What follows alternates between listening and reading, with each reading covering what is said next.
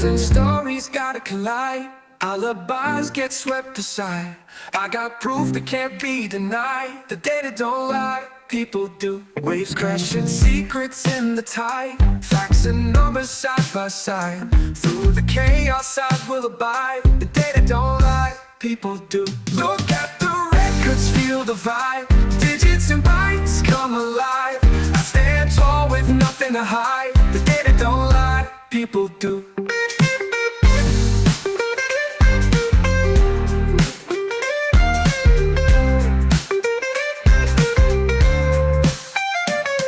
May twist and tongues may tie. Plausible tales shape the sky. In the end you can verify. The data don't lie, people do. It's in the matrix beyond the eye. Hard truth that's flying by. Evidence you can't defy. The data don't lie, people do. Look at the records, feel the vibe. Digits and bytes come alive. I stand tall with nothing to hide. The data don't lie, people do.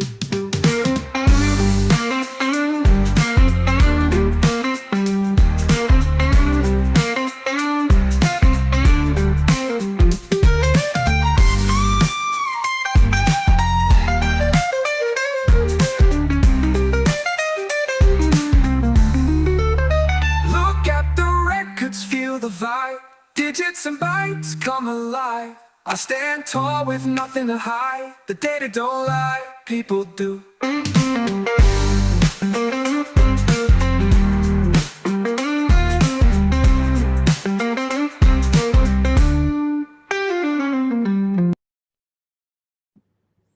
Hello, boys and girls.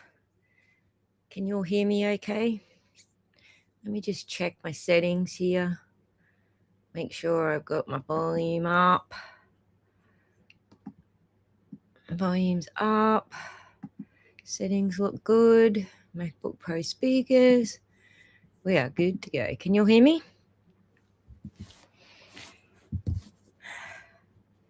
We are on delay because, as you know, if I align it so we're on real time, you don't get a very good picture quality. And we got lots of pictures to show today. So are we all good? Let me get open a studio as well, because I don't know why that wasn't open. Here we go, studio. To put that where I can freaking find. I got so many screens open here. So I'm in the middle of clipping a attorneys react video. Let me get. Let's check out this bit. So yeah, I've got a billion windows open. Crazy town, right? Sleepless sleep. I need some explaining. Okay, Michelle. But thanks for joining us. We got Princey in the house. Hello. Cool. We've got a few mods in the house, so that's good. Michelle seems to have her hands busy. Make sure you're on headphones, ma'am. Don't be crashing that car now. So I do have a mashup coming. It was really hard to put together, and I revised it like several times. So first of all, I was going to just do the whole Proctor's text news and the lawyers mashups, but they were all so fucking angry, and there was no levity in that. And I was indeed looking for some levity, and we had no levity. We had no jokes. We had no funny business. We had no code reds. So that kind of made it really difficult to put together a good video. But anyway, since then, a few more lawyers have covered like the aftermath of the text reading, so we can do a mashup on that stuff and find a little levity there. Bob, good to hear from you. Just yesterday I was wondering what you were up to. Well, you know what I'm up to in the background. I'm trying to build a freaking house. albeit 2 years late, 2 years later than I expected, it would all start happening, but it's all starting to happen. So if you haven't been a subscriber for more than 2 years, then you don't know that. So 2 years ago, I said like there was going to be that April, a period where I was going to struggle juggling a YouTube channel and a build. And it was just a lot later due to red tape and, how the council is. Sure, it's the same in America. So I'm just curious, are we only seeing one of me on the screen? Because Restream changed everything at the back end here, and I'm seeing two of me. But I think what it is a mobile version on the left and then a computer version on the right, so you can see both.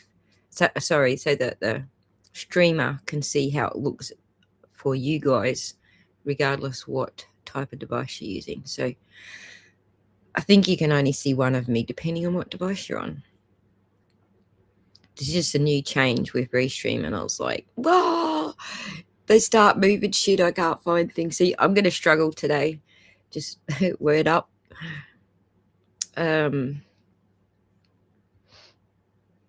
Just one. Cool. That's awesome. That's a relief. So it is that I'm getting both views, whether you're on a mobile device or a computer. So lovely. All right. Don't change shit on me like that. Damn it. So hide portrait view, hide landscape. Cool. Let's just get one of me. There we go. I found the button. There's just one of me now. Okay. So today we got a lot to talk about. People had questions about the Sallyport footage. So I wanted to step through that, but it was also a result of Corey Hopkins' FOIA. So I want to shout out Corey Hopkins for staying on it and getting it through, because she didn't just do a FOIA request. She had to do a lot of hoop jumping to get us that footage. So yay to Corey. And then there's the software FOIA. So I wanted to go through the software FOIA because I actually kept it a secret that I asked Kyle Sharkey. If you don't know who that is, he's one of the other FOIA people on X. If he would put the software FOIA through for me, which he did. Thank you, Kyle. So Corey Hopkins, thank you for staying on the Sallyport and getting us that footage. And thank you, Kyle, for he's done 2 requests for me so far, but we've only got one, and that's the software. I hate when developers change their user interface. I know. And I'm installing a Mac update at the moment because it wants to go to a new version. Every time we go to a new complete version, they change shit on me and I can't find things. So usually in the settings area, which is, important, you need to know why your bloody, sound's not working or shit. So imagine car manufacturers swapping the gas and brake pedal. Exactly, Bodabob. Exactly. So yeah, I'm installing a lot of updates because I hate it when they do that shit. So I'm going to let you guys choose, which order we're going to go in. So I think we'll leave, all the answering questions to last, because there are a lot of questions about Sallyport footage. So that's obviously last. So do you want to go through the software FOIA response and work out what the hell they responded and what it all means to mankind and whether or not it matches what I thought I was going to get? Or do you want to go straight to the deep end with the Sallyport? Because we're going to get technical with the Sallyport. So if you just want something light to begin with, we probably should start with the software. But let's see what you guys want. Hello, Older Than Dirt. Great to see you back. Thanks for all you do. Appreciate your viewing. I appreciate everyone here. I probably should say hello to everyone. Oh my God, Kevy's in the house. Kevy's back, everybody. He got a little sick of the shenanigans going on and signed out, went and mentally refreshed himself, which I absolutely do not blame him. But thank you, Kevy. It's good to see you. So for those who don't know who that is, he's super mod around here. When he's not, it's either Michelle or Princey, which is Love the Lead. Hello, Princey. Hello, Alex from Scotland. Sleepless Sleuth, thanks for joining us. Sleepless Sleuth, bleh, it's a tongue twister. Thank you, Ozzy, for this because I need some explaining. A lot of people did, and it's cool. So I needed it myself. There's a lot of odd shit going on with this Sallyport. So, where are we? Said hello to Bob and Olden Dirt Jacinta. Hello, thanks for joining us. Lolly in the house. All right, so I have been quiet, but if you do have a membership and you got the Discord link through your membership, then you will see I am doing some work in the background on I created my own sort of AI, if that makes sense. It probably doesn't. I didn't create it. So I have an AI account, and there's this thing that you can install called an agent, or it's a harness if you're speaking gobbledygook. So you can harness all your AI through the agent, and it gives you, well, a lot more control over the agent, over the AI. So if you're used to using AI, you know when you close the window, it forgets what you said, or even if you're in the chat context, every now and again, it's like, I forgot what you said 10 minutes ago. So the harness helps you create an extra sort of place for memory so it doesn't forget shit all the time.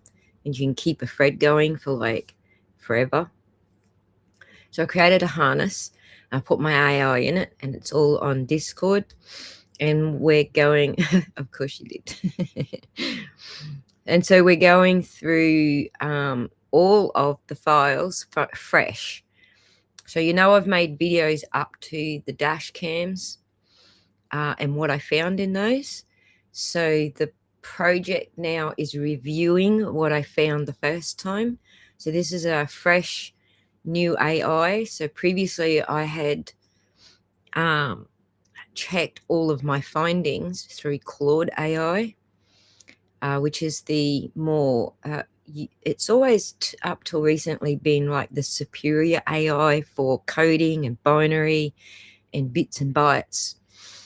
But just recently, over the last, I guess, year or so, another AI has come up in the technical models. So I'm testing the findings that I checked through Claude. I had Claude check all of my scripts and all of my results and make sure that I was coming to the right conclusions and not missing some technical shit in the background that only Apple developers know, because I'm not an Apple developer. I know how to develop on Apple, but I'm not actually a bona fide Apple person who works for Apple, so there's a difference. So I got Claude to check all of my findings and make sure that everything was to make sure I wasn't jumping to too many conclusions, because you can do that as well. And then from there, I wrote my reports and I submitted them through to Karen's team.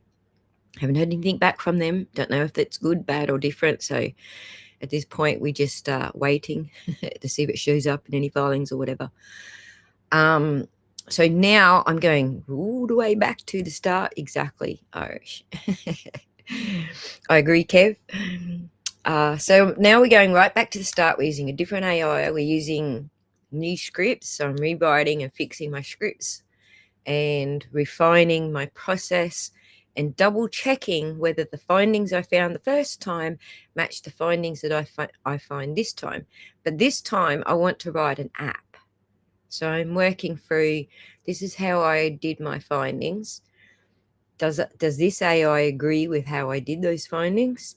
And can we develop an app where people can just drop their files in and get this type of analysis as a preliminary sort of analysis without having to hire an expert. So that's what we're doing in the Discord channel. For anyone who wants to watch along, you probably don't understand a fucking word of it, and that's okay. Every now and again, I ask. So I've called my AI in Discord Banjo. So every now and again, I ask Banjo to just summarize for the viewers, the non-techie people, what we just covered and why we covered it. So it's a good way to learn how to use AI for technical stuff, for technical help. If you're watching me put the prompts in, and you also find that I'm a little bit more personable with my AI because this particular harness gives you that ability to give it a personality. And so I get upset with it, like, why are you wasting tokens on me? We just agreed not to do that. Things like that. So I'm a little bit more personable with my AI on the Discord than I would be if I was just working strictly through the terminal. Anyway, that's on Discord. If you want to become a member and you want the Discord link and you want to find that channel, please do so, and you can watch along. So, oh no, my emojis have gone. I know. And also, Kevy, I haven't got the bot in here right now. I disabled the bot because we've got so much going on information-wise today. I decided not to invite the bot, so I'm sorry. And oh, the emojis are working. Hang on, I got to go to the back end to see if they're working because they're not showing in this restream chat. Let me check. Are they working? I clicked on the wrong thing. All right, so any questions so far? Checking on the emojis now. Nope, the emojis are all working. I can see them all. All right, so I can see them on the YouTube, but I can't see them on the restream chat. I just get the word version of those emojis, but I can see them all on YouTube. Bam, bitty, bam, bam, bam. Everyone's emojis working. Nice. And Princey says they're working on the iPhone, so cool. JC's in the house. All right, let me get back over here so I can tag people. JC. All right, so the main YouTube emojis. The enshiftification of YouTube. That's exactly why I'm lost in Restream right now. The enshiftification. I like that. Apple's fighting with Google. I'm not surprised. They're always fighting. Because, Google wants everything to be handed over to our governments. And Apple's like, no, we should keep some things private. But I'm not going to say Apple's completely innocent there either. So, but yeah, they are having they're always in a roo-roo, these two. So in the list, so did anybody decide what we're going to do first, or did I just miss that comment, that bunch of comments? Are we going to do Sallyport first, or are we going to do the software first? So if you all have watched the videos I've already produced, it probably makes sense to do the software first, so we can start mapping some of the things that I found with maybe the softwares that it corresponds with. So let's start there with desktop. Now, let's start with the software FOIA because I kind of screwed up. I'm just realizing in the past couple of days that I screwed that up. Okay, share screen. This is going to make noise. Stop. Don't make noise, you. Sorry, it's going to do that because I'm switching screens. Google Chrome, allow. Don't know why it's doing that all of a sudden. Let's get this on the screen because I sent it to Kyle in DM. So Scotty's in the house. It has been a long time, Scotty, because I'm not using Facebook anymore. I call it Face Crack for a reason. All right, so we got this on the screen. Let's remove that because we don't need that in the way. So the software FOIA that we wrote was basically any software licenses, subscriptions, as well as any update to any licenses and or subscriptions, any IT procurement records for video editing, video enhancement, video generation, or multimedia production tools from January 29th through to June 30th, 2025. And so in that, what I was looking for specifically in that production would be Runway, because if they used Runway AI to make some of the edits in the, I forget whose dash cam it was off the top of my head, and someone in the audience might remember for me because I looked at 4 dash cams and I forget which one it was. One of them had AI fingerprints, and because in 2022 the only AI that was doing that kind of stuff that would have been publicly available would have been the Runway AI. I showed you all a demo of what Runway can do in that sort of category of switching shit up in the video. So that's what I was looking for by wording the FOIA that way. But I was also looking for any professional VFX compositing and or in-painting tools, because we found a lot of in-painting in all of the videos, including the in-camera footage. And then there's also custom or proprietary government-only sort of law enforcement specific tools that you can't just use as a layperson. You have to be in the government or in law enforcement. So we did get a response, but now I'm looking back over the response. I'm thinking, wow, we were just way too narrow with that. Here I am saying I'm thinking broadly, and we ended up being way too narrow. So I think it was Emily C. Wanted to know what I meant by missing some of the being too narrow and missing some of the software. Because I was too narrow. So there's other types of software which are freeware and open source. Freeware means that you can use it for free for a period of time and then you got to pay for it. And generally freeware, you won't get like the pro sort of tools that the software offers. Like Runway, you can try Runway for free. That would be freeware. But to get the really good tools, you need to pay for a license or a subscription. So that's your freeware category. And then you've got open source. Open source basically means the same thing in investigation terms. You guys have heard me say OSINT a lot. That's open source investigations. Open source software works the same way. You have the public, general coding public, submit their code to upgrade or update your software, add features, add tools, etc. So it's like a big group effort of the coding community, and those are generally free. You won't have a subscription or a license or a paid license, I'll say, to use those sorts of tools. So one of the most common fingerprints we found in all of the files so far was definitely FFmpeg.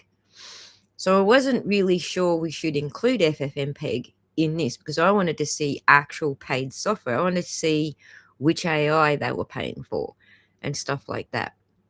But now we're at the Sallyport stuff. I'm suddenly discovering we should have done the open source shit.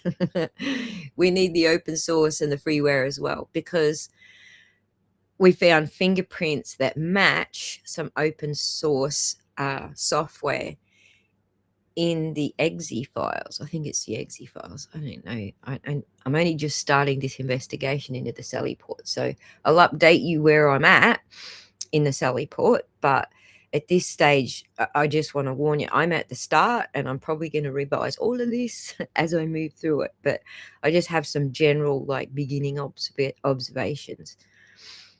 Scotty says a Sallyport inverted and edited videos were hidden from the defense beyond discovery introduced by sneak attack. Correct. This is all context for those who don't know the context. If Judge Canoni was not corrupted, she could have tossed it all out. But here's the thing, Scotty. There was actually a sticky position the defense was put in. Because the X-Files, the truth is out there. That's it, Kerry. The sticky position the defense was in is that if they excluded any of these files, then they were excluding a good portion of evidence that Karen wanted to use in her defense. So they were in a sticky position the way this was all done. She couldn't use, if she made a motion to exclude that evidence, and there would have been grounded Massachusetts rules of evidence that they could have brought that motion under. First of all, we know Judge Canoni would have said blah, blah, blah, overruled, but it did put them in a sticky position where they didn't, I don't think they actually motioned to exclude any of it, because some of it they actually did need. But at the stage that we're at now with the Section 1983 in the Monell case, this is a completely different situation. She might need some of it to be able to prove that she didn't murder John in the death civil suit, but in the wrongful death civil suit. But she's probably going to go a different way about this in the Section 1983, and I don't even know if this is useful for her. You know, they've got a path that they want to follow, and they're going to go with what the strongest evidence is. So I don't know what weight this evidence is versus all the other evidence that they've got. They might have stronger evidence and put this one on the back burner. Hi, MVP. Thanks for joining us. Man of the White Knife. I want to know who saved Higgins' CPD video. Kevin Albert is my guess. Who saved it? Hang on. Coffee swig to clear my mouth. Let's do the Kevin picture. Hang on.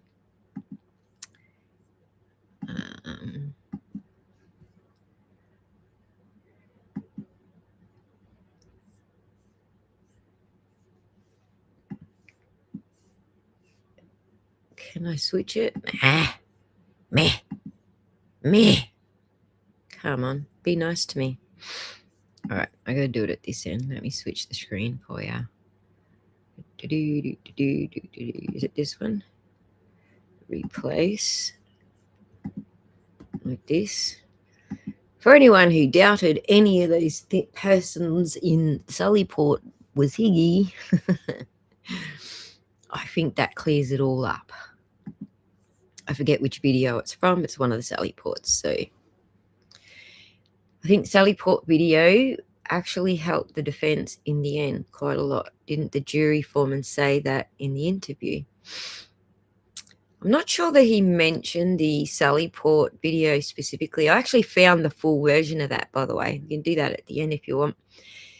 In the full version, he said he saw the tail light when it was being put on the tow truck and saw the red tail light and went, yeah, get out of here. This is where we're at, right? This is where we're at right here. Right, JC, it was a double-edged sword. Like, keep it out, but not allowed to show wrongdoing.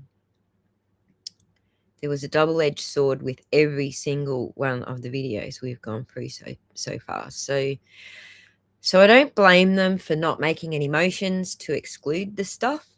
But I think that we're now at the point where it's actually useful. So in the criminal case, it's really just showing that Karen didn't hit John. In the Section 1983, it's proving the corruption. It's proving that they did all this shit to frame her. So there's two different contexts there, and I'm sure you can clearly see the two contexts now that it's over and she started the other lawsuit.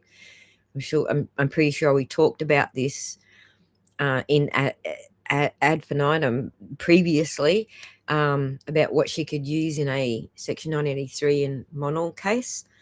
And that's all coming to fruition now. So hopefully people are starting to put the pieces together that there were things they didn't need in the criminal trial just to make sure she didn't get convicted. There's things that there was different stages of the plan, which we hear Judge Gildia chucking a wobbly about today. We'll cover that later. But you've got your criminal trial where you're only trying to prevent the conviction. But through that process, you're also planning your appeals.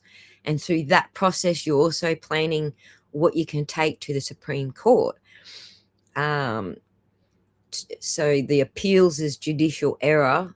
We know there was plenty of that shit going on. So they had that. They were tracking through the trial as well. That would have been a plan B if she got convicted. And then they also had this other bucket where they knew the appeals court would support the judge because it's judge's discretion or whatever, and they would want to have a new Supreme Court ruling that is a I don't know why that word just jumped out of my head. What's the word I'm looking for? A case that you fall back on for your supreme freaking rulings. The one that they all quote when they're saying when they're making a motion, they'll quote Supreme Court or whatever court cases. Case. I don't know why it's fucking falling out of my head. Oh my God, I'm getting old. Anyway, that's what I'm talking about. There's those three buckets while you're going through the trial. But then you've got this other bucket, which is what we're going through now. They knew that the wrongful death suit was going to come up. They knew that their claims in the wrongful death suit were probably going to be bordering on the Section 1983 Monol stuff. So they could get removed from state court to precedent. Thank you, Irish. Kev.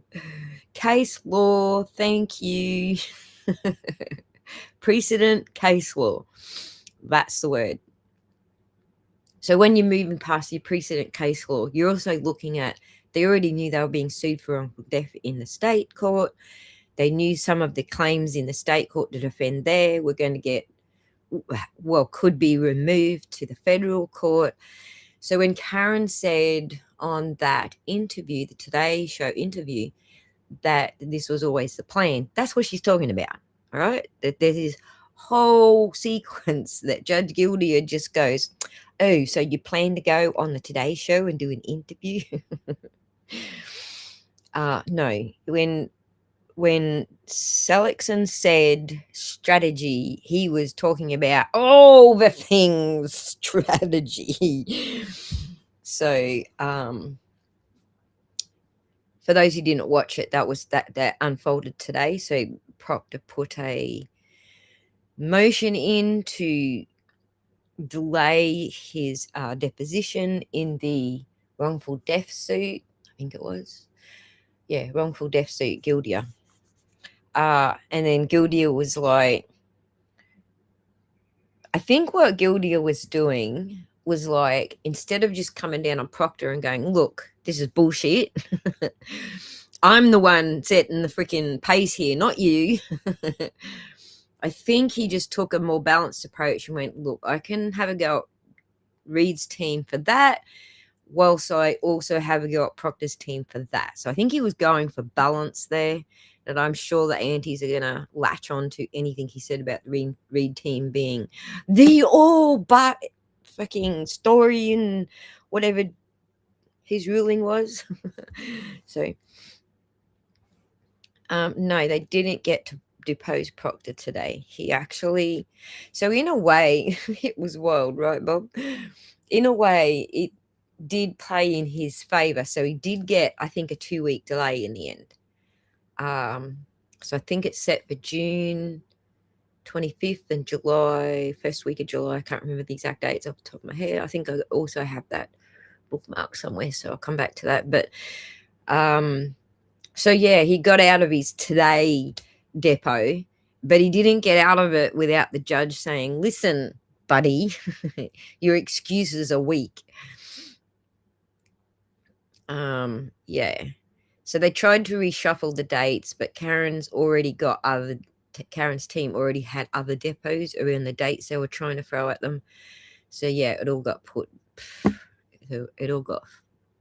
off. His protected reason for delay was dying from embarrassment. Exactly, JC. Team Reid was under absolutely no obligation to reveal to Proctor they were going to lodge another lawsuit. Well, here's the problem with that. Let me show you the problem with that. Let me find Dee Dee, because I'm sure she posted about that today. And she put a little, yes, she did. And she put a little previous thing here. Look. Share this screen now. Replace. Dee Dee. Share. Okay. Volume. Wink. Big screen. Listen, this is September last year. Inform the court that from Ms. Reid's perspective, we have affirmative claims that we intend to bring on her behalf. Those claims stem from the same facts that are at issue in this case. Those claims, Your Honor, are against parties that are not in the litigation at this point, including the Massachusetts State Police, Lieutenant Brian Tully in his personal capacity, Sergeant Yuri Buchanan in his personal capacity, Michael Proctor. Those claims would be in the nature of violations of Karen Reid's civil rights and conspiracy. The claims against the Massachusetts State Police would be negligent training, supervision, and retention of Massachusetts State Police troopers. We also intend, Your Honor, to bring claims, affirmative claims, against Brian Albert, Nicole Albert, Matthew McCabe, Jennifer McCabe, and Brian Higgins, who were the occupants of 34 Fairview Road in Canton on the night in question.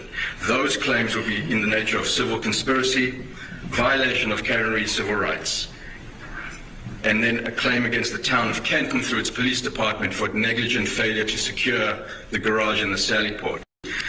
Inform the court that... Sorry, muted. So, this was a public hearing, this was public knowledge, and this was September 22, 2025. So, it should be a surprise to absolutely no one.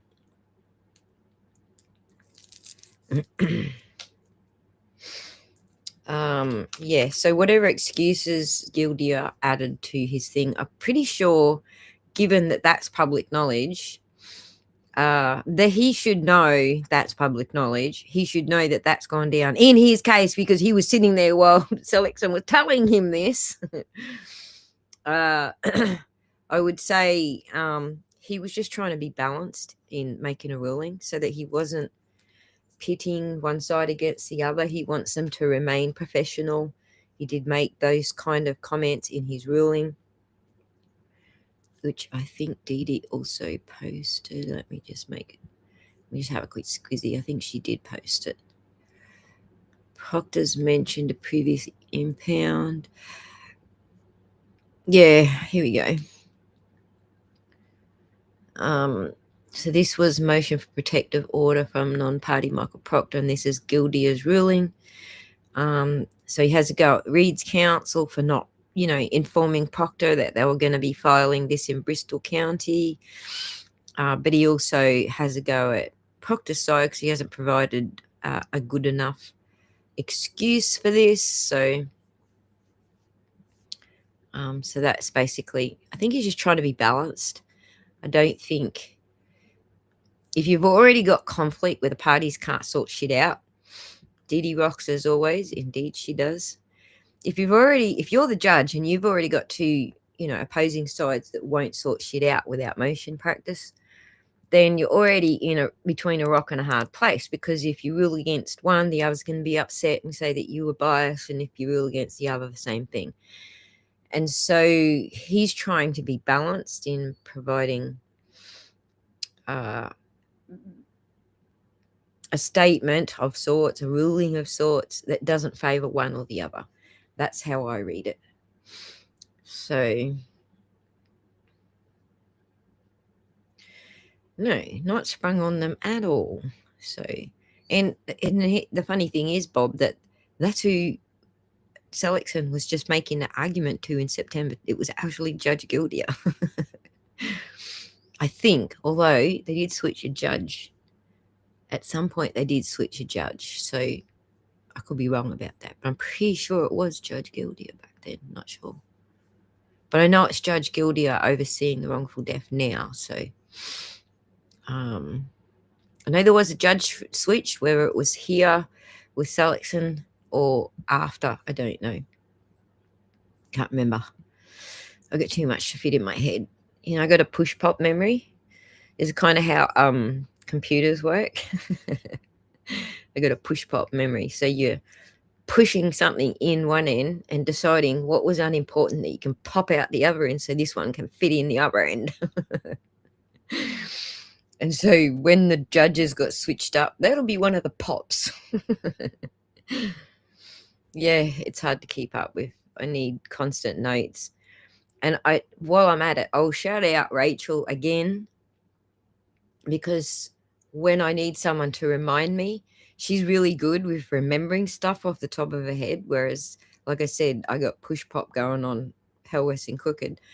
But she's really good at remembering not just the detail that I'm asking her about, but where it is. So shout out to Data Dakota Rachel, because she's really good for that. Karen, it's so good to see you. Thanks for joining us. Jacinta says, I think Gildia didn't like the TV appearance and thinks that is LA style game playing. Well, too fucking bad. There's no law against it. And it's not even unethical, right? It's actually strategy. You're going to hold off. You're going to hold all your strategy cards off until the last minute. So you tell Proctor 6 months ago that, was it 6 months ago? I can't count right now, but it's more than 6 months ago, that you're going to sue him. He's got the heads up already. He knows that's happening. He was not oblivious to it, okay? But then the judge has got nothing to throw at Team Reed to make his ruling look balanced. So I don't think Gildia really has a point about the TV appearance. I think it was just something to stick in there to give everybody a bone. JC, more pops out than pops in. Me too, buddy. And it gets worse as you get older. Trust me. Like simple words like case law. How did that fall out of the pop end? So happens all the time. And it gets worse. So I remember when my daughter had her first baby, she never understood this push pop memory thing. Then she had her first baby and she was starting to realize that kids help that push pop thing happen like a lot faster. Then she's on baby number 3. She's like, oh my God. Now she gets it. So, and I'm grandma now, so I'm doubly ahead of her. 9 months ago. Thank you, Jacinta. see, push pop memory. Calculator in my head. Pop. Gone. They always throw bones. That's right, Karen. It's not just to keep everyone on their toes, but to make it look like they're ruling evenly. We saw none of that with Judge Bev. So even though we might disagree with some of the things that he said, it's actually a breath of fresh air to see some balance happening. Do you agree with that, Karen? Karen deals with lawyers all the time, for those who don't know. Judges all the time. So Bradley, hey, thanks for piping up. I agree. Yeah, I agree with you. Judge needed to say something when pushing on the scales. Yeah. So now we might find this all very odd because we're so used to Auntie Bev and her totally fucking bias, swing everything one way stuff. And now that we're all learning about the see, look, pop. Did you hear it? The sidebar transcripts. Now that we're hearing about the sidebar transcripts, we're seeing that in real time now. So also shout out to the trial channel for the trial transcripts, because that helps us understand some of the shit going on with the Sallyport footage and things going on there, which we'll cover later. All right, so back to the software. That was my little sidetrack on today's Proctor shenanigans. Software. I do have this somewhere. Hang about. Who sent it to me? Kyle did. The doc dump that we just got for the Sallyport. Okay, so the new, let's do this one next before we jump to the software, just so you know what's coming up. Replace. Hang on, cancel. I got to put it on the screen first.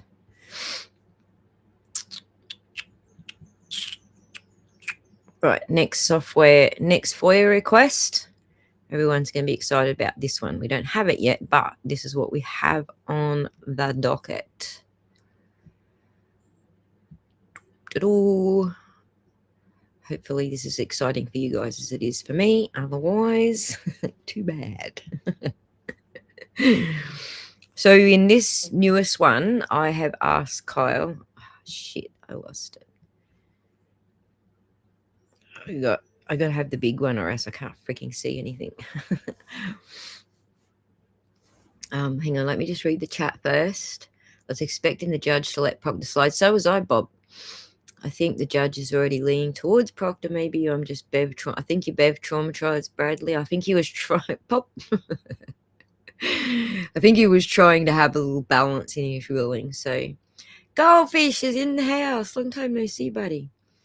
I think when they find out the vids are doctored, then case closed. What? I'm not sure that's the strongest evidence that they've got. I'm not a lawyer, so just remember that. Just because I'm also biased because I did study the examination. So I'm still confused. But Karen's team not be available to depose Proctor. No, they are. At 4 p.m. this afternoon. So Judge Gildy has said, "Here's my thoughts on the matter." And then at 4 p.m. this afternoon, he said, "No, ruled against Proctor. I want Proctor to testify today. Get off your ass. Let's get it done." And then it was too late because it was 4 p.m. So defense couldn't fit him in. Tomorrow can't fit him in. So you know how that goes in Judge Gildy's court.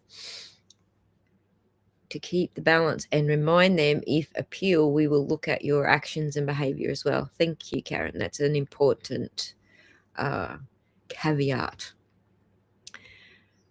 I didn't get the notification. Oh, that's all right, Cornpo, but you're only a little bit behind. We haven't actually started into the meat. I'm just doing a review at the moment, so talk dirty to me. Pop. Good on you, Bradley. Right, so Software analysis is dirty, sexy talk. Talk away. we'll get to it in a second. Oh, you've been Slack, Goldfish. Yeah, me too. Well, I have actually been busy, but Slack for Discord and shit. So kicking the can is exactly right, Boda Bob. So, all right, no more chat. Let's just go over this next FOIA request that I've asked Kyle to lodge for me. So we're going to ask for all records, warrants, subpoenas, court orders, preservation requests, returns, correspondence, emails, evidence logs, discovery logs, report attachments, download spreadsheets, telematic records, Toyota, Lexus, Enform, Safety Connect, Remote Connect records, or VIN-specific location records relating to Karen Reed's Lexus.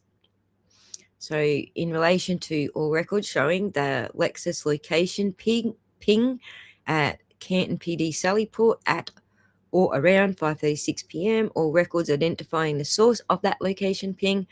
All records.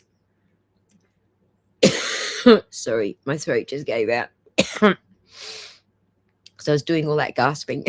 Hang on.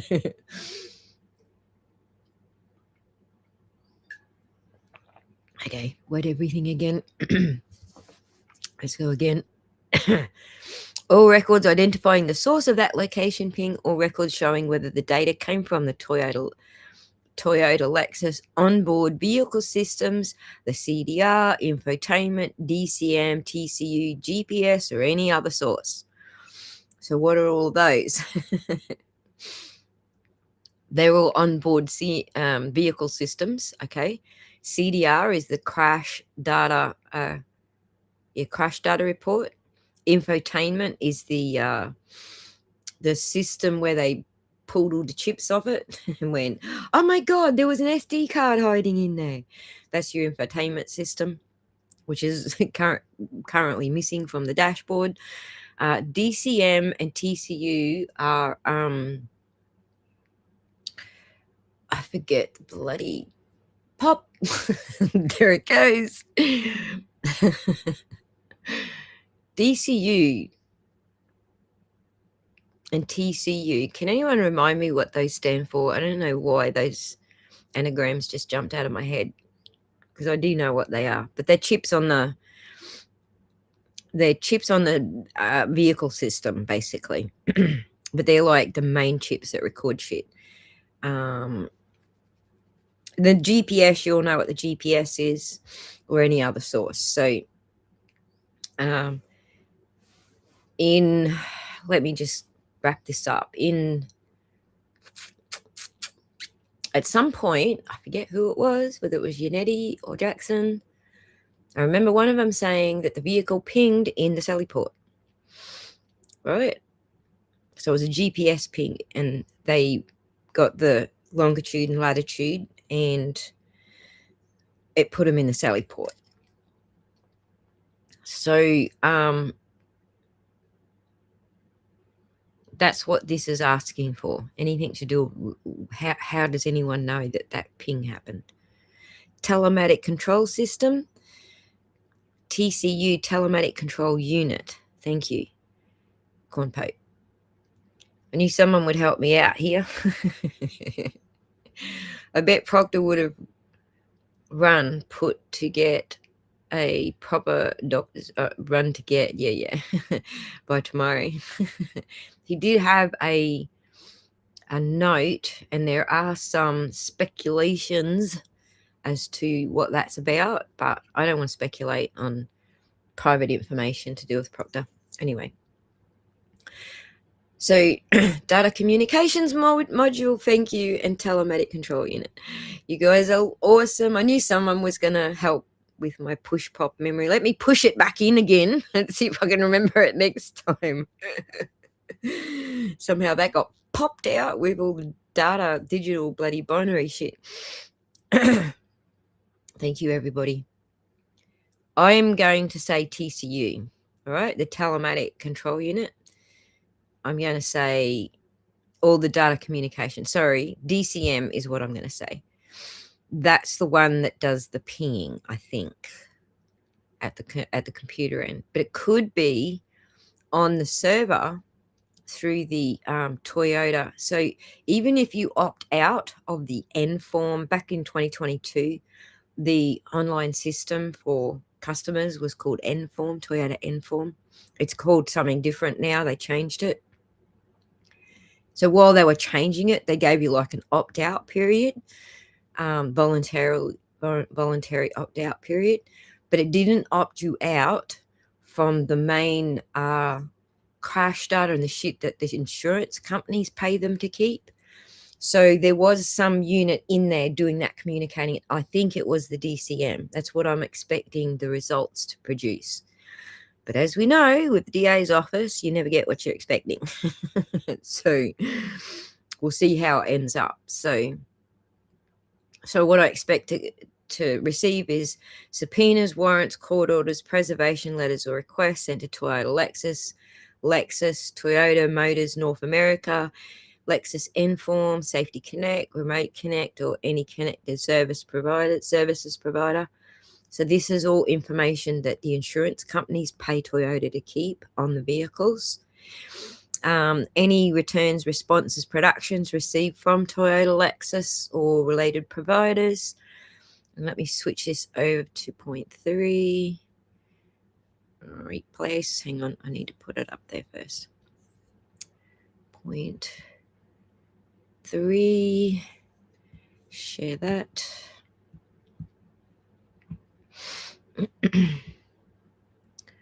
Point 3. There we go.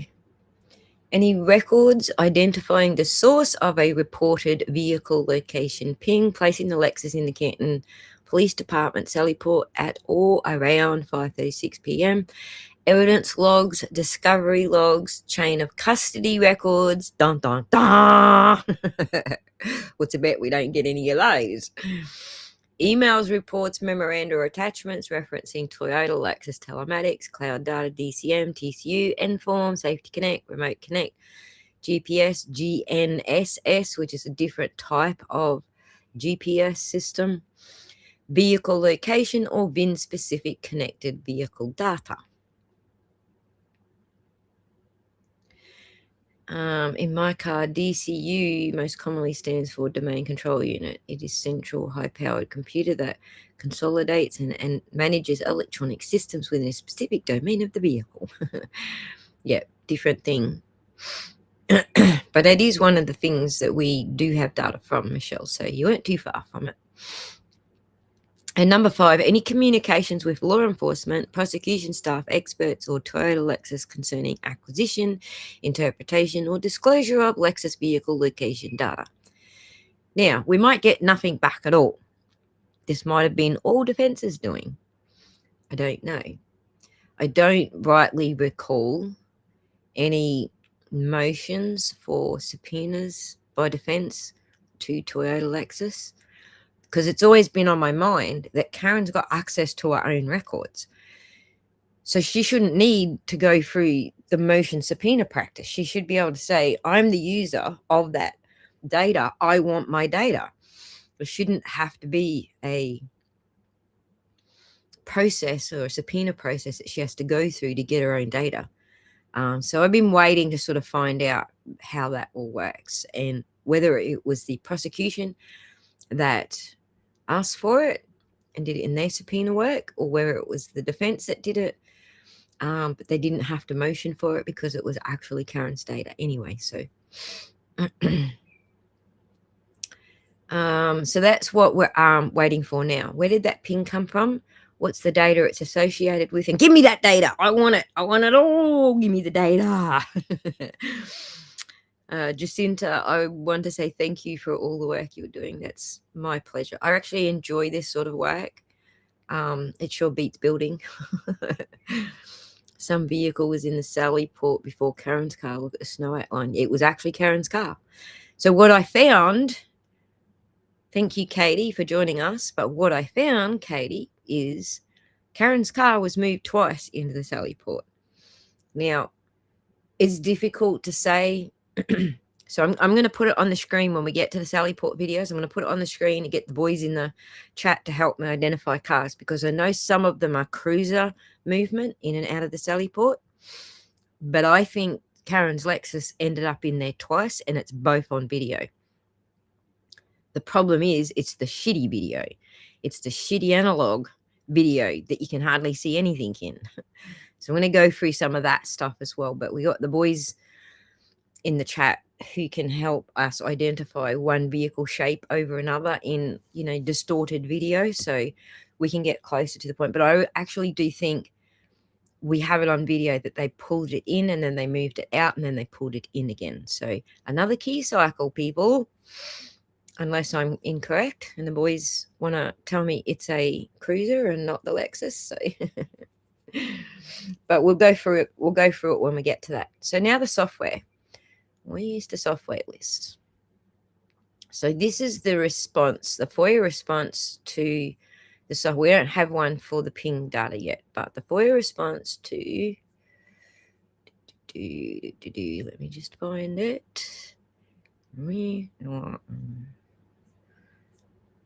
I've got a link to it. I probably should have it open on my screen.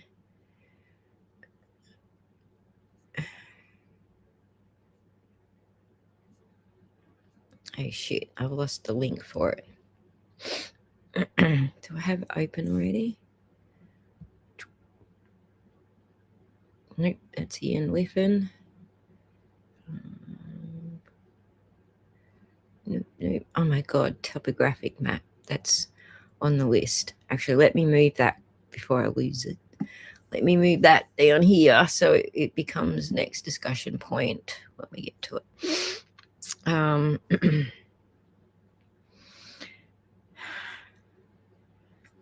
Sorry guys, I'm trying to find the software list, but maybe I've got a screenshot of it.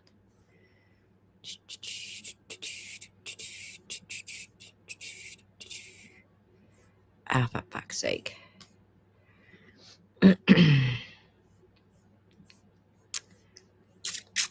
Just give me a minute. I'm sorry. We do have a software list, and I want to go through that list one by one. I think someone tagged me in it just the other day. Maybe I can find it this way.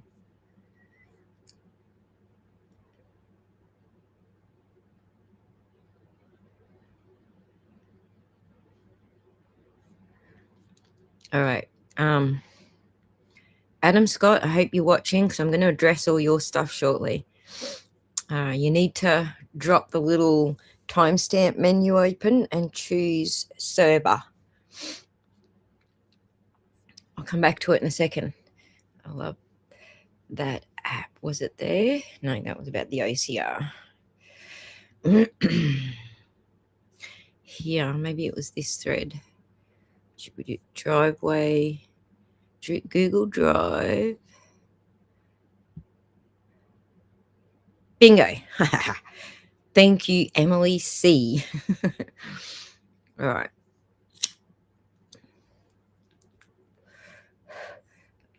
If I share it, it should share other stuff. Let me see. Share, replace. Colleen Crawford software.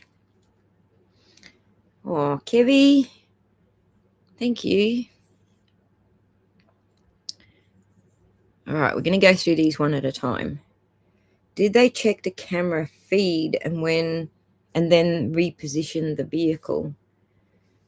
They checked. I don't know that they checked the camera feed. I'm pretty sure that was an afterthought. Just judging by how these dickheads operate. Katie, I think it was actually there was some shenanigans, okay? That's all I can say. I can't speculate what they were or what was going through their heads because none of us think like they do. If I could get into their thought processes and get a pattern happening, I could go, oh, they were probably XYZ thinking. But they're just so dumb. Honest, I can't even guess. So these are all the responses that we got for the FOIA request that I just read out to you for what sort of software they're using. All right, so we've got Amped software, Creative Cloud, Magnet Forensic, Axon Investigate, Adapt, and NDAO Public Records. Now, I think this Axon is a little bit of a misdirection, because I don't believe, although it could be a TS stream. When I was looking at the output, the interface for Axon and the interface for Motorola, Axon had a different sort of screen output. It might have these options, and I just haven't seen it in their advertising like videos. But I got the impression that these were Motorola dash cams and BWCs. So I'm still leaning towards Motorola, and just sending us this Axon one is probably their most recent acquisition of new, updated BWC and dash cams. So I think that one might actually be a misdirection, but we'll look at it anyway just for the fun. But that's what the Axon Investigate is. It's the body-worn camera. When you see the little Axon symbol up in the top right-hand corner on most police footage, that's what you're seeing, is this software producing that BWC or dash cam footage. But the rest of these were actually responsive. Magnet Forensics. So you remember when Mr. Green put up on the screen the Waze timestamp that came from Axiom. Remember when he was talking about the clock drift, and he put up on the screen the 3 clock times: display time, baseband time, and monotonic time? That came from Axiom. So that's what Magnet Forensic, Magnet Investigate includes Axiom Forensics. So those aren't producing software. Those are looking, the entire Magnet suite is looking at artifacts, okay, digital artifacts. It's looking at the data that's stored on devices, metadata, all that sort of stuff. So that one isn't really relevant to our study of the binary. The ones that are relevant to our study is Adapt, and Creative Cloud, and Amped. So we're just going to look at those three because those are relevant to how these, well, the software they should have used, let's say, to export the videos we've been examining. For those who don't know, I've got a full, the word just fell out of my head, playlist. I have a full playlist for the videos that we've studied so far, and we're going to have, I've got a part, like a chapter 2 coming out as soon as I can get back to it, which will include all the Sallyport stuff when I finalize the examination of the Sallyport stuff. So I do have a chapter 2 coming, but if you're wondering what I'm talking about here, I'm talking about chapter 1, and they're all in that playlist. Karen Reed Was Framed. That's the name of the playlist.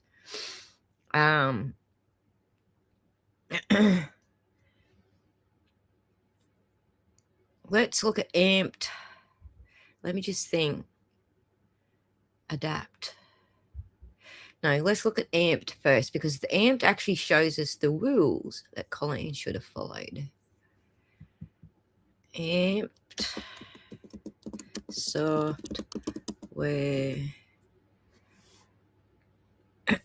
Here we go.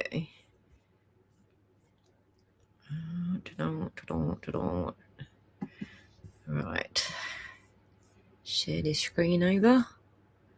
Share this tab. Let me just make sure you're seeing it. Right. This is the Amped software that they procured.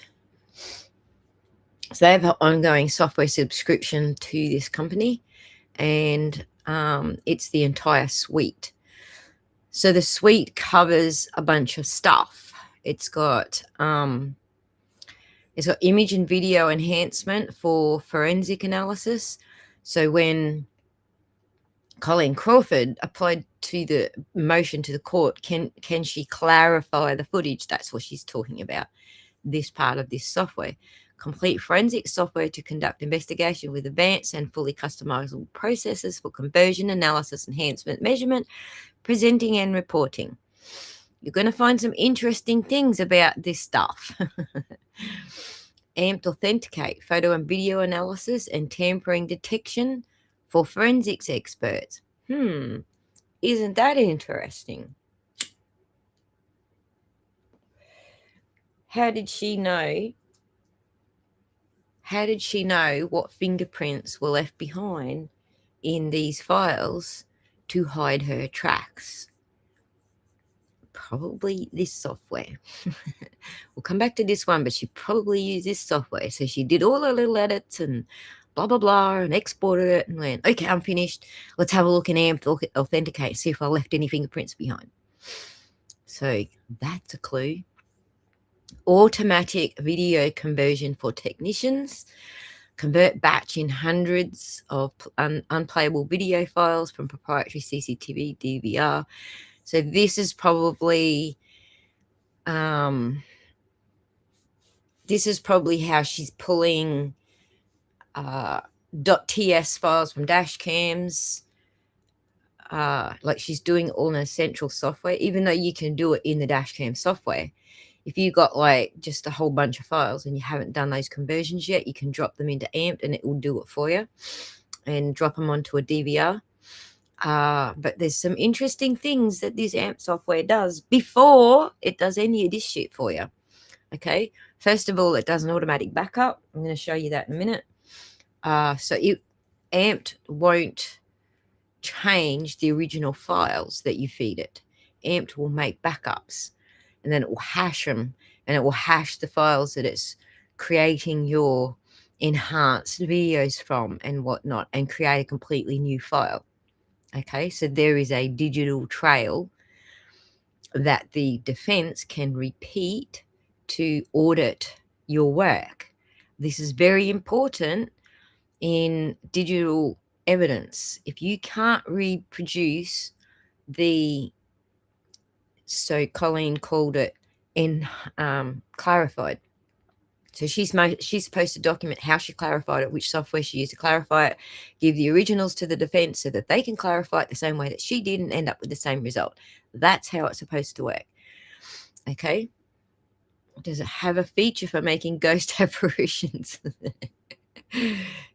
Well, no, but we kind of get how that's happening now that we've got the Sallyport, but we'll get to that. Sallyport is after we go through the software. So we'll come to that. Bookmark that in your brain, JC. Oops, I just moved to the wrong window. Okay, so Amped Replay, enhanced video player for police investigators. Easy to use video player for first level analysis of video evidence with quick conversions, corrections, redaction, annotation functions, and reporting. So essentially the FOIAs we're getting should be coming through this pipeline. All right. Integrated, that's where they're doing the redactions of number plates and personally identifiable information, blurring out kids and whatnot, right? That's the software that they use in-house to do those redactions. Now we've got Amped Engine, integrating CCTV and DVR converter for DEMS procedures, video sharing platforms, law enforcement IT departments, public submissions portals. So if you've got something on your phone and you need to send it to the cops, then it's got all that sort of shit set up for them. And companies dealing with surveillance and video. So this is a sort of a wider audience type software, not just for evidence production. Expertise in image and video analysis is their training thing, and this is something that Colleen actually does. She teaches it to law enforcement.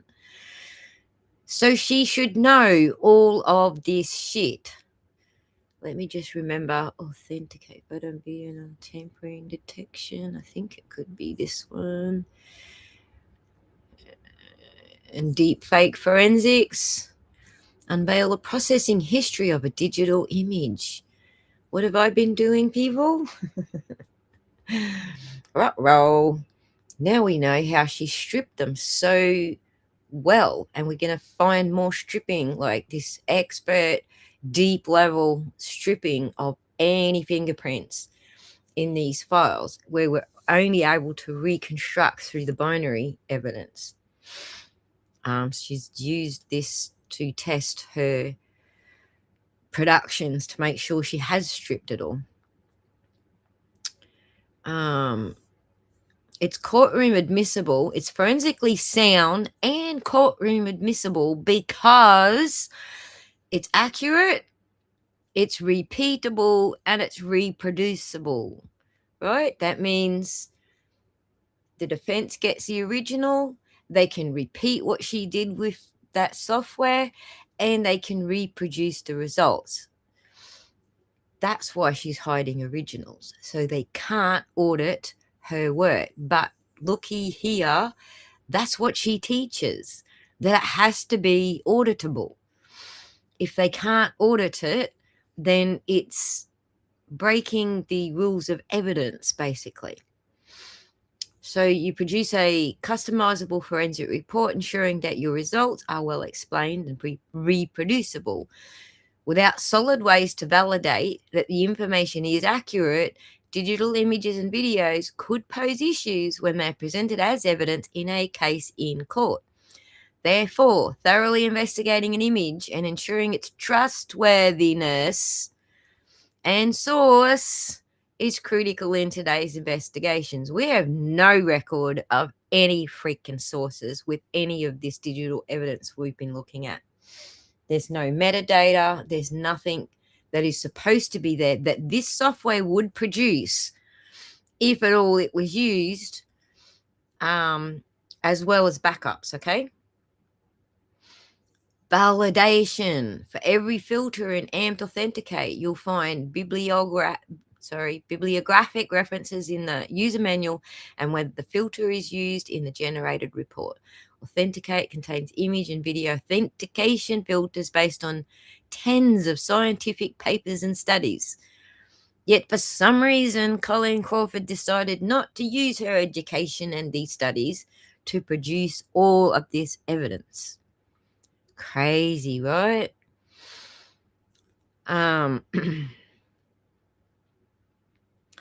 Amped Authenticate helps video analysts answer the many challenges of authenticity and integrity, both of which are missing from all of these digital files.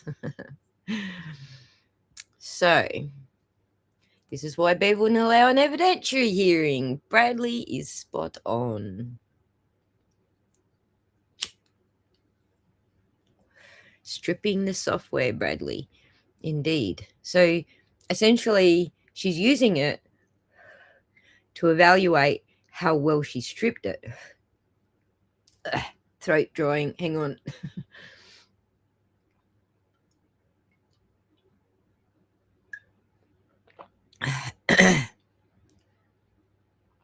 Little drinkies to wet my throat again. Too much talking. See, I don't do a lot of talking for like weeks and weeks at a time, and then I just like strip my throat out talking for hours on end here.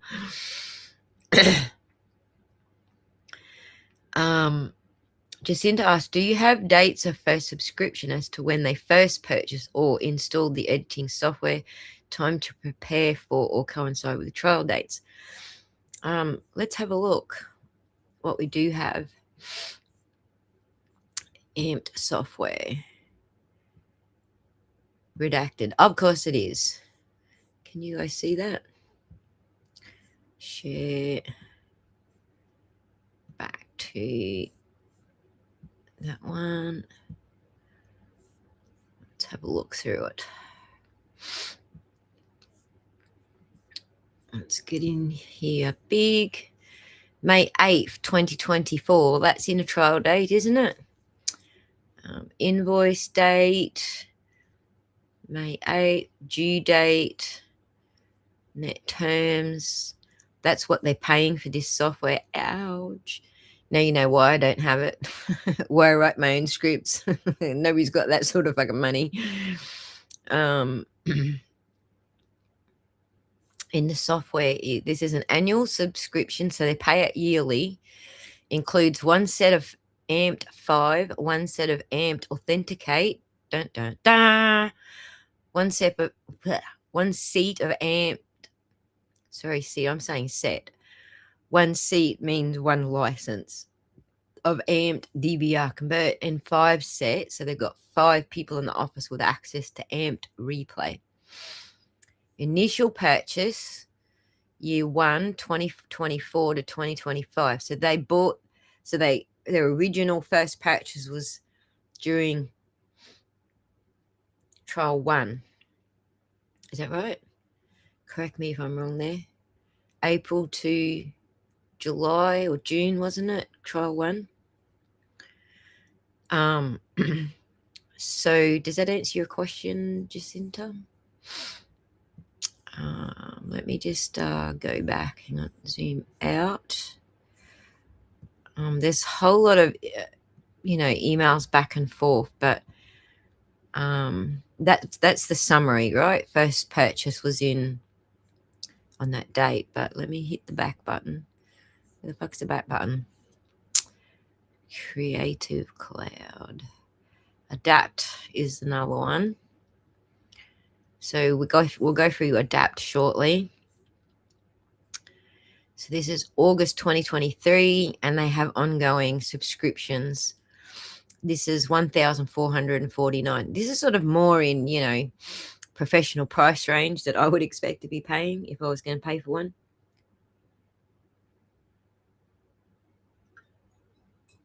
Sorry, not muted, just wetting my throat again so I don't dry up on you. And anyone can purchase. This isn't just for law enforcement. I could actually buy a subscription for that if I wanted to at any stage. So what they're doing is they're paying for the software license for the forensic video analysis, and then 1 year support and software update and upgrades. So that's what is bundled into that process. So that is actually during that's ongoing. So that was before trial 1. And then the last one we'll be looking at is Creative Cloud. What is Creative Cloud? That sounds weird. Nobody knows what Creative Cloud is unless they've got it. This is actually Adobe's Premiere. Do we all remember seeing Adobe Premiere on the screen during trial? That's what that is. So it's the full Adobe suite. So it includes all the apps. And this one is the 2025 subscription, but we have records of that one going back to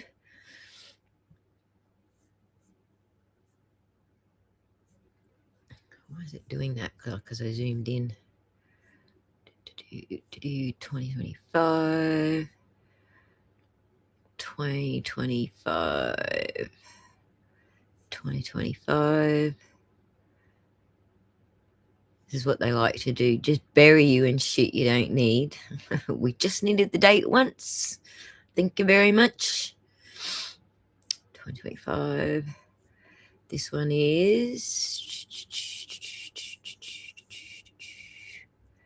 2026.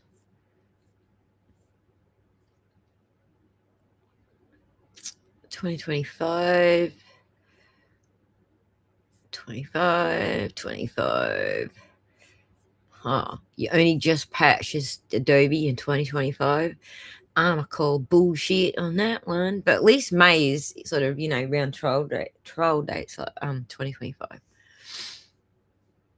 So hopefully that answered your questions. Does it overlap with court? Yes, they do. Back to what are we up to next? Yoda Geek. Your geek.com. So this is the other software, Adapt. Share this tab. You all can see that. All right. Now you might actually recognize this like design from some of the outputs that I've been doing, because I knew this software existed and I like the design. And not only do I like it, but all the AIs, all the coding AIs say that this is a good design because it's visually elegant and it's separates your information properly. And yeah, so I ended up using this sort of color, dark background and these sort of colors for some of my visual demonstrations that I showed you guys. So if it looks a little familiar, it's not because I was using it. It's just because I liked their design and color and layout and readability. But I was actually surprised to find it in there because I'd seen it and went, yeah, I like that. This is a good one. Let's knock one of these up just for a visual expression of what I'm trying to explain to you in the binary. And then voila, it turns out she has access to that one. So this one is a low-level binary examination, pretty much what I've been doing lately. But it's also a suite of tools. So we'll go through the suite so you understand what the suite does. Let me find my tab. I've got 2 billion tabs open. Hang on. That's not what we're after. Where do we go? Oh, products. So in our products, we're looking at Adapt is a forensic video analysis tool built on fully proprietary parsing engine with no black box dependencies. Ugh. Do you want that in English?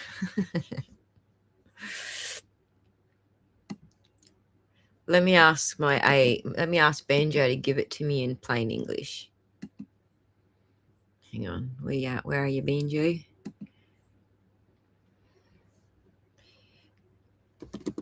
Hit me with a plain English version of this. I'm just going to read what Banjo says, all right? Just to make sure we're, first of all, technically accurate, and second of all, I don't sit here for 10 minutes telling you what I think it means. Adapt is a forensic video tool that reads and analyzes video files using its own in-house code. So that's what they mean without black box dependencies, instead of relying on outside tools or hidden third-party software. So the black box that it's saying, outside of with no black box dependencies, it's the FFmpeg that I have detected throughout a lot of my analysis. Yesterday, I discovered MP4 box fingerprints on the Sallyport, which we'll go over shortly because it's not in the same format that it was shown in court, and it has different fingerprints on it. So that's what that means, essentially. So because it does not rely on wrappers that I use in my analysis, FFprobe, FFmpeg, or other metadata parsers, you can directly compare its results against your existing tools like FFmpeg and probe to strengthen the confidence of your findings. So you would use the types of scripts that I write. You would use those, which do use FFmpeg and MPEG. And I also use OpenCV, I think it's called, OpenCV, and a couple of others. But it's got its own back-end way of doing that. So they wrote their own FFprobe, their own FFmpeg, put it all into this software, and now you can compare the outputs. And so the more, as you heard in court, You heard Jessica Hyde say it. You heard Ian Whiffen say it. I don't know if Mr. Green said it. Yeah, I think Mr. Green said it. The more tools you compare against, the more accurate your findings are, or the more confidence you have in your findings. So this is just one of those tools that you can use to doubly compare what you found with. And no, I am not going to pay $1,700 to test my findings against this. I'm just going to employ a different AI system to check my findings against its known libraries and see if I'm on the mark. So that's what's going on. I'm going to pay for it. Flat out paying for my build right now. So the container header reported 30.1 frames per second. This is an example. The container header reported 30.1 frames per second. ADAPT's frame level validation derived the actual rate at 6.7997 frames per second. In a timeline reconstruction built on the header value would be wrong by a factor of 4. Now, we have discovered a lot of this in nearly every single file.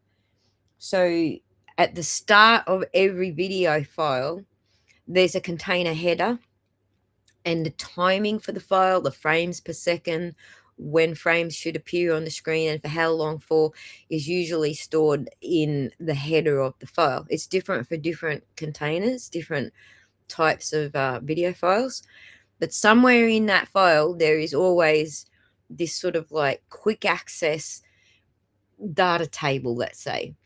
And most players read that quick access data table, and that's what they use to show you video on the screen.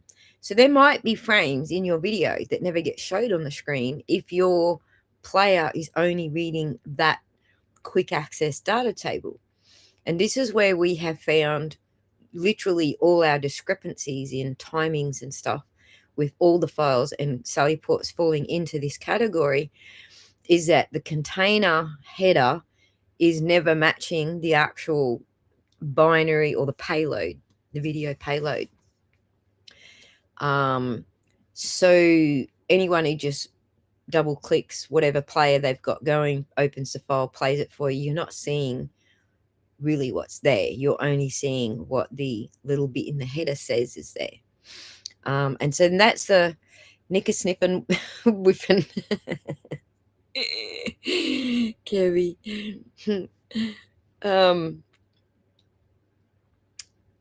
I'm just checking over comments because there's stuff going on while I'm reading websites that I'm missing. All right, so I wonder if they use generative fill. Yes, I think we actually did discover a fingerprint of in-painting generative fill. And it was like the 16, or was it 30? I can't remember the number now. Remember we came up, one of them I pointed out had a specific number and it was carrying over into other videos. It was a 16 frame in-painting fingerprint or something. Go watch my videos because, like I said, push pop memory, I don't always remember what I actually have done. Like, and when I'm moving on to the next project, looking at different stuff, yeah, it's like pushing that into one end and then popping out the other, what I've already finished. So large corporate purchases usually require justification for the purchase. It might be interesting to see what justification was given. All adds up piece by piece. That's a good point, Jacinta. But I couldn't be bothered reading through all the emails on this stream. But I did read through the emails, and they're all just generic purposes. You know, I'm the IT department, so I need it. That's the reasons. The earliest was August 2023, then August 2024. This one is May 2025. That's Kerry going through the dates there that I asked to clarify. Colleen had everything at her slimy fingertips. Correct, Joan of Bark. I like that nickname, by the way. She did, but I fell short in getting freeware and software because she had a lot more at her fingertips, and we don't know because I made my FOIA request way too narrow. She had a lot more to slow my fingertips than what we're looking at here. So the way she was editing the videos to strip everything, she was going through a 2-pipe or a multiple pipeline process. We're seeing that with the Sallyport videos as well. There's one pipeline where she's cutting video up and splicing it together with other video and covering bits up, cut this out, I don't want anyone to see that shit. Where she's doing all of that, and then she's exporting it, but that pipeline is leaving metadata. So now she's doing a second pipeline where she's stripping all of that metadata, and then she's doing a third pipeline testing the result of the stripped metadata file in her what was the other one? I've forgotten the name of it already. In her amped software, to see that it is actually hiding everything she wants it to hide.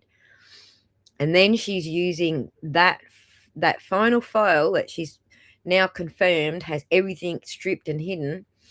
She's using that now to make it look like Sallyport extracted it, or Exact Vision. So we see evidence of that, especially in Exact Vision, but we do see evidence of that with Sallyport. For example, John's edited AMR recordings, like his voicemail recordings. Sallyport confirmed the exact size of that file, but we know from inside the metadata that file was never originally that size. So how did Sallyport confirm the size of the file? Someone changed it and then exported it through the Sallyport pipeline. So we're seeing that same thing with the Exact Vision, with the Sallyport. We also see that same thing with the Exact Vision that Jutris exported for the library footage.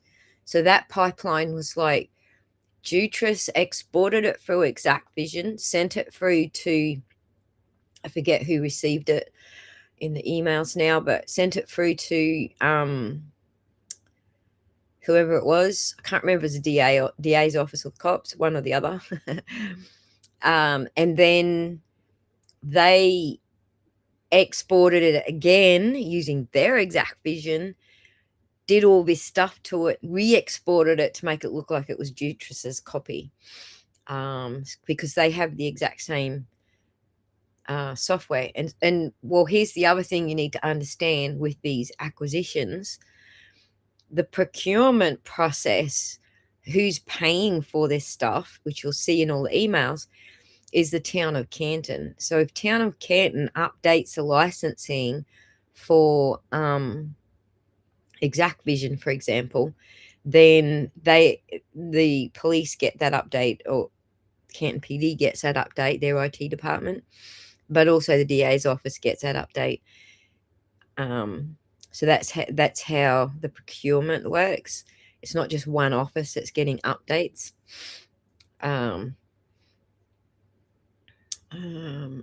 First trial began. Thank you, Jacinta. First trial began with jury selection on April the 16th, but ended on July 1st. So that fits all of this software. So, and then Kevy says the first files of documents were handed over after February 2nd arraignment in 2022, but it was all dribs and drabs after that. Right, we got no idea which files were in which production. So again, chuckle at that. Nicker sniffing whiffing. That's hard to say too, Kevy. No one ever cared to find out. One giant lie says, no one ever cared to find out what happened to John's socks. They ended up in evidence. They are actually listed in evidence. I think the socks were not mentioned in court because there was no evidence. So first of all, Bev was trying to keep out dog evidence, all right? So there's your first brick wall. You got to get through that one. Why do you want the socks in evidence? So they were obviously picking and choosing what they were prepared to argue with Bev about. Unless you have the original dog, you can't prove that that's Chloe's dog hair. You need the original dog to pluck a hair off it. So Karen says, I need your assistance, Ozzy. One of my videos YouTube put an AI label on it. Yeah, you can't take it off either. That's just YouTube. That's the new, they're updating at the moment, YouTubey shit. So I don't think you can remove it. I don't even know if you can actually say, yeah, no, your label sucks. That's not what's in my video. I haven't seen at my end anyway to do that. So, all right, Kevy, you have a good day. Thank you for entertaining us. Much appreciated. It's too bad you don't remember that. It's too bad that you don't remember you won the Nobel Prize in video forensics and solved Karen's case. I guess we'll have to see if the video still exists. Or if it's been AI labeled and hidden.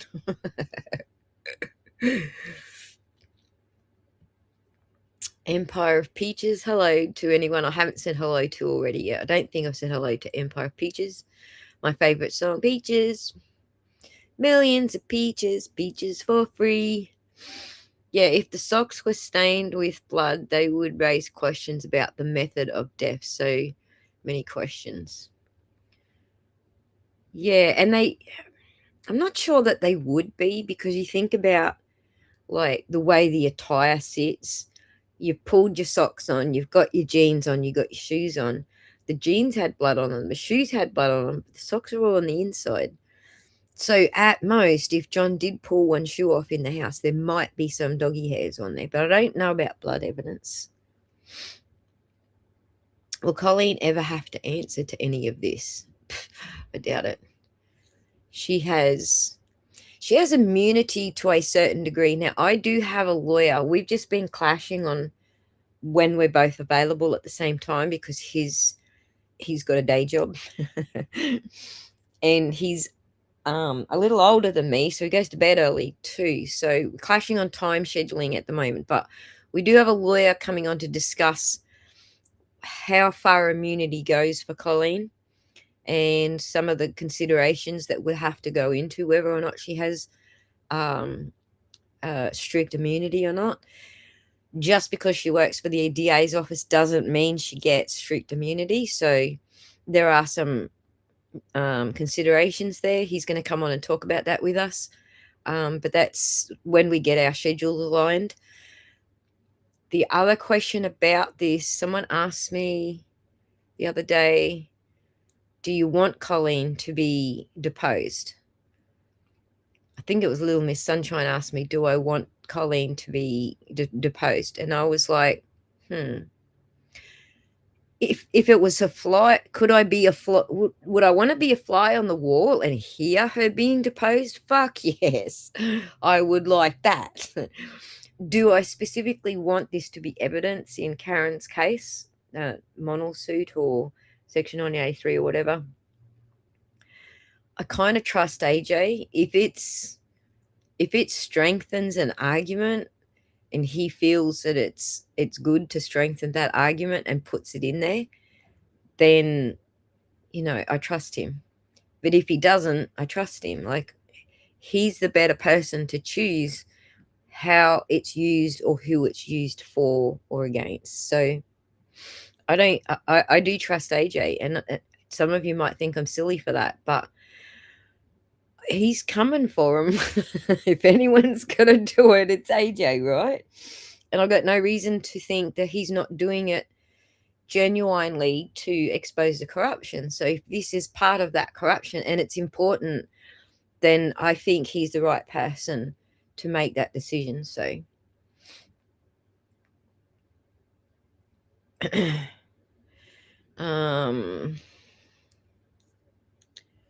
Karen, no, you can't remove it. There you go. That sucks. YouTube sucks.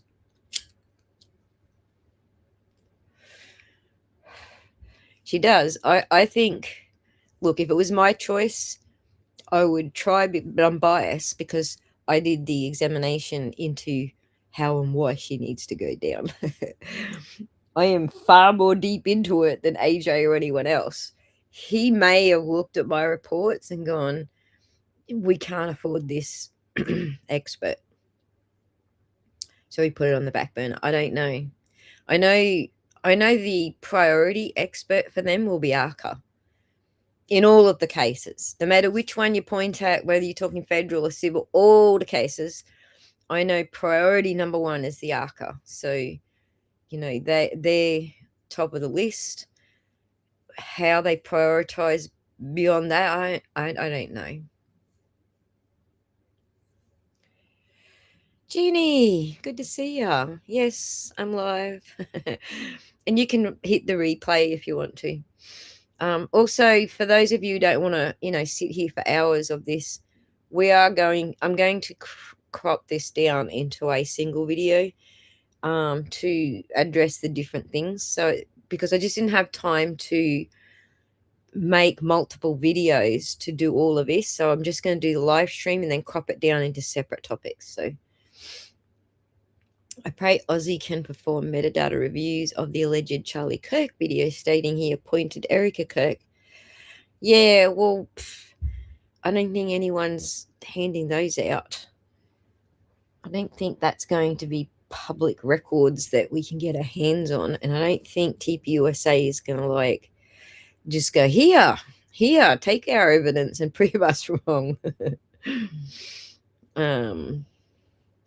Julia, thanks for joining us. It's okay, you can hit the replay.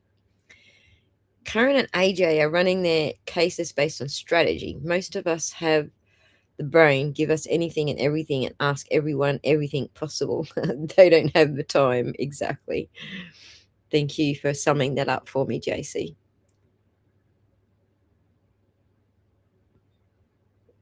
I need to wet my throat. Hopefully I'm not slurping in anyone's ears and triggering their... I can't even remember the name of the condition. Sorry. During the trial, they had to work with what they had. They knew they could prove the case even with the effery. I think the civil trial will be different. This is true, Cornpope. During the criminal trial, they had one task, and that was not get Karen convicted. During the civil trials, misophonia, thank you. Hope nobody's got misophonia in there, because I'm slapping and gulping and because of my bridges, my flippers, I do a lot of sounds that probably triggers them. So I apologize to everybody. Yeah, so during the you just replay back to the start when you're done, Cornpoke, because I do actually address that. All the different stages, because Gildy has sort of raised it as well. So all right, let's get back to Yoda Geek. Adapt.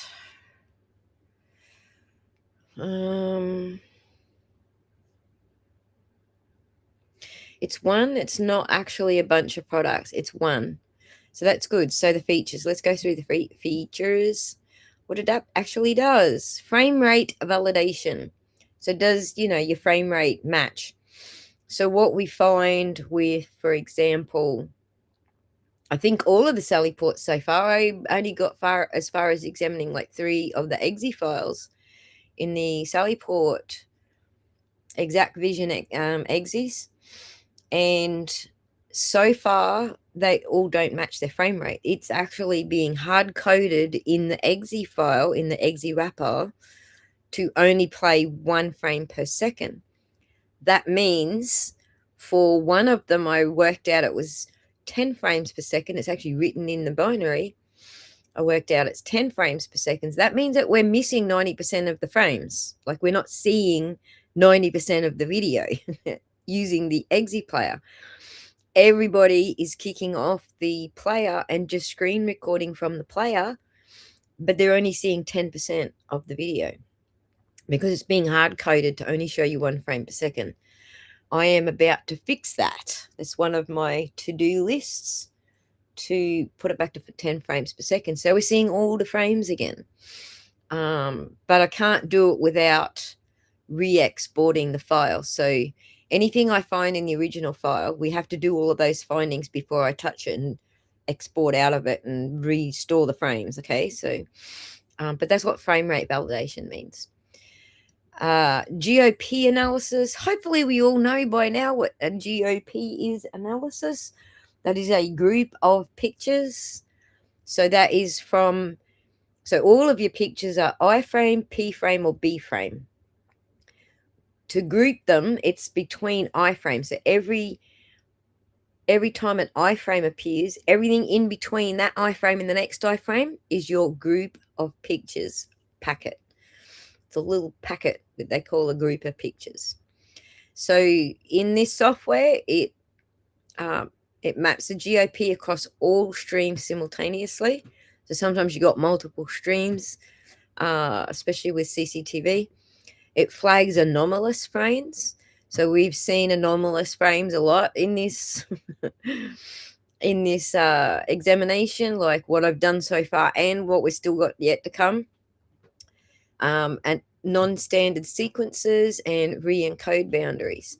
Can someone in the chat actually put a note down and remind me when I'm done with the software analysis and before I jump into the Sallyport, can someone remind me to show you something I missed in the dash cam footage?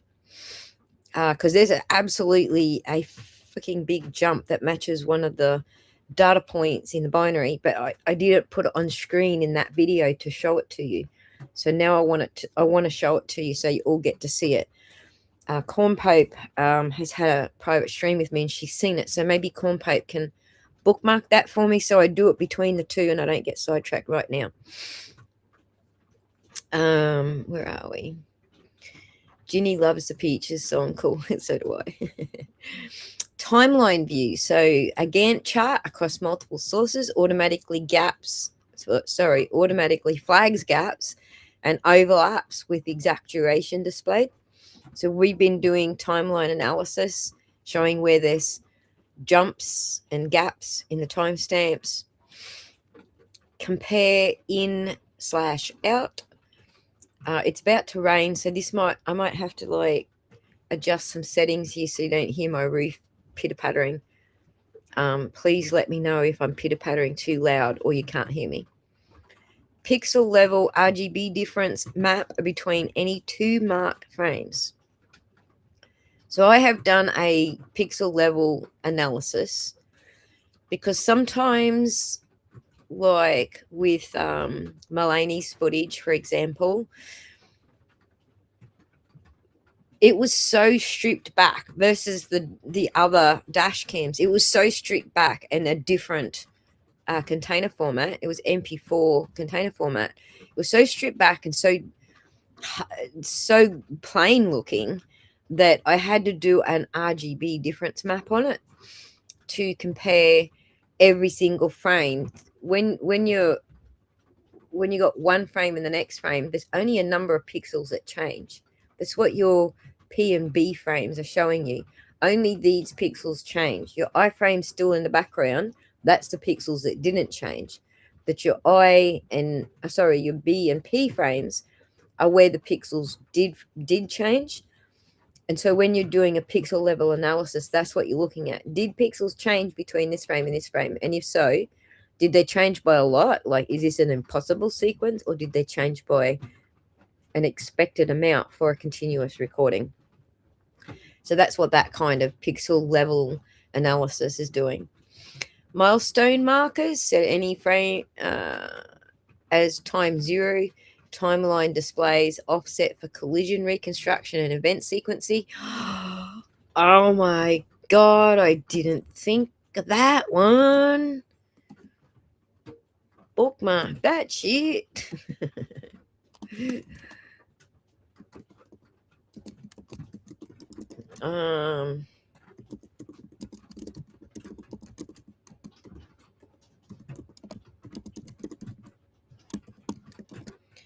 Let me just tell Banjo. Banjo's keeping an obsidian record of everything we come up with. So, all right. I didn't think of doing that. Setting any frame as time 0 and then measuring the offsets for collision reconstruction. Let's try it. Okay, audio waveform there. I don't think... Hang on. What did Banjo say? You probably heard him blip then. Okay, confirming he's added it for me. All right, milestone marker. Set any frame. Yes, audio waveform. Full waveform with live scrubbing. Set audio markers. Correlate to video frames and export for reporting. We're doing that kind of thing with the checking whether the audio matches the track that it's in. So what we found, like with the dash cams, for example, the audio is actually from a different source. It's slightly different to what you were supposed to expect for a .ts export. So we're doing that as well in some of my analysis. So writing reports, which I do a shit ton of. Concatenate, lossless stream linking, no re-encoding, original GOP structures, and all metadata fully preserved. That's something that I am doing. So if I say to you, I can rebuild, I've done a lot of rebuilding, I can rebuild the original frames with their hash values into a new container format, so we don't need the exe player, then I'm not running it through an encoder and changing the GOP or the frame structure or anything and creating a new file. I'm basically taking the original frames and placing them back together in their proper time order and everything, and then wrapping it in an MP4 container so that you can view them. So when I say I'm doing that, I'm not exporting like you normally would. It's raining for Katie too. Thanks, Talon. Appreciate your viewership. Remind Aussie about something you want to show. Thank you, Karen. I think that is one-way video files can be compressed. Yeah, exporting is one way the video files can be compressed. Correct. Bob's saying, with all the video available in this case, you would think we would have one clip of Karen Reid saying, I hit him, I hit him, I hit him. You would think, wouldn't you? That's actually a perfect example, Bob, of the conundrum I mentioned earlier. If she excluded any of the dash cams, then she didn't have evidence. She never said that. Do you see the conundrum there? She could have excluded the dash cam evidence. If she had realized that those were tinkered with, I'm sure she knew that there was something odd with them. She couldn't have looked at those and gone, oh yeah, this is full legit. There's no way she looked at those and went, that's okay. Like, look at the library footage. You know, all the key players in the library footage, where the fuck are they? None of them are anywhere. You know, Colin's alibi, gone, not there. So you can't tell me Karen didn't notice this shit. So she was probably the one who put the most effort in, you know, just watching everything frame by frame and stuff. I'm only picking her because I assume she's the one that would have done that because it's her case. So there's no way she could have excluded a lot of these video files and still proved the things that she proved to the jury, if that makes sense. Although nobody could have guessed that one of the jurors would have convinced everybody else just based on Mr. Reid's driveway footage. that was a complete curveball. Black Panther, thanks for joining us, says, well, Bob, that's the funny thing. There is video of a moment when she was supposedly saying that to two police officers, and neither of them reacted as though she said that. There's no video of it, though. There is actually no video of it. She's supposedly saying something, but it's not that. So Karen noticed everything. Yes, Bob. I'm pretty sure she's switched on. She knows what's going on. I just rewatched that EMT girl lie on the stand about that. She's a bloody shocker. True. Wonderful of it. Yes. Ginny, because she didn't say it. Or did I or could I have hit him was what she said. Even that isn't in any of the footage. So there is no footage of her saying anything even remotely close. The only thing we actually capture Karen saying is when Saraf first jumps out the car and goes, "What's going on?" or something to that effect. She says, "My boyfriend. I dropped him off here and he didn't come home." We can hear that. There's no could have hit him, did I hit him in there at all. So that's the only bit that's clearly audible that Karen said at any stage. So the last thing on the Yoda Geek site is the metadata reports. Obviously, we've got complete stripping of all metadata, including a complete re-encoding of the timing tables that are generally stored in your metadata. So that's what this software here does. It detects all that stuff and tells you where it all is in the bits and bytes, which is essentially what I've been doing. This is a complete application that does it.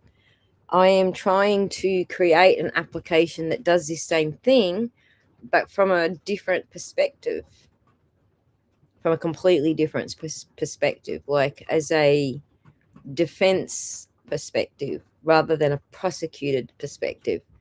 So when you do this type, this is the best way to explain it, right? When you do this type of analysis, you're only taking a video file and creating a report what the file itself says. So when you look at, for example, John's voicemail recording where we find 60 seconds missing. How many seconds was it? I forget. We find some seconds missing. I think it's 50 seconds. 20. I forget the missing seconds, right? But when we find that AMR recording and we say, let's analyze just that digital binary, we come up with something that's not really backed by anything. There's no backup evidence to say what that actually means. We know there's a mismatch in the timing, but there's no corroborating evidence. So what I want to do is create a system where we're not just looking at that file as an isolated piece of evidence. We've got other files that tell us what's going on with that missing, with that interrupted timing in that AMR file. So we go and get Karen's records. She's got the deposit timestamp when her phone finished, when she finished speaking and her phone deposited that timestamp on John's voicemail server. And then we've got John's phone saying we have a voicemail and that timestamp. Both of those show a duration. So now we've got a duration corroboration, or the opposite. It either corroborates or disputes it. So you've got other corroborating evidence that gives you more information than what the file does itself. So that's what I want to add in. This just running scripts on the file and spitting out a report, it's completely inept for this type of analysis that I'm doing. So I want to do it. I want to do it right, but I want to do it where it's got a full case. It's got all the files. It can map patterns. Right? This is an operator pattern. All the metadata's missing. That's an operator pattern. It's all got FFmpeg fingerprints in it. That's a pipeline pattern. It's all got I'm trying to think of all the patterns that we've got, but those are the two main ones that we have right now.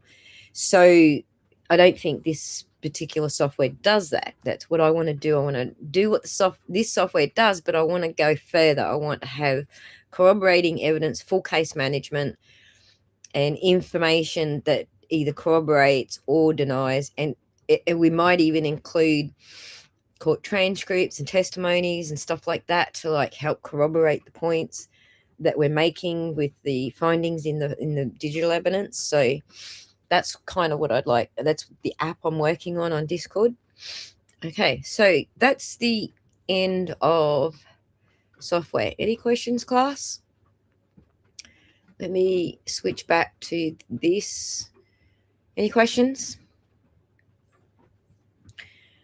Love the logic that you use. Keep up the good work. Thank you, Lisa. Lisa Malou. Herman, I've been looking for you, lovely lady. Good to see you. Well, thank you, Herman. Jacinta, what if someone else from inside the house said I hit him? Yeah, that's a good one too, Jacinta, because it could be, it's context, right? Who said it? And what type of hitting him did they say? I'm pretty sure when they're blaming Karen, they're not saying she might have hit him with a handbag full of horseshoes. I'm imagining a cartoon then.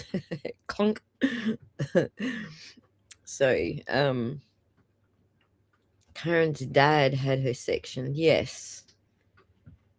Because she was all, I'm going to throw myself off a cliff if I have to become the parent. I don't blame her. I absolutely don't blame her. Before I became a parent, I wouldn't have felt that strongly about it. But after being a parent, yep. I ain't adopted anyone's kids. Fuck that shit. Give me a clip any day.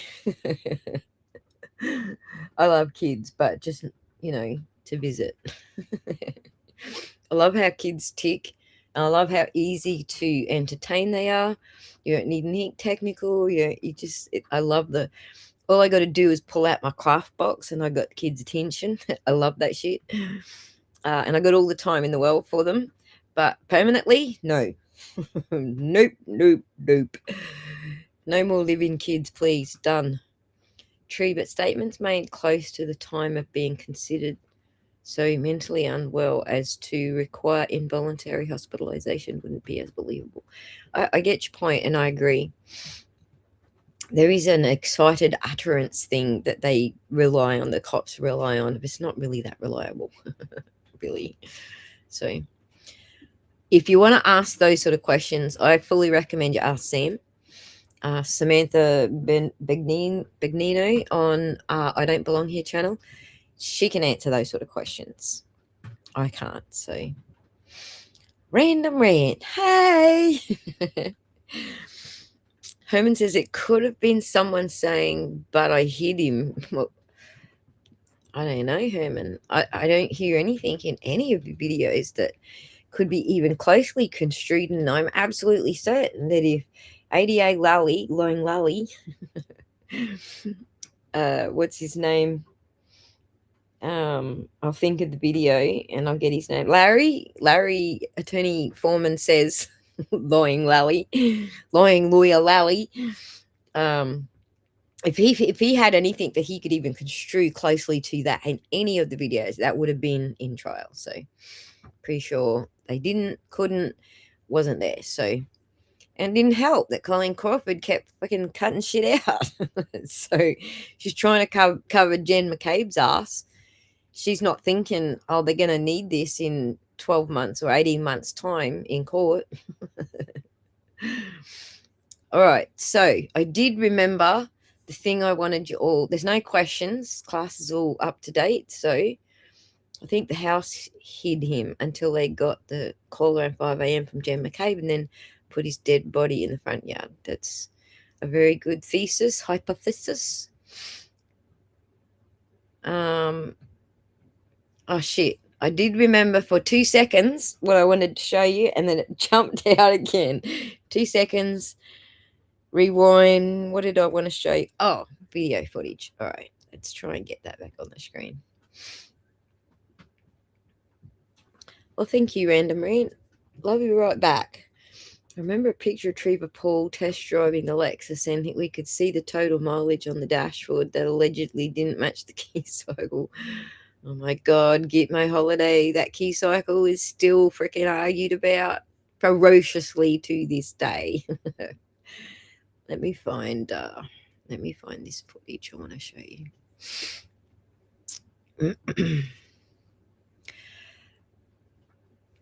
Yeah, no, don't save that shit. Oh, damn it. It's not here. Holy fucking crapola. Where am I going to find it? I know I backed it up somewhere. So I crashed bloody iMovie the other day and lost all my files.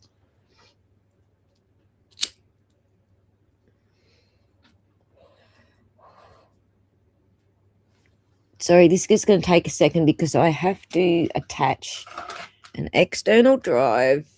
Go digging. Dig. Somewhere in this fucking pile of mess, there is a video I want to show you. Maybe I should put something on the screen so you're not bored while you're waiting to... I'm thinking several people are wondering how they got so deep in the quagmire somebody is going to crack. I hope you're right. Hell no, random rant. I wouldn't go to Massachusetts if you fucking paid me. No amount of money. Because they're gonna come after you. If you're someone who's doing something that makes them liable, you're gonna be a target. There's fucking no way I'm going to fucking Massachusetts.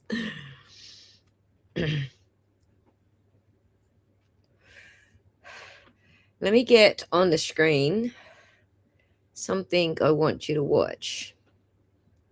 Oh, okay. How about this? Let's get this on the screen.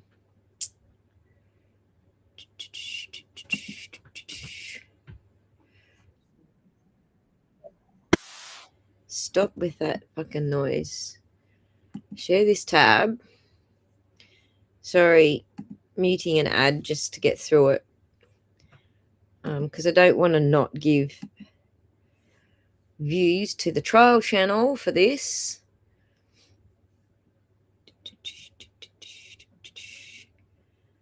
Okay, watch this because I'm just going to put it up on the screen. I will play it like with the volume up, but let me just get the bit on the screen that I want to see. All right, check this out. Might go back a little. No, that's all you get. All right. See that player? That is the Exe player. Okay, that is Exact Vision Exe's player. I would put mine on the screen, but I have a different looking version because I'm on a Mac. This is the Windows version, and you can see down here if you've been watching the Sallyport stuff, like you've downloaded it and you got the player and you're playing it in the player, you'll see this is all very consistent. All of this stuff is consistent with the interface of the Windows version of the player. But what we got in production, give me 2 shakes to log in, and I'll show you what we got in production. Continue. Share this tab, and I think it's 35. Notice of Discovery 35. Sallyport video.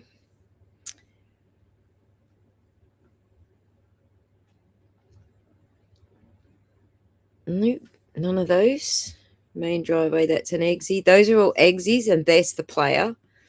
That's the Windows version of the player. Back to Notice 37. Oh my God, I forgot which folder it's in. Nope, they're all PDFs. Sorry, guys, I've forgotten which folder it was in. So the Sallyport footage that you're looking at right over there is now There it is right there. See it? It's now an MP4. And it's fucking pathetic. It is no longer an exe playable in the player. It's now an MP4.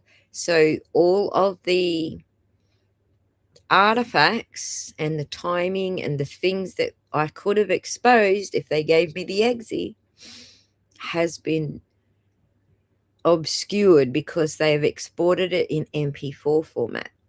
Interestingly, it's not MP4 format like through any normal export software. This one's taken a lot of time to work out what it is. So I think I know what it is. But anyway, while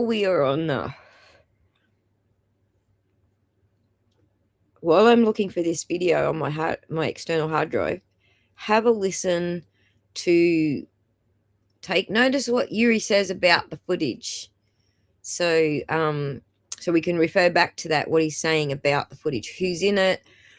There's a 5-second pause that's in the later in that DA share that is not in this footage. So we're going to compare all of that, but just like a revision while I'm looking.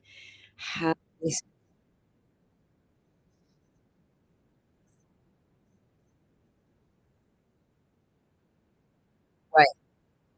wait. I fucking lost it. Is it? Stop. Share this tab instead. Sorry, guys. All right, now. Should we go to Cross? I don't know if Cross is actually in this one.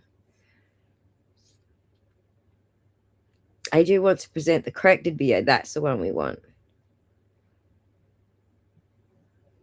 Stream all your favorite Sky News. Shut the fuck up. Sorry, guys. I went to Boring Lally, and, it's all just bullshit. We'll go to Cross, where we expose what's going on with that video, because that's the relevant bit. Exhibit 446. Okay.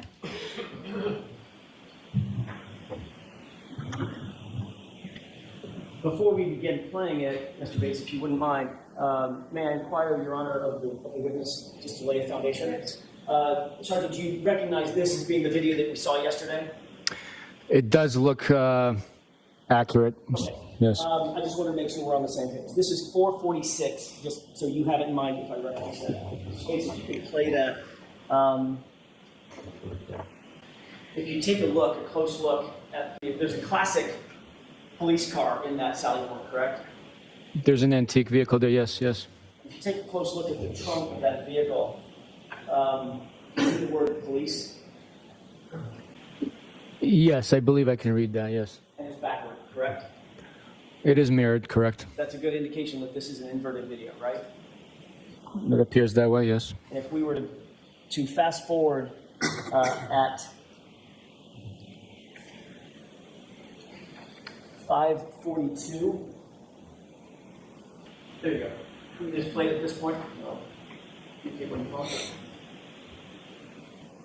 it. Pause it. You see the Sallyport garage came down?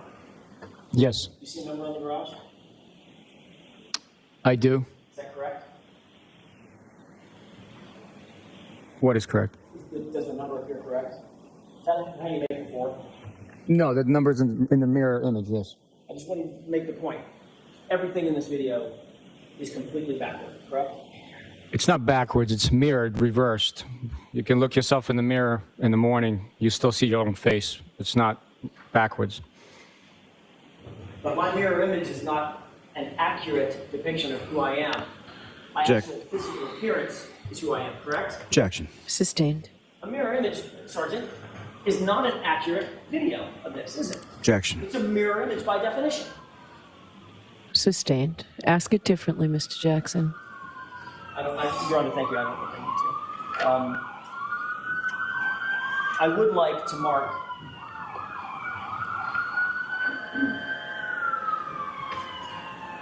I have a, we can bring the lights up. Wait.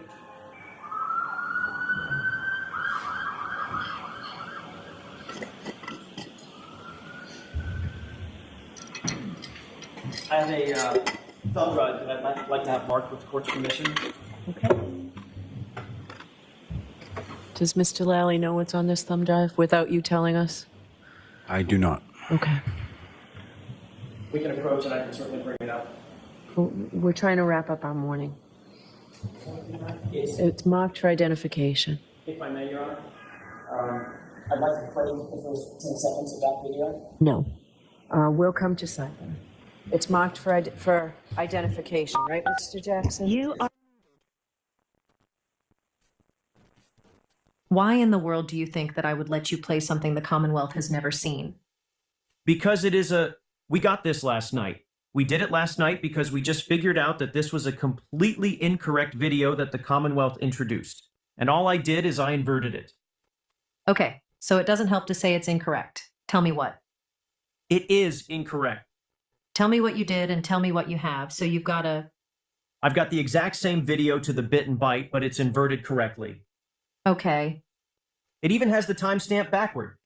How long is it? Oh, it's exactly the same amount of time as this, which is maybe 5.5 minutes. But I'm not going to play the whole thing. Okay, so you are not going to play any of it until the Commonwealth sees it. So the Commonwealth needs a copy of it. He's going to have to come back. I imagine you've got redirect, right? Yes. Your Honor, if I could get this done, I can tell the court, as an officer of the court, I have not. We have not done anything to this video except the correct way. It's how it should have been in the first place. This is a complete deception in terms of where everything is. I want the jurors to see that when you reverse it, that is the car in the Sallyport. I don't have to ask a bunch of questions about it. I want them to see the car in the correct way, and one time before 2 days of this is over. Okay, so if you had given this to the prosecutor this morning, I would have given him time to look at it. Are you objecting? I cannot until I see what it is. Okay. If we could take... I object, bitch. Do you remember when they sprung it on the defense? She was like, yeah, so what? Sorry. I object, bitch. She's behaving exactly the opposite. When they're springing it on the fucking defense, like, holy shit. Take a 30-second break, I could place the 10 seconds that I want to play, and then we are done. I'm only going to play 10 seconds of this. Do you have redirect of him anyway? So I do? So we have to come back anyway. I think so. All right. So we can do it later with him. If this is the end of, I understand we've got a day and then the weekend. I understand that. I would just like to get this done. There's a closure that I think I'm entitled to. No, I understand. You want to have a big score just before the weekend. It's perfectly understandable. But if you had this last night, coming into this morning, it could have been sent over to the Commonwealth and we could have avoided this. And I understand. So you can either end now without you being done. I can just call it a day if this is the end of your cross. It is the end of my cross. Okay, so I will just call it a day, give you an opportunity to do this first thing Monday. If there are any objections, I'll hear from the Commonwealth before we even come in, and you can end it Monday. Okay, that's fine. I would do the same, actually, if it were reversed. It wouldn't even be a question. All right? Where do we stand for... Bullshit, Bev.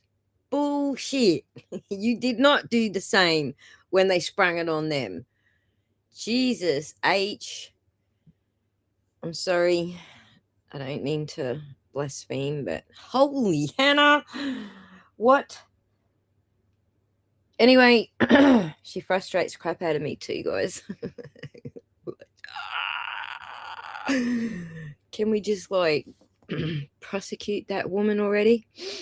All right, I'm ready. I found it. Like, I didn't find it on my drive, obviously, for some reason, but I do have it. So share this tab.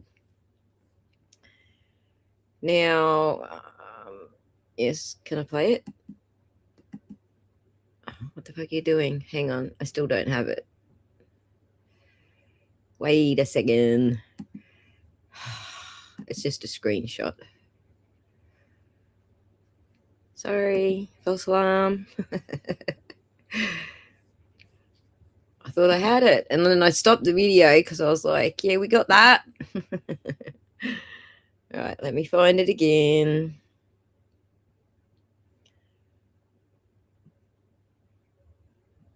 No, that's also a screenshot. Hang on. That's also a screenshot. I tricked myself here. It's also a screenshot.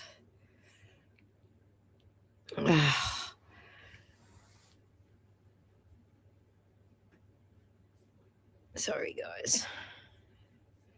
I need to show you a specific view of it so that you can see all of the cameras together, because you don't actually notice it. If you're only looking at one camera, you don't actually notice it. So it must be going this way. All media. It's only screenshots. Okay, X, you fucking suck.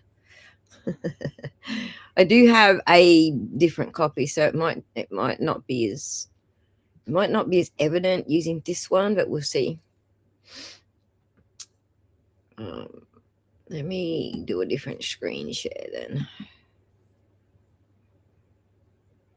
Yeah, this is the dash cam reminder thingy. Window iMovie. This is probably the one we want. All right, let's make shit bigger. Let's get it up there first. Come on. What's going on here? Something's up. All right, let's get the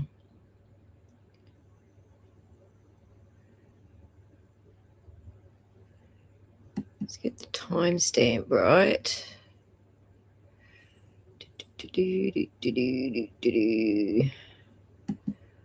Something weird going on with my mouse. Oh, come on. Oh, there we go.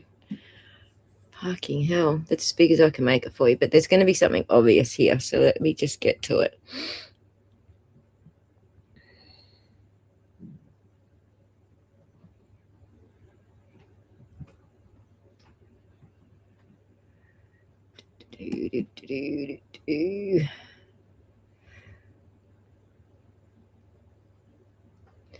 This one's not going to show us what I need to show you. Nope. All right.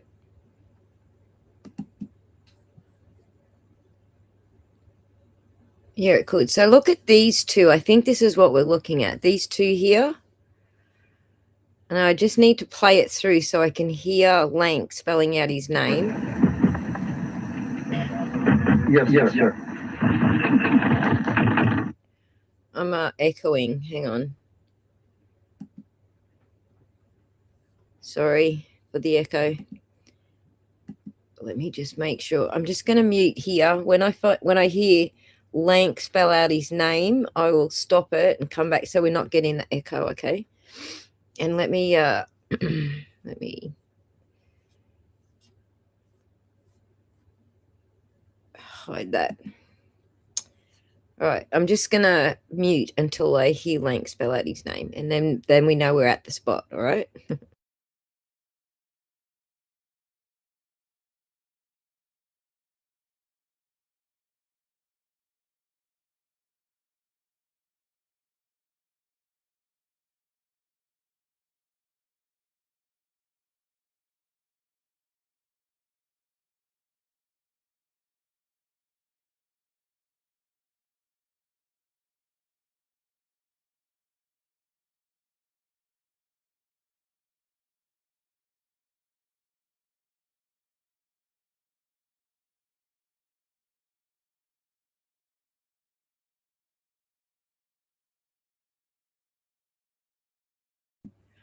All right. So this is not the best example, but I'm going to show you the weird shit. But I've turned the volume down because the echo is because this is the first demo that Rachel sort of threw together with trying to work out how to do stuff. So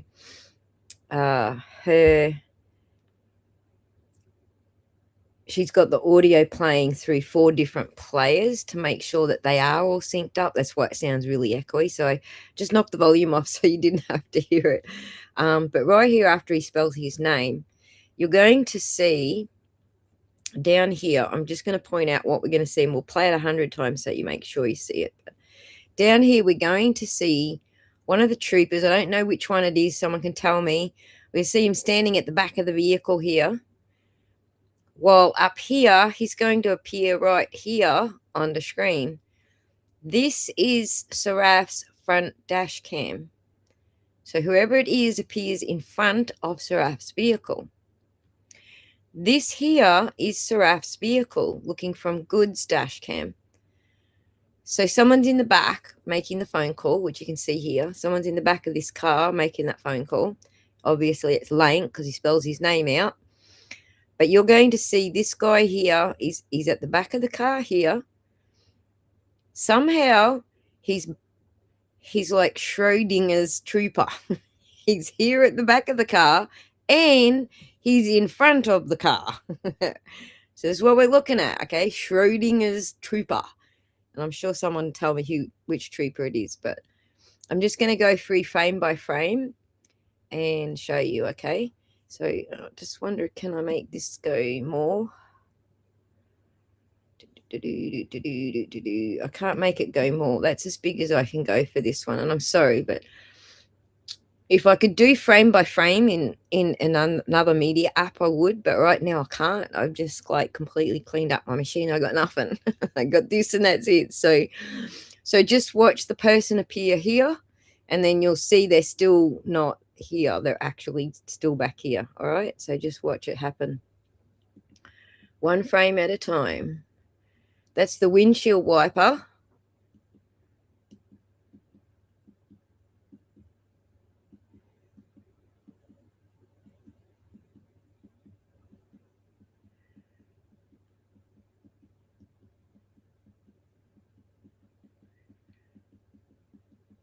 I thought it was within seconds of that. Oh shit. What was the timestamp? We could be wrong. It was supposed to be with that audio. He's still standing there. Wait a second. Oh my God, look. Okay, that's Mulaney's. That's Mulaney's front dash cam. So that's this trooper walking in Mulaney's. So we're still supposed to be focusing on these two, but it's not the timestamp. God, this stuff's so messed up, man. Here we go.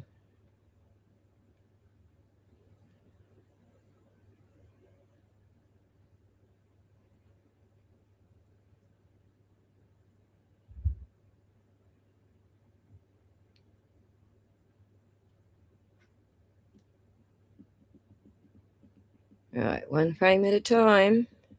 So there, see he's there, yet somehow he's also here. I'm just going to go back one frame, right? Back one frame. Not there. Different pattern on the windscreen. At the back of the car. Now he's there. Bing. That falls at exactly one of the binary points that I actually cover in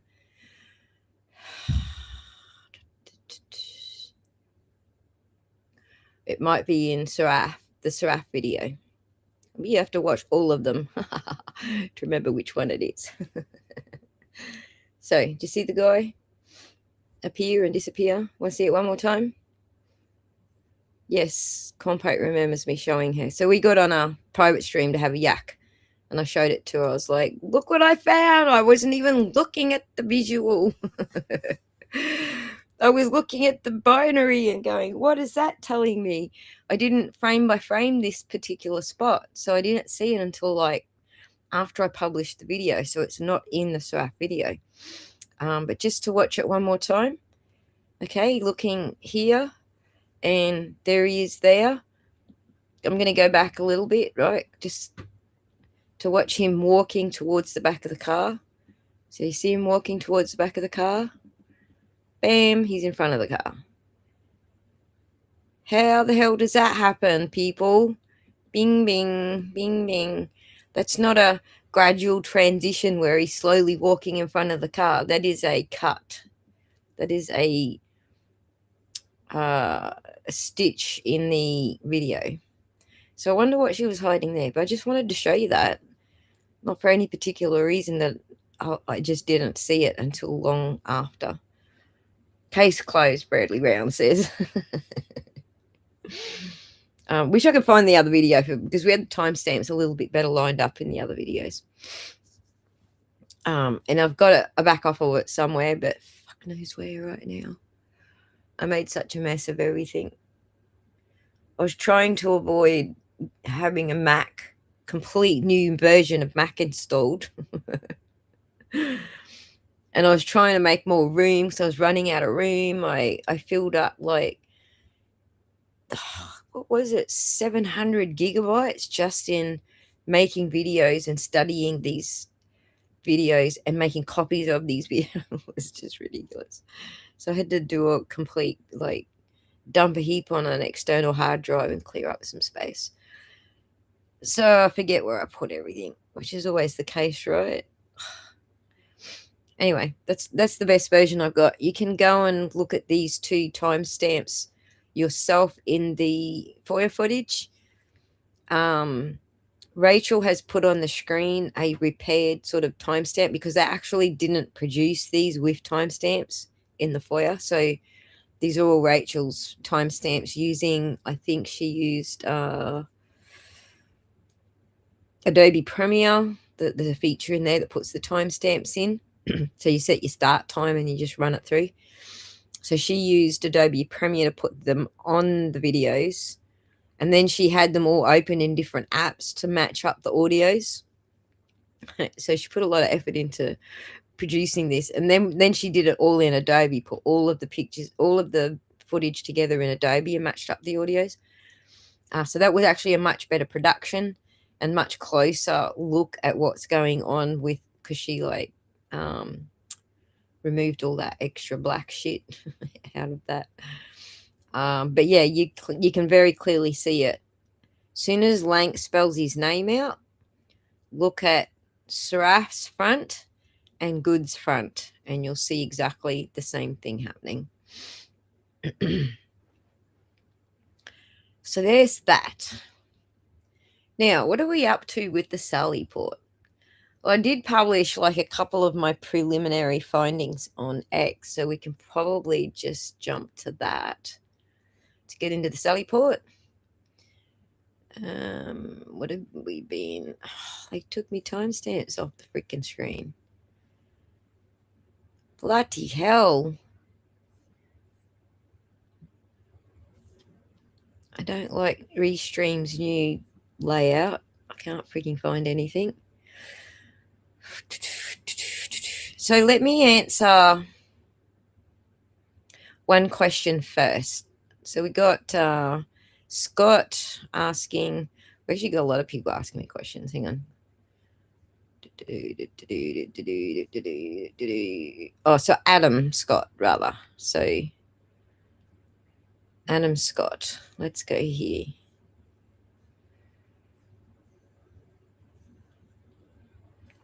Yeah.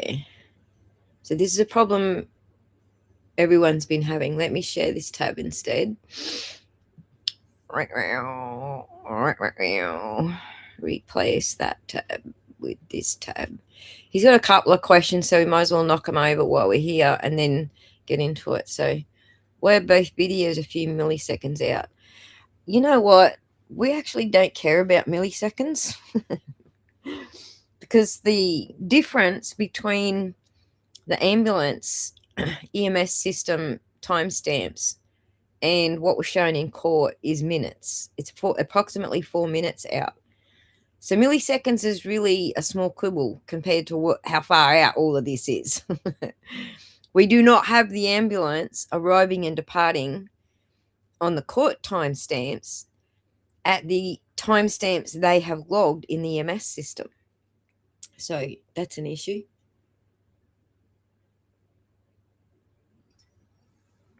Sorry, wedding. He's a Schrodinger. He's in two places at the same time. He's a Schrodinger. All the timestamps are different. All the timestamps are fucked up. Like, serious. So what Adam's asking me here is, why is that timestamp wrong? So let me just tell him why.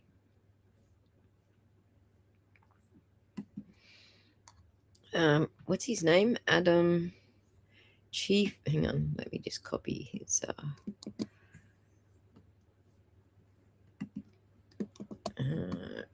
Go to the menu. Let me just remember where it is on the freaking menu. Options. Show timestamps.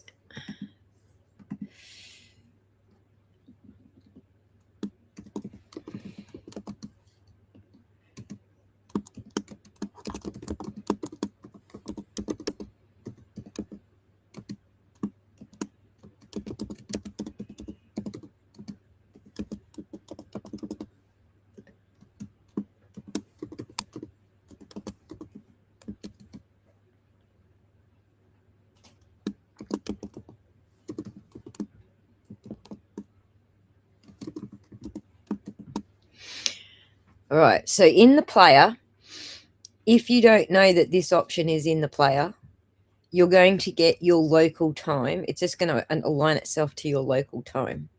So when I played this same video segment that he's looking at, I get Australian time on the screen, and I even get a different date because it's actually tomorrow in Australia. So it aligns itself with your local time, unless you know to go into this setting in the e-player.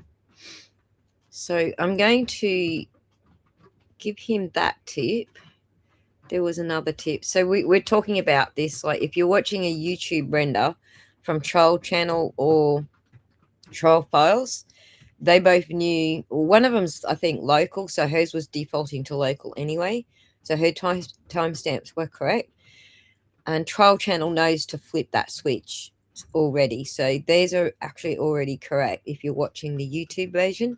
If you downloaded the exes, this is what you're going to have to do, and I'm going to address the .ps thing now, Corn Pope and Rachel, because Rachel had the same problem. So let me go back here. Hopefully it doesn't log me out. Yes, of course it fucking does.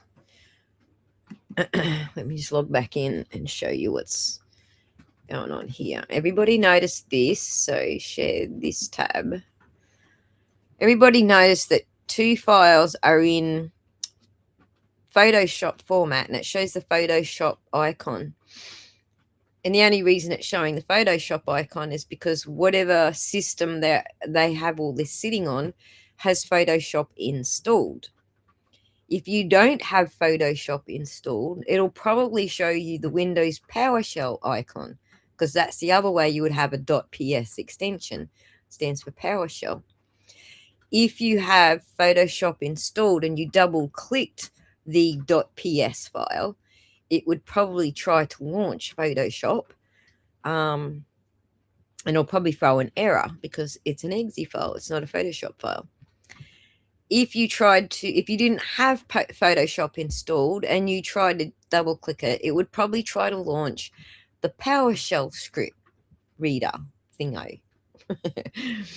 So that's what everyone was seeing. Why are these two files in .ps format? And I found some interesting shit about that. Not only are they in .ps format, but they are also authenticatable by the player. So let me switch to the player. I will just drop the driveway footage in first before I switch over to it. So give me just 1 second. Open Let's go to our files. Sallyport. Unzipped. Main driveway.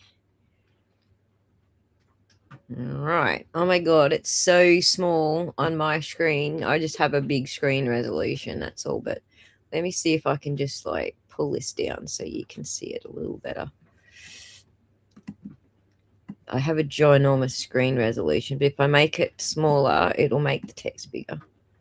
All right. Now, drop that over there, share that screen.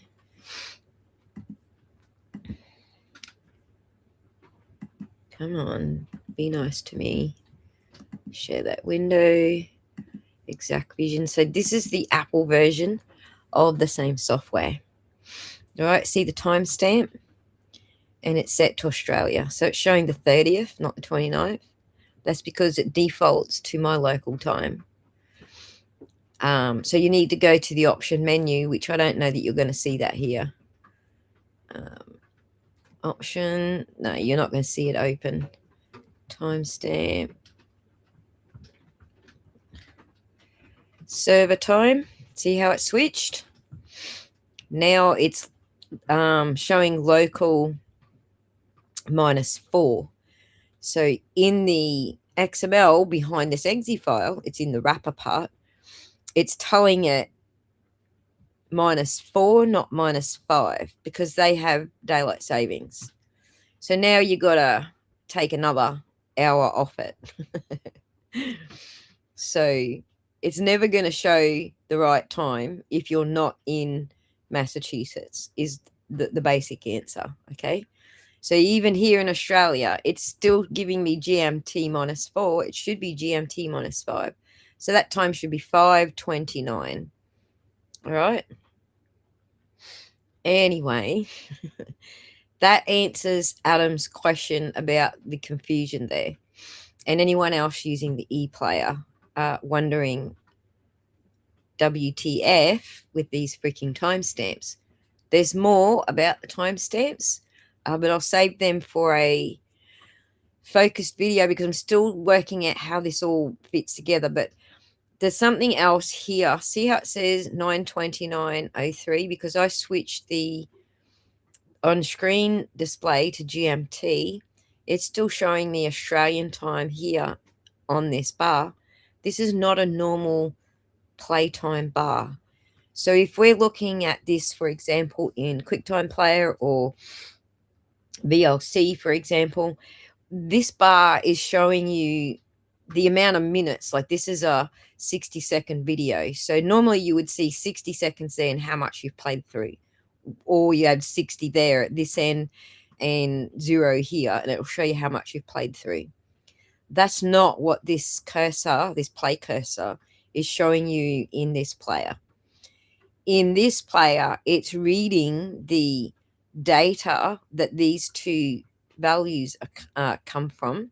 It's called an MPEG PS stream data. It's written into the stream. So it's reading that. It's converting the one on the OSD. That's what we call the on-screen display. But it's sticking to the original format here on the play bar. This is not, we've got 60 seconds of play footage here, and we're going to show you how far through that play we are, which you'd normally have in normal players. This is reading the data, original recorded data, converted because I changed the setting. Capiche? We're following now? So let's just watch it through.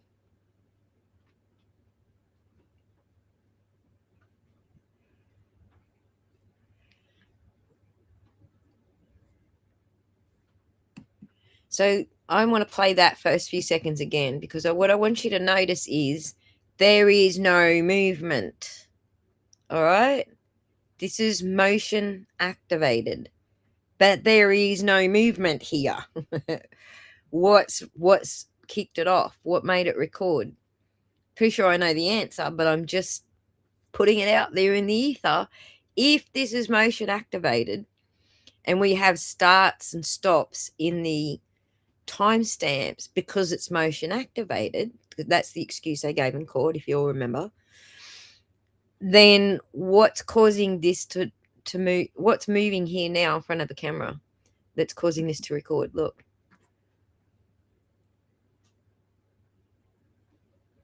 Do you see what's moving? Until that car comes into the screen, do you see what's moving to make the camera record? It's pretty easy to see what it is, but it's not even the obvious fucking background what you're looking at shit either. But something has kicked it off to make it record. But it's not movement. That's people walking past, vehicles moving, snow falling, like we saw with the Town Canton Library. Snow falling was triggering that one. Same with the Pequisite Farm. Snow was falling there. But anyway, this video is not chopped up. It is chopped up, but it's not chopped up because of motion sensor, okay? The taillights come in very late, like this far late in the video. The taillights are not. So let me start it from the start again. Right back. First few seconds, nothing is moving in the scenery. Something is moving, but nothing is actually moving in the scenery to trigger the camera. And so just to answer the question, what I think triggered the camera, it's the wind, right? You can see the fog blowing past the camera. George got it right. George is the winner. I think that's what it is that triggered the camera. So if the fog triggered the camera, all right, we can say that right at the start, there should be, some point where we see the camera's triggered. But all this other movement is fucking constant. Right? So you get the tow truck goes past, it comes down the driveway, then you got the two cops following it. All that's constant movement. So there should be no other stopping and starting in this video at all. None. Because it's only 60 seconds, by the way. So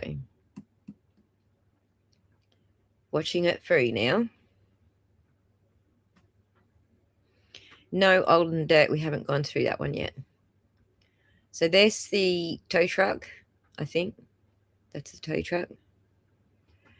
Right, did you see that jump cut? Now we've got the tow truck coming in. There's another jump cut there. And then we got the dudes, because their their headlights are still moving on the snow. They are very close behind them. And there's another jump cut. There's the other car coming in behind them. So we've got at least 4 jump cuts in this video where this jumps. All right? We can see them visually. We're all seeing the jump cuts, aren't we? Compope says that her light goes on 14 seconds before and after. That means that your range of trigger motion is set further out for your light than your actual camera, which is the proper way to set it up, by the way. So yeah, so you've got like settings on your light and you've got settings on your camera, and you can set your light to trigger at a further boundary. If you want to see some of this, like Abby and I did in Exact Vision with this exact camera, the exact camera from Sallyport, we did this experiment, setting the boundaries that are within the camera's trigger view, because you can draw different boundaries where you might not want your neighbors coming and going from triggering your devices. So you might draw a box around or a shape around your area that excludes movement at your neighbor's house. So that's what you do with your light. Your light will have a further sort of range than your camera does. So if you've got it set up professionally, that's what they did. I'm confused. How can it know to start recording? Well, I just gave you how. It's a further range sensor. So the light's range is set further away than the camera's closer. So the light goes on first. When that range is triggered, something's in that range. And then the camera comes on when something's in that range. Or it could be timed. Some systems are timed. So the light's connected to the camera. So the light does the triggering. And then the camera comes on. It knows that what's triggered the light is further out of range than what's useful to the camera. So you have a professional set it up. They know what their equipment ranges are, basically. So anyway, moving on. Oh, you're talking about car. Well, there you go.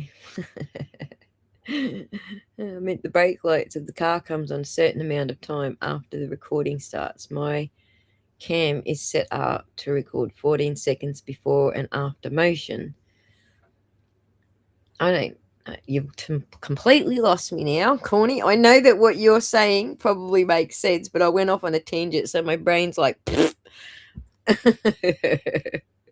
Anyway, wonderful that it got what I was saying about setting up your ranges. Anyway, so back to this video.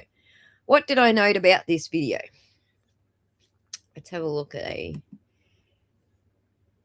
representation. What else did Adam's question? Hang on. Adam said something else and I shared it just to answer that question as well. Oh, the jump cuts. He can actually see the jump cuts. Right. So while we're looking at this, we might as well talk about that. So this video is not as obvious because the jump cuts are portions of seconds. So you wouldn't probably have noticed the jump cuts here. But what Adam is saying, and we'll show you a better video to demonstrate it, is that when you see that jump cut happen right here in the video, you can also see it happen right here in this bar, whether they match or not, because mine's reading Australia, local, and then I set the option to server local minus, which sets it to -4, which should be -5. But when you see that jump cut happen, you'll see a jump cut happen here. And that's because the play bar is just doing its smooth action thing as if it was a play bar, but it's not synced with that. That is synced with that. Following? That jump there will be shown here, but you won't see the cursor do a jump because it's still doing what normal play bars do. You won't see it do a jump, but you will see that do a jump. They are two separate, they're not connected, those two. All right. They kind of are connected, but I'm trying to explain it in a non-techie way. So pretend they're not connected. So you can see that and that will match, but this won't do a little jolly doink. All right. But only stores during, okay. You're still catching up. So that was Adam's other question. Why is it he could see that jump and he could see that jump as well? Right? Because I was actually asking him, like, do you mean that bit jumping or do you mean that bit jumping? Because these two are coming from the same data. This one's just the converted time. This is the MPEG local time converted to local time. And then this one is how far through that stream it is. So this data is written in that stream. So it is following the stream. It is going through the stream in consecutive order. Follow? Capiche? So hopefully that answers Adam's question, like in a visual demonstration. Now, moving on. What else have we got here that was worth? Oh, yeah, like let's go through what I found in the data. This is going to be over here. I did a little list and posted it up for everyone to see. It was actually a bit bigger list than I was planning to post, but I was like, yeah, I'm going to sleep in 2 seconds, so I'm just posting what I got. and I'll worry about what I posted tomorrow. Share this screen. Quick coffee in between.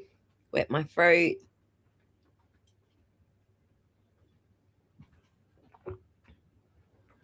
So long as I don't forget to wet my throat, I won't be coughing in your ears. Zoom up on that so you can see it. So this is the interior Sallyport back wall. We got it as an MP4. Whole reason I just showed you the Bev video is because it wasn't played in court as an MP4. It was, in fact, played through that player that I just showed you. So before we go into which video we're looking at, wait. That's probably the smart move. Show you which video first. I downloaded it from the file share. Are we still in the file share? Yes. I forget where the fuck I found it. It was it logged me out. I fucking hate this shit.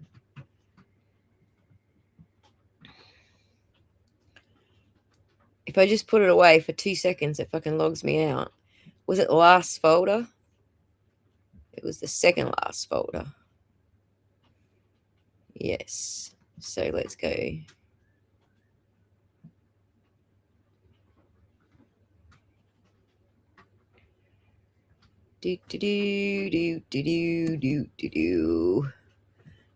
Share that screen first, just so you see what we're talking about here. Then I'll come back to what I found in it, all right?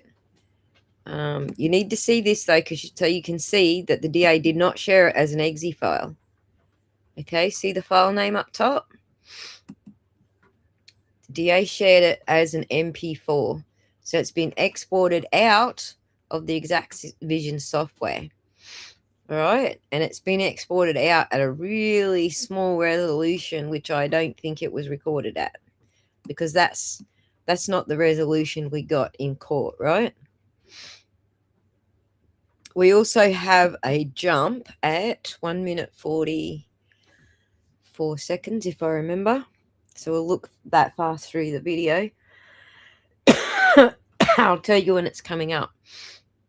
It's the opposite to a jump. It's a 3-second pause. That is not in the court footage.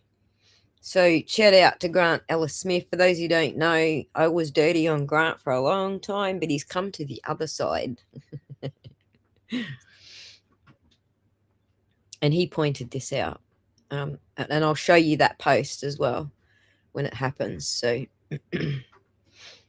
every single glitch you see here where you got apparitions and all this shit going on, it has a binary representative. Okay, it's actually written in the data where you can see these visual glitches. So what I'm saying is they're not compression artifacts. That's what I'm saying. Oh shit, it's coming up. All right, so when you see him come back around, open that door and head out the Sallyport, that's where you'll see the 3-second pause. Freeze. It's a freeze. And I actually measured the frames. They're copied frames. They're there. They're all separate frames, but they're identical frames. I haven't hashed valued the frames yet. So right here. Do you see it? Right. So shout out to Grant Ellis Smith for catching that one. And he plays them side by side. But anyway, the point of this is to show you that it is an MP4. It's not an exe. So if you just double click, it'll just open in a player. And if I try to open it in Exact Vision, it says, no, don't know that file. Fuck off. All right. So now, share this instead. Here's what the binary tells us so far. Quick coffee break. Hang on.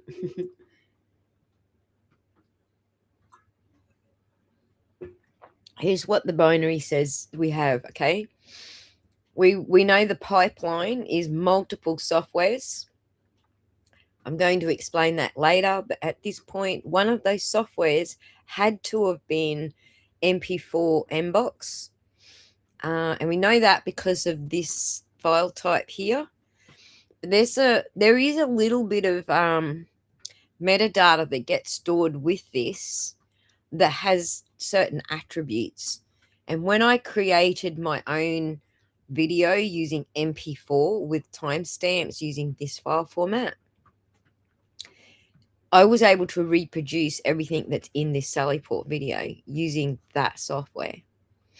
So I just took a little bit of, I can't even remember what video I took, and I invented a little timestampy kind of file, and then I merged them together and produced an MP4, just like that one that we're studying, and we ended up with one of those. But we also ended up with other shit in there, which I want to show you when we get there. There's other shit that's hard coded into that, which overrides the defense's ability to do certain things. So we'll come to that, and this is how I discovered it, by recreating using that software this sort of output and matching the values exactly how they appear in the DAs. So that's how I came to the conclusion that this is probably the most obvious contender for having exported that file, not Exact Vision. And it wasn't responsive to the FOIA request because I didn't ask for freeware or open source. So that's why I was being sarcastic there. Nice dodge, Colleen. That's also why I opened the program with explaining to you what I did and didn't ask for in the FOIA request. And then the pipeline is not consistent with Exact Vision. It doesn't do this shit. This is completely foreign.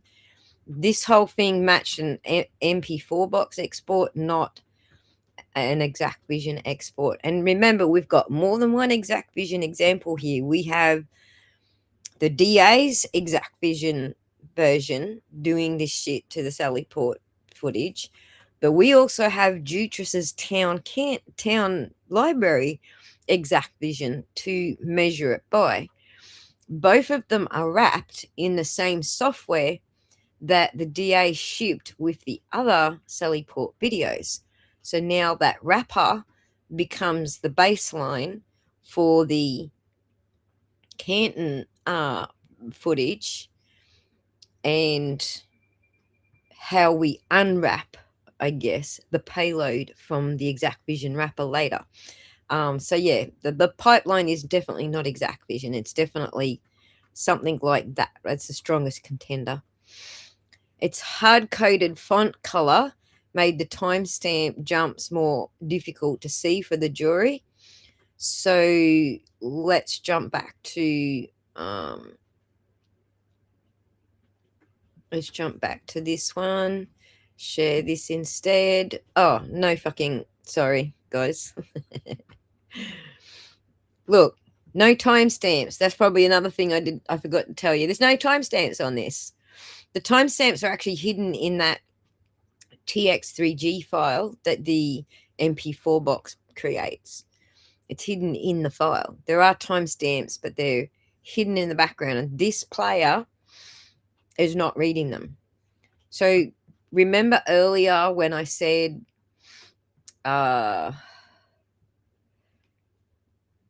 some players just read the basic information from the first bit of the file, and then they take it as on face value. That's how the file's played, and they will just play it through.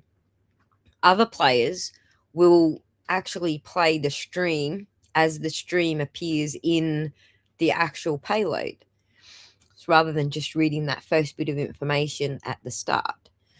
So that's the difference between two types of players, and that's what this player is doing. It's just going, I'm just playing the file from what's written at the header. If it were a proper player, it would be showing you the timestamp. And I can just show you that both both of those players. Like, let me give you a demo of what I'm talking about. Let's open, this is the easiest way. Let's open it through, let's go here. I'll open it 2 ways and then I'll play it to you both ways and you'll get what I'm saying here. I've forgotten where the fuck I put these files. Forensic, that's it there. All right, Sallyport. All right, I'm just going to double click it because my default player is QuickTime. Now, let me share the QuickTime with you.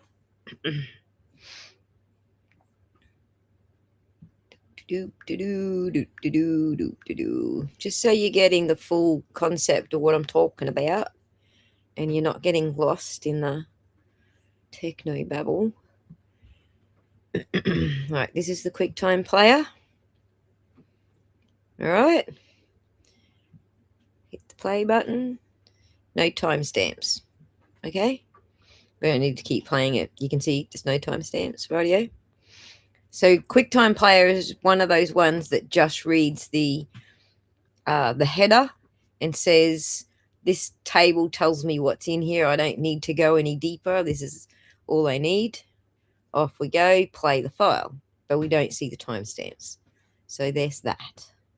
Now, you keep watching, see what else you notice while I set up the next one.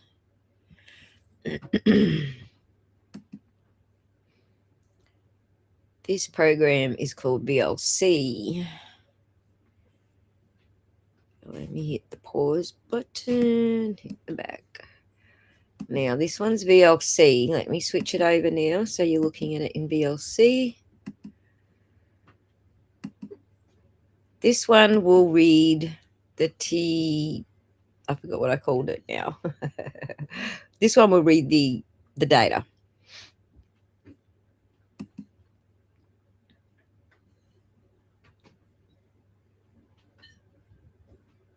Or not. Hang on.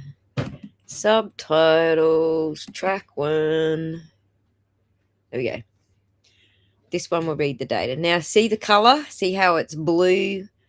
It's very hard to see. There's not a lot of contrast between that blue and what we're looking at.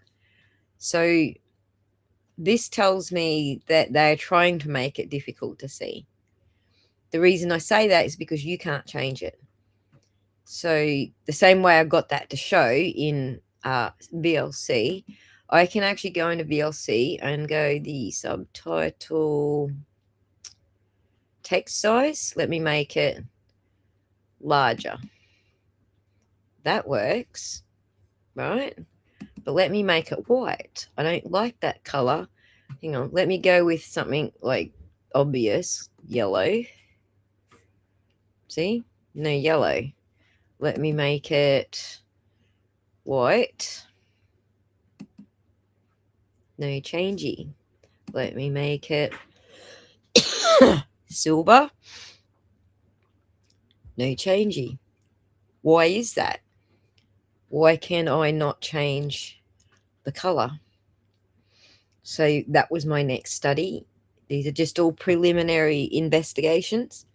I'm like, why can't I change it? Turns out it's hard coded into the file.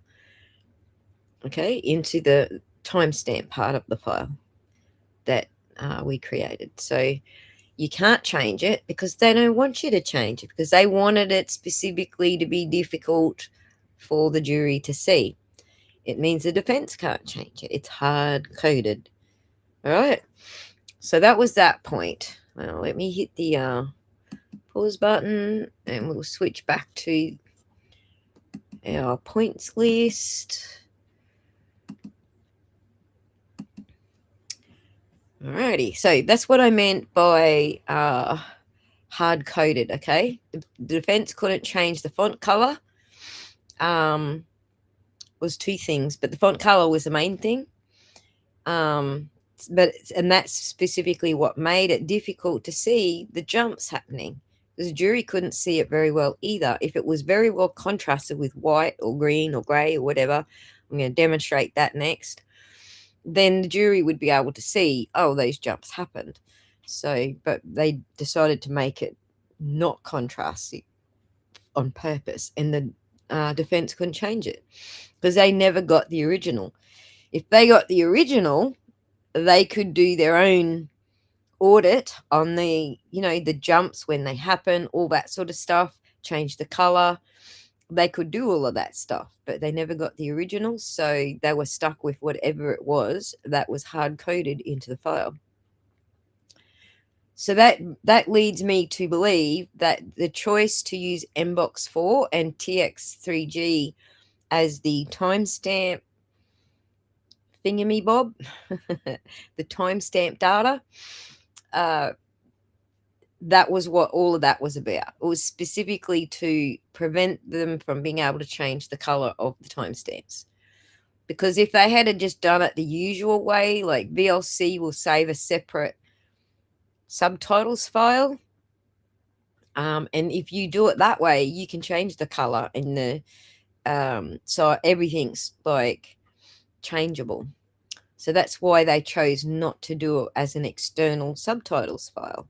They chose specifically to use MP4 box because that was the only way they could prevent the defense from showing a more legible recording.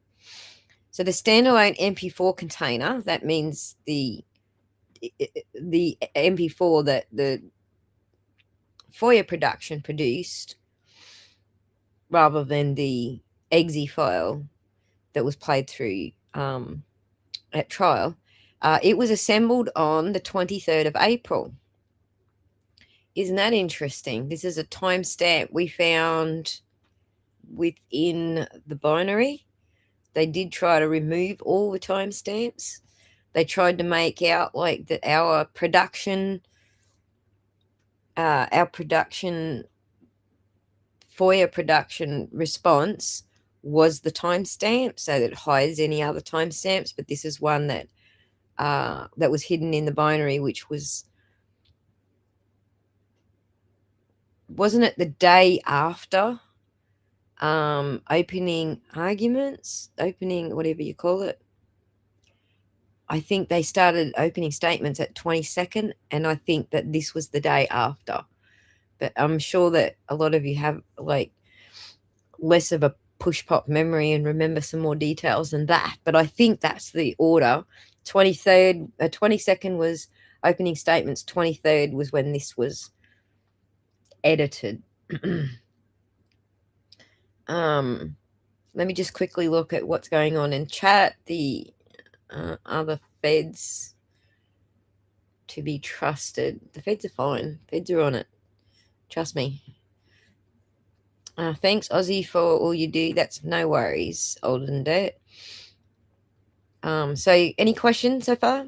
I haven't confused anybody yet with information. All right.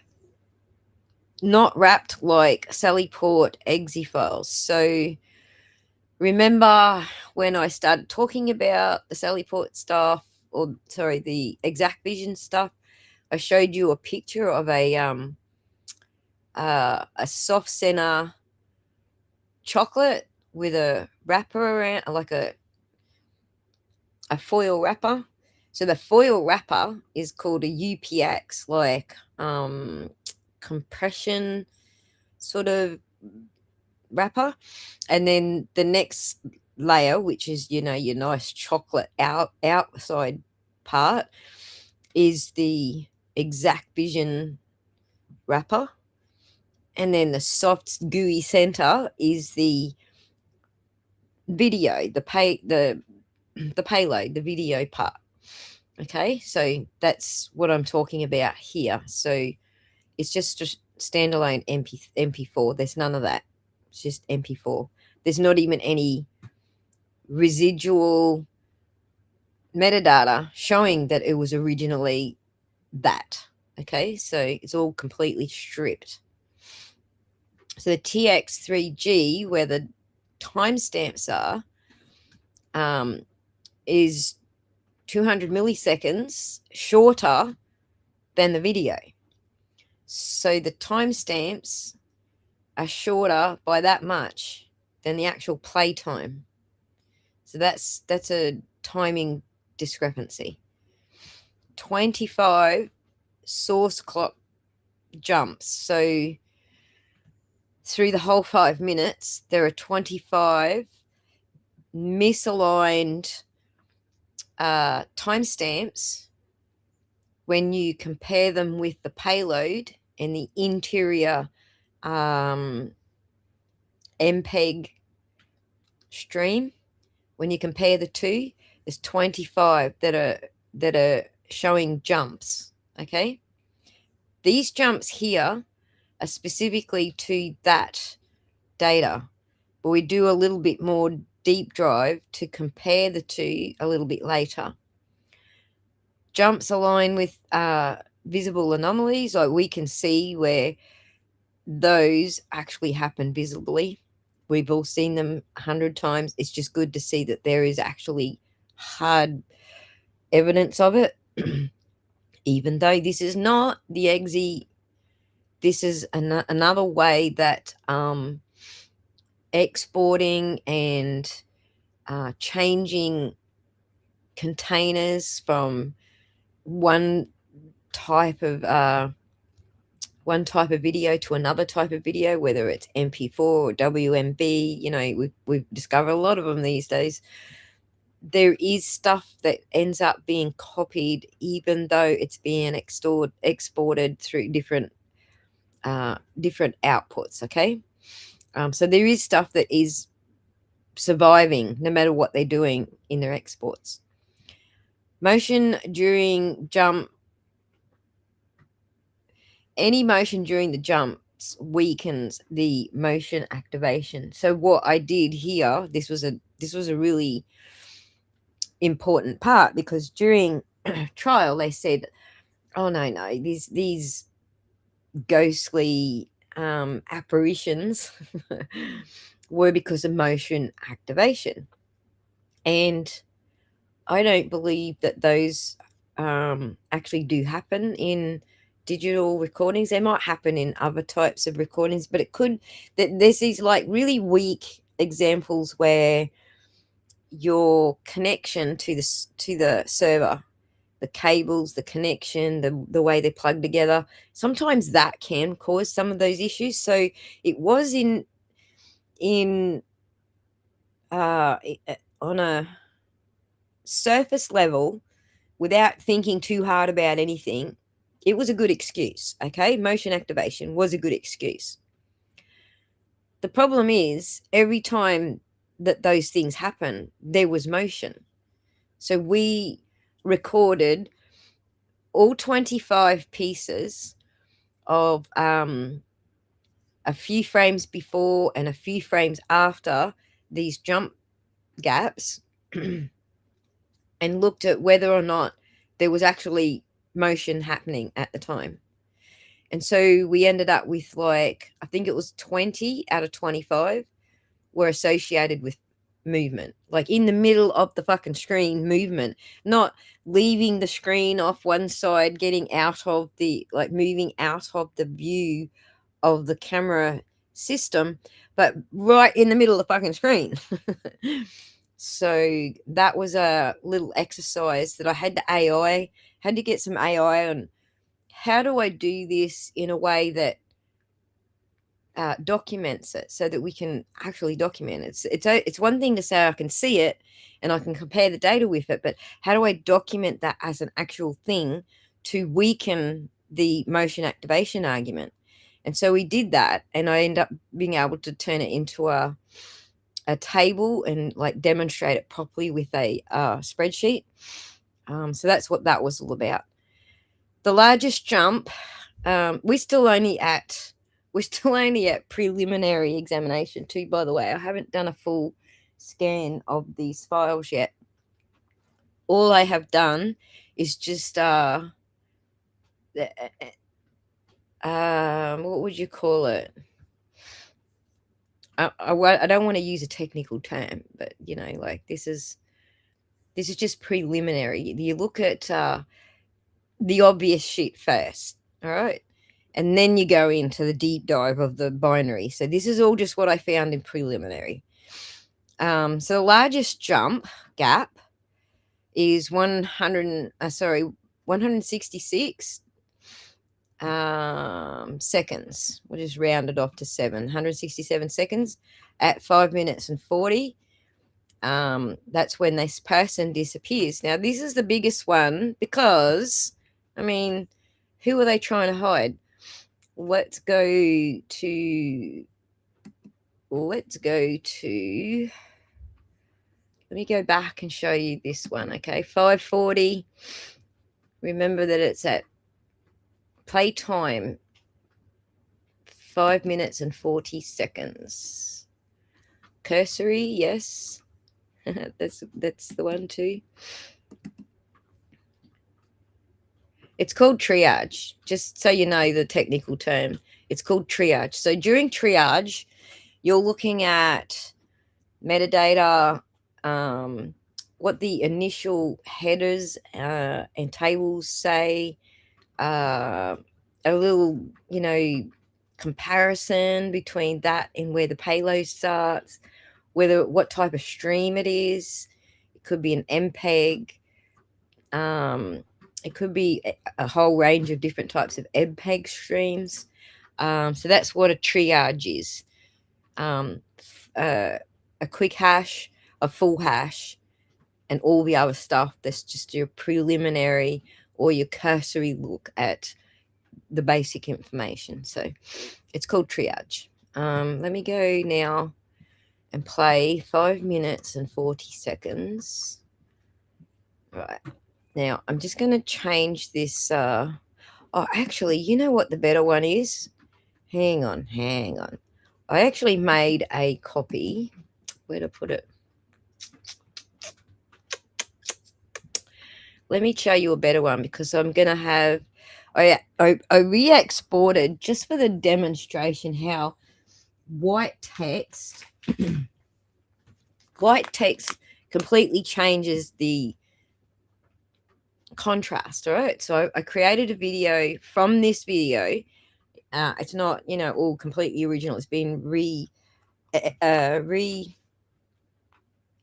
why is the shit's falling out of my head again? It's re-exported separately, so it's not an original video. It's just a copy. All right, let me find it. Did I do it in app? No. Fuck me. Where's my files, guys? Obsidian. That's right. All right. Let me do a little search in here for MP4. Because I know it's here somewhere. There we go. New timestamp. So let me open that one with QuickTime this time, just so you can see that it's now burnt into. Now it's now burnt into the image or every frame. The difference here is that you can't remove it now. I guess you could do a couple of tricks, but I'm going to switch it over to this one where I burnt it into the video permanently now. There we go. This is now being played in QuickTime. So now QuickTime doesn't read subtitles, right? But I have now burnt it in. I burnt this clock into the actual frames now. So they're part of the pixel. They're part of the same pixels that the image is, okay? Remuxed. Thank you, Michelle. You're almost there, but you, not I. It's remuxed, yes. So you remux the whole thing, which is, it's still a copy and it's probably still got some of the same errors or things in it. But the point of doing this was just to show you the difference when you can actually see the time. And the other thing I decided to do was to highlight from white text to red text whenever there's a jump. So this is the 25 jumps that I found. All right. You'll see it flash red every time. for every one of the ones that were detected.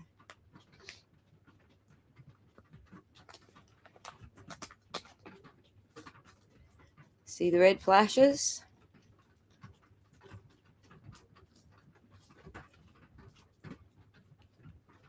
And there's another one. So now I'm going to go to 5 minutes and 40 just to show you the biggest gap in the entire video.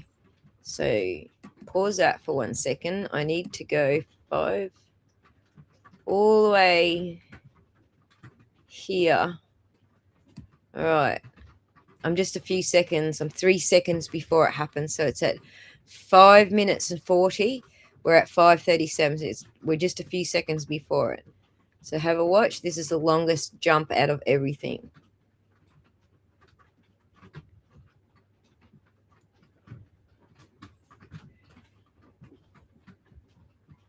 What do you suppose was there? Let me just go back a little further. What did they cut out? This person. Watch. He waves. Hooray. I think it's him. Pretty sure it's that color hat. I mean, yeah, it's that one with that color hat.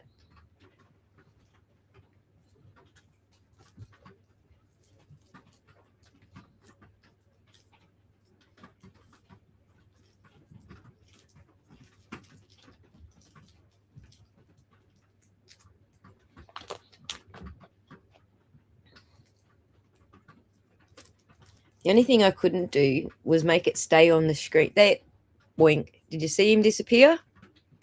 Oh! Who are they cutting out of the video?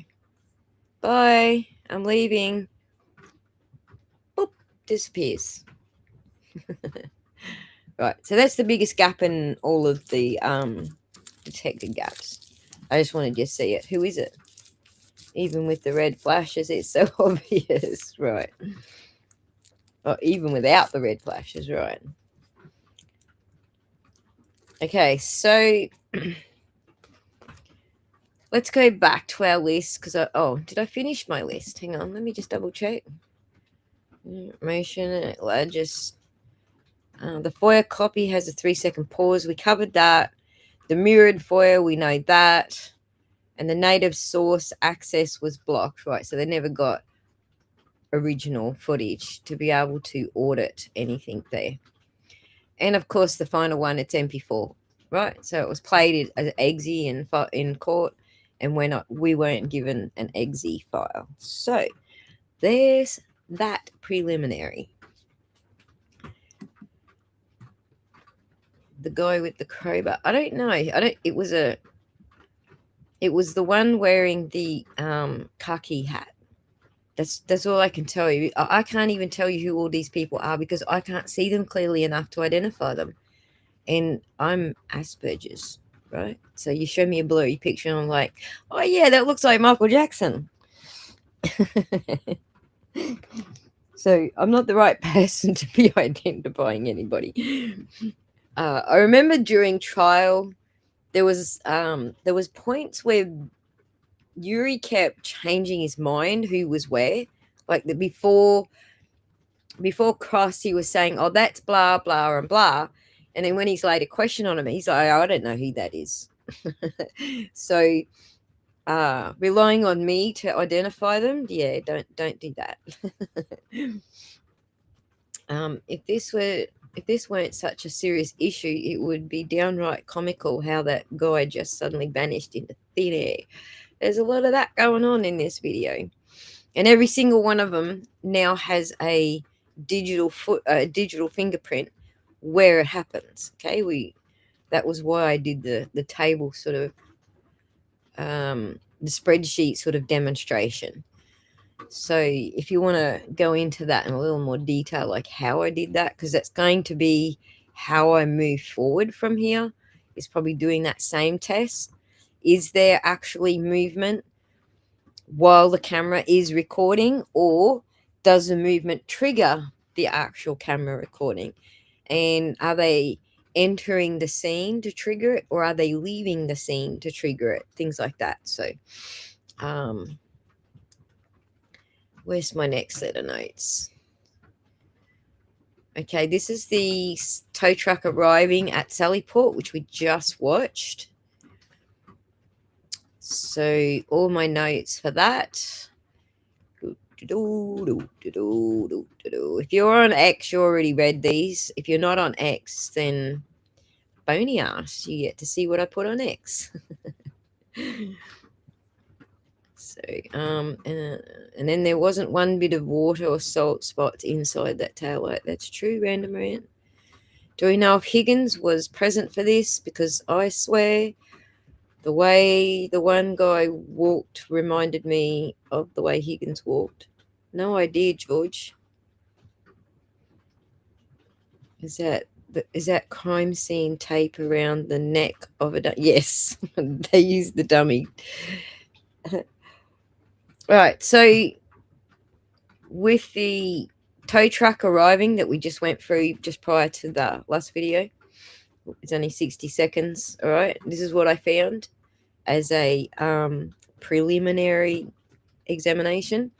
We have 28 seconds removed from a 68-second clip. That means that 40% of that video is missing. So there's a timing irregularity between how much video is actually there and what the internal timing says is there. There's 40% missing. I haven't gone through this binary to say, oh, that's a stitch mark or anything like that. And also remember, this is the exe file. So this is a completely different file format that we're looking at. We've got to get inside the wrappers and the wrappers and the wrappers and find the payload so that we can analyze it. I haven't got that far. This is just preliminary, okay? On the outside, it looks like there's 40% of this video missing. File name is 1730, 1 hour later than Barros's logs when the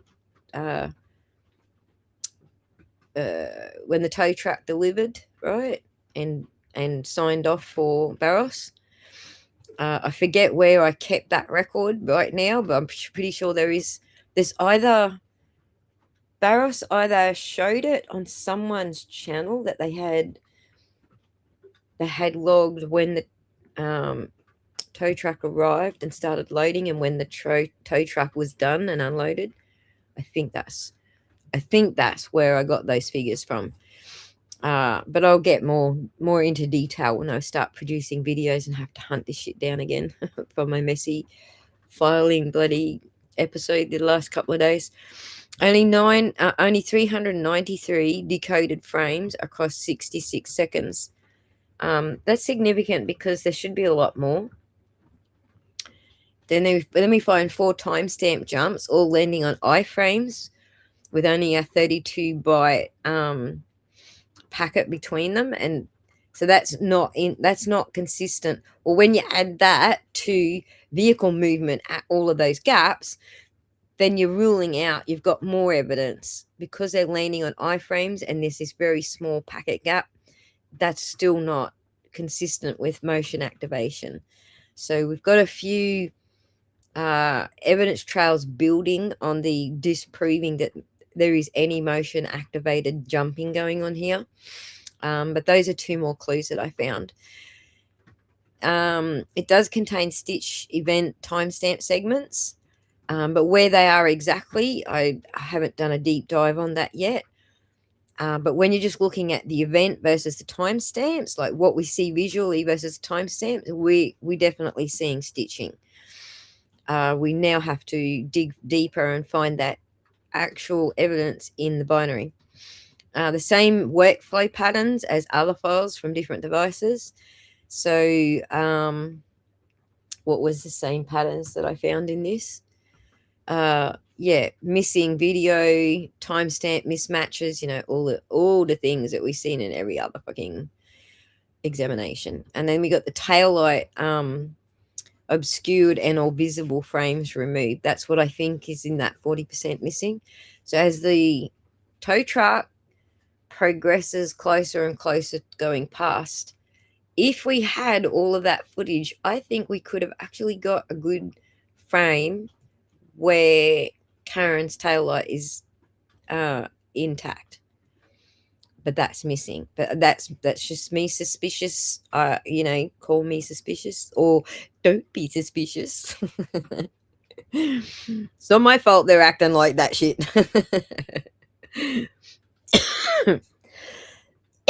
Also, remember, I just dried up again. Hang on a second.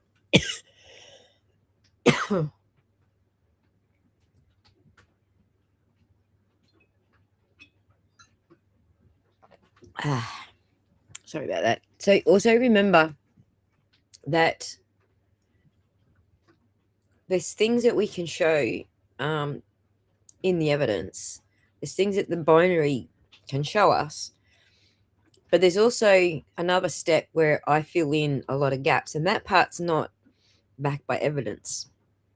Okay, the file itself is the evidence. My suspicion, because they're behaving suspicious and all that sort of shit, isn't backed up by the evidence. The evidence is just saying this file has these problems.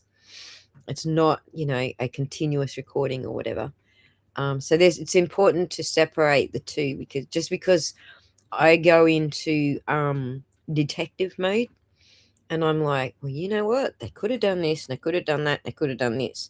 There are 3 options that they could have done. Let's find out if there's anything that backs any of those possibilities. So I'm just working like a normal detective would, Since I know they lied about blah blah, let's look at Ruru. That doesn't mean that I find data that 100% proves it, if that makes sense. So, all right, so that's where I'm up to in my examination so far. Let me talk about, I did the PS, I did the .ps thing, but what I haven't finished with the PS thing, let me just finish that. That's all I've got for findings. It's just those 2 files, one exe file, the driveway camera, and the one MP4 file. I do have some preliminary tests on comparing things that I noted in the driveway exe, comparing it with, say, the town Canton, because that was exported through ExactVision. Does the wrapper behave the same no matter which one exported it? Do these patterns appear in the town Canton? Do they appear in this one? So I'm just going through process of elimination right now and just comparing things.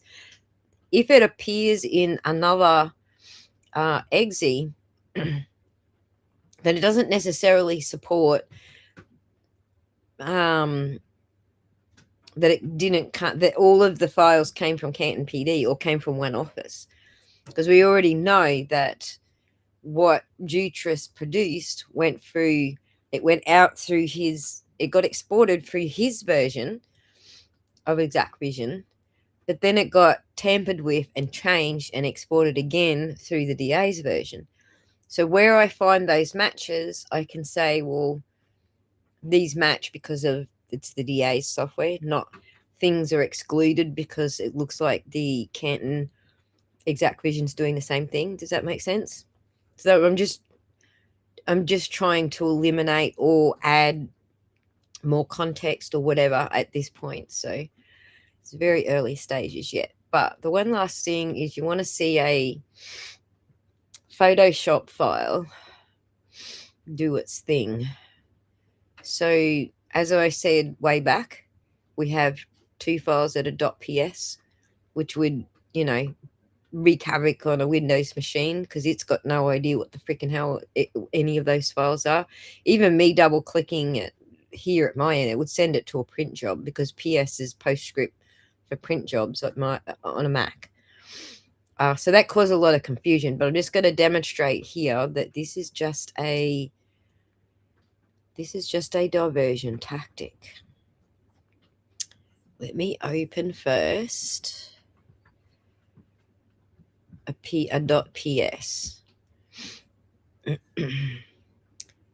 document. So I might as well show you. Hang on, I should be showing you on screen.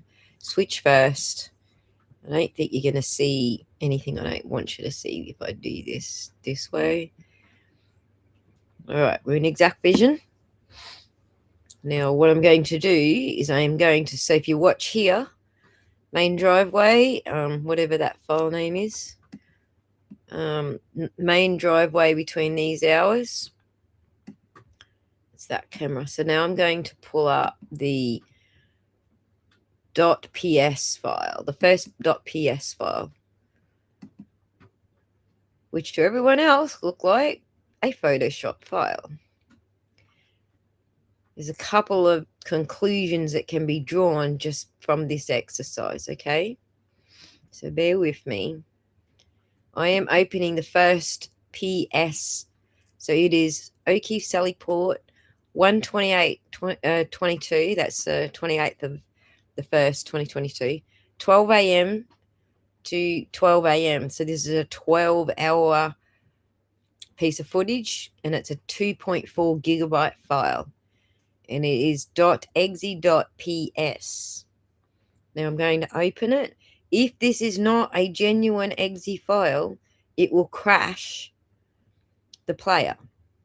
If this is a print job file or a Photoshop file or anything, you know, PowerScript and a Windows machine file, if it is any one of those, it's going to crash the player because it's not a video, right? Make sense? So now open. It's doing its thing. Or it's crashing. No, it's a 12-hour video, so it took a moment. Voila. You see? It's the video. It's 12 hours of video. Right? All the way through from... Actually, you know what? I actually can't switch the time on this one. I get local or GMT, and that's it for this one. I cannot switch it to server time, like Canton PD time. The server being where the exact vision thing lives. I can't switch it to that. It's blocked in this wrapper. But anyway, this is GMT. I think it's -5 GMT. So if you're -5 from that, you're around midnight somewhere.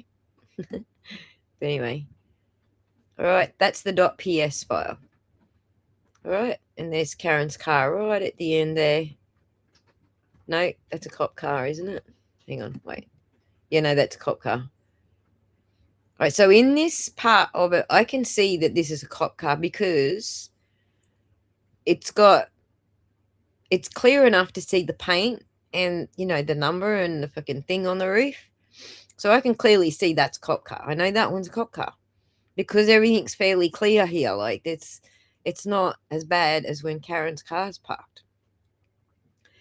But I'll get to that in a second. Right now, I just want you to know that this is playing. This is a .ps file. It's playing in here. On top of that, let me see if you can see it authenticate. So up the top in the top menu, you've got tools, and there's an option there for authenticate. When I press the authenticate button, it goes and reads the hash value, the file name, and everything that happened at export to tell us that it's either... Oh, you can't see it. I am waving it in front of you. To tell you that it's exactly the same file. So this was exported as a .ps for some stupid reason, right? It's a HMAC... SHA, so it's 256 bit SHA hash value, and it's authenticating it. If I change the file name or anything in the file after it's exported, this will fail. I can't show you what this is because it's in a different layer of Windows or what I'm sharing with you. Trust me, bro. It is authenticating. All of the .ps files do authenticate, and they play all the way through. So this is just a deliberate obfuscation, obviously. I mean, I don't understand why you would export as a .ps. Like, what the fuck does that mean for mankind? Other than the fact that you're trying to pretend this file this file is not part of what you should be looking at. So this particular one doesn't have anything interesting in it. I think this one was just a diversion. Or we just try, we have to have a couple of files that just look dicky because whatever reason, I don't know. See, it still tells us it's an exe. So this was obviously packaged as an exe, but when the export was done, it was a .ps on the end. So GMT, oi, oi, oi. Shell singing AC/DC over there. All right, let's go next PS file. I think there's only two, but let me just check before I lock that in. No, there's 3 PS files. So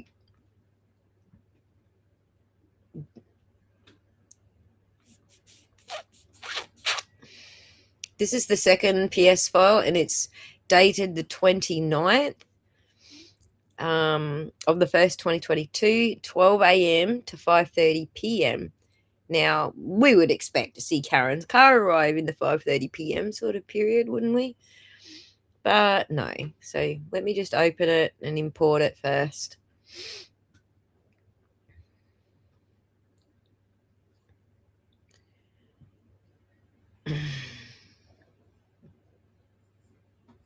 Well, Goose, 911 on the side of the newer cop car, cherry top and vent pane windows on older one. Yeah, I'm that old.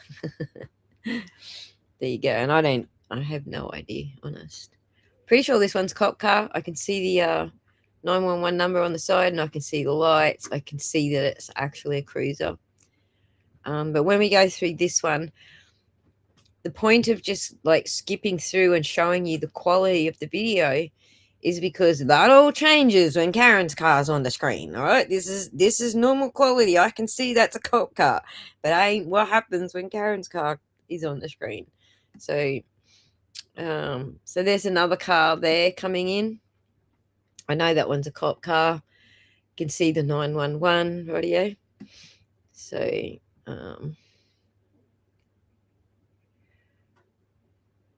there's a little, yeah, watch this. There's a little analog glitch going on there. I don't think that's normal for this camera.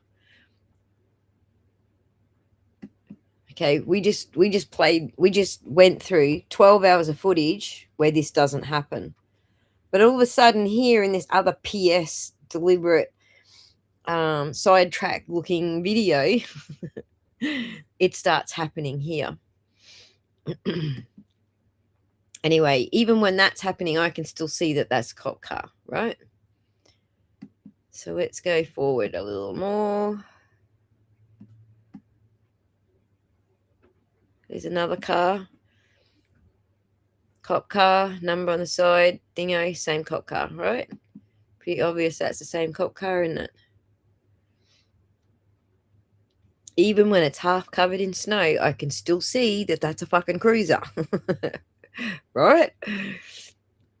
Here they are sweeping out the snow. There's snow dropping off the car. Now, this might have been where some of the snow on the floor came from before. But there's also another spot where it's not as straightforward, because I don't even know if it is actually a cruiser. And just because I'm saying it and I didn't actually jot down the timestamp, I'm probably not going to be able to find it again. Oh, was that it? Hang on. No, there's nothing there.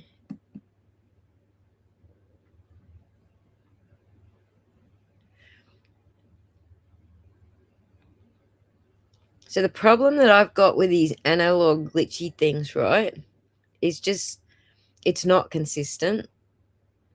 So if you've got no movement happening around that camera at all, it should be like the last 12 hours, right? It should be looking, I think this one's at night time, but it should be looking very similar to the other ones. Very, very, very little interference. Nobody's bumping cables or knocking, hardware equipment around or whatever. There's no particular reason happening here in the video view that it should suddenly become worse for no reason. You could, if this camera was in another building to the Equivision server, you could then say, well, weather might impact the connection between that camera and the server, what it's recording at the server end. But they're in the same building, they're protected, the snow's not affecting anything. You could have, possibly thunderstorms that spike the power, I guess, and creates this sort of thing in analog recordings. So this is really inconsistent with an analog camera glitching out, just from my experience. But there's other people I've never dealt with. My experience doesn't include security at a police station.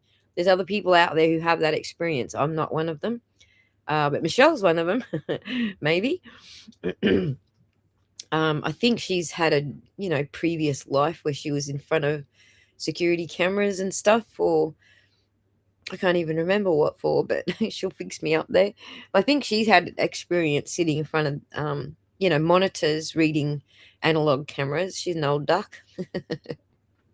You can slap me later, Michelle. She's a little bit older than me, I'll put it that way. She's not an old duck. Anyway, so yeah, someone who's had more experience dealing with these cameras, especially the analog style, I would probably listen to them before you listen to me. I just don't think this is consistent.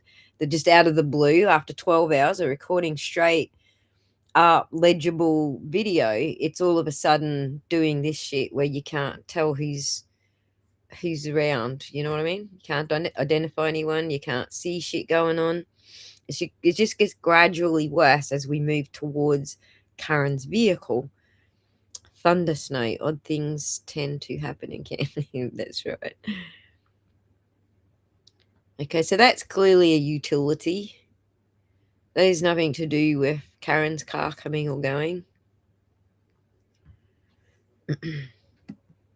So let me just see what else. Oh, that's someone's pulled in the other way, so that's clearly a cop car. I can see that's a cop car, right? There's the thing on the roof. And they generally have like a bull bar or something on the front. And I don't think Karen's Lexus has a bull bar or anything on the front either. Oh, you guys don't call them that. I forget what you call them, nudge bar or something. Here in Australia, we don't nudge shit. We just run over fucking bulls. So they're called a bull bar. But anyway, there's that one. I'm pretty sure that's a cop car. But you can see it's gradually getting worse as we're getting closer towards that afternoon 5 p.m. time, 5:30 p.m. time. We're getting gradually worse as we're moving towards that time of the day. So on both she's both an old duck and CCTV monitoring.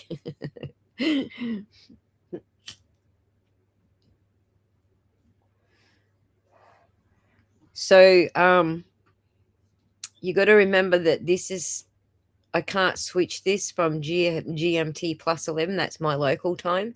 So this is actually the 29th, as the file suggests, the 29th. And you've got a minus 11 hours from that.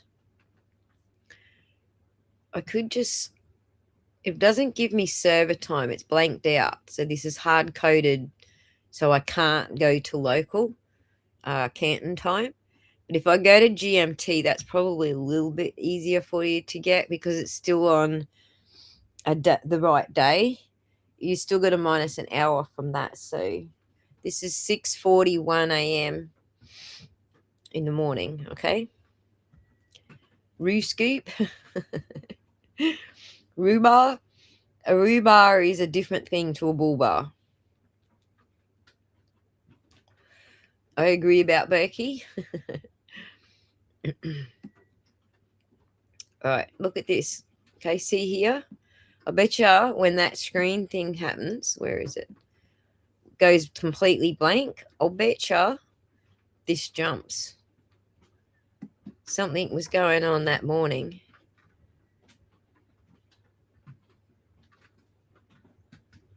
It didn't jump.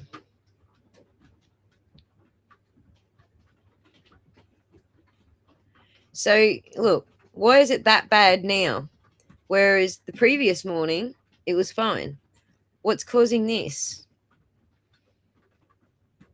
So if you want it to look natural, you pick two other files, you make it appear in two other files, then it looks natural in the one where it counts, right? It just seems to gradually get worse and worse as we get towards the accident period and the putting it in the Sallyport period.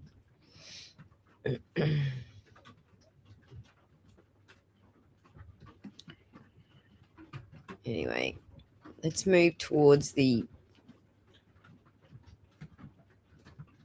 All right, so there's another cop car. I can tell that's a cop car. Now we're back to, we can distinguish that that's a fucking cop car, right? Oh, who's that in there? I think I just spotted he.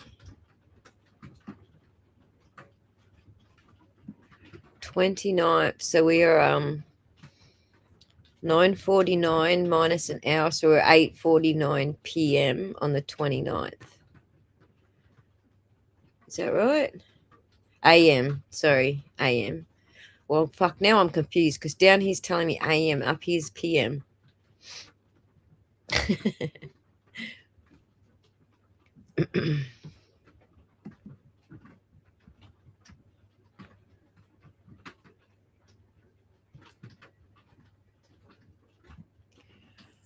Anybody else confused?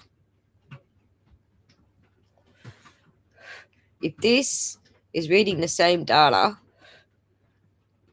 from the exe wrapper that this is reading, sorry, not from the wrapper, sorry, from the MPEG PS stream. If they're both reading from the MPEG stream, this one's just converted to GMT.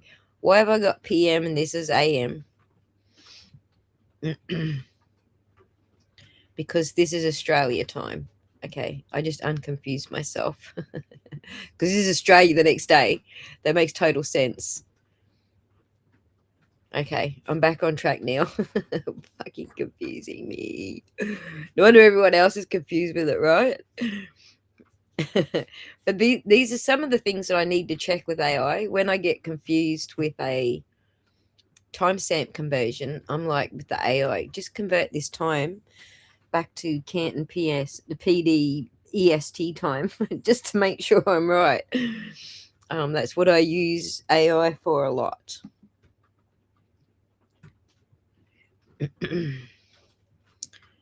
Now, we're moving towards 9:49 p.m. on the 29th. So this is after the car has arrived?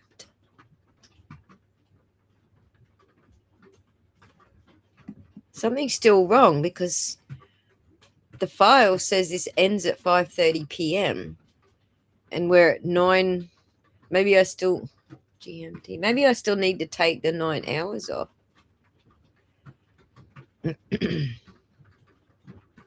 11 hours from that makes this 0, 2, 9, 10, 11, 2. That makes it... See, that doesn't even match. Oh, it makes it 2 in the afternoon, maybe?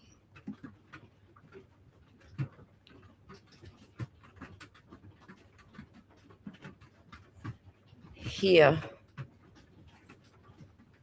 Something happens here where I think it could be Karen's car. Let me think. This is oh look, I'm confused with the fucking timestamp bullshit, okay?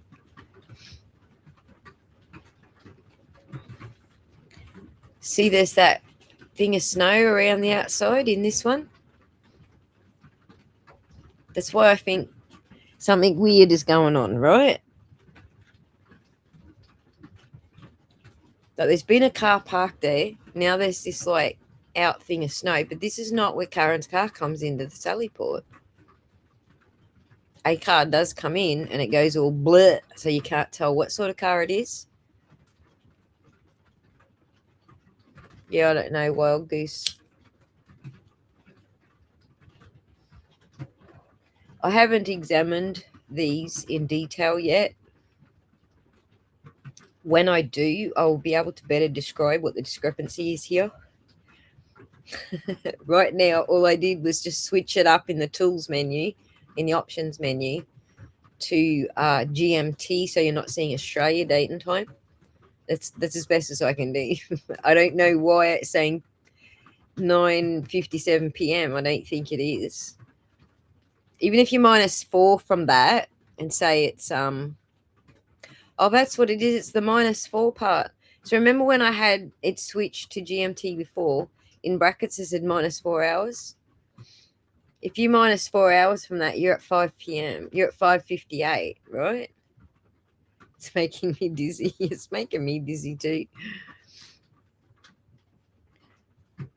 I need to analyze this file. Like, I haven't gone into this one in any detail, so I can't tell you why GMT timestamp, like the OSD is completely different here than it was in the other ones. So I can't tell you why.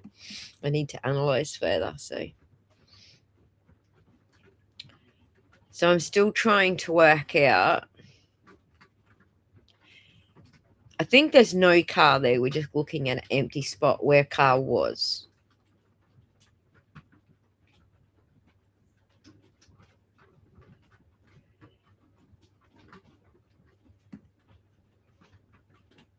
And I'm absolutely sure. Yeah, look, we're just going to fuck out right here. Watch this. So anyway, you can see it's gradually getting worse. It's getting really, really bad, right? On the 29th here. So if I'm correct, we're at -5 hours. We're at 5 p.m., 5:06 p.m. here. That's what I think that timestamp's saying. We're at 5:06 p.m. Because when we pick up the other one, it's at 5:08 when Karen's car's brought in. Let me switch it out now.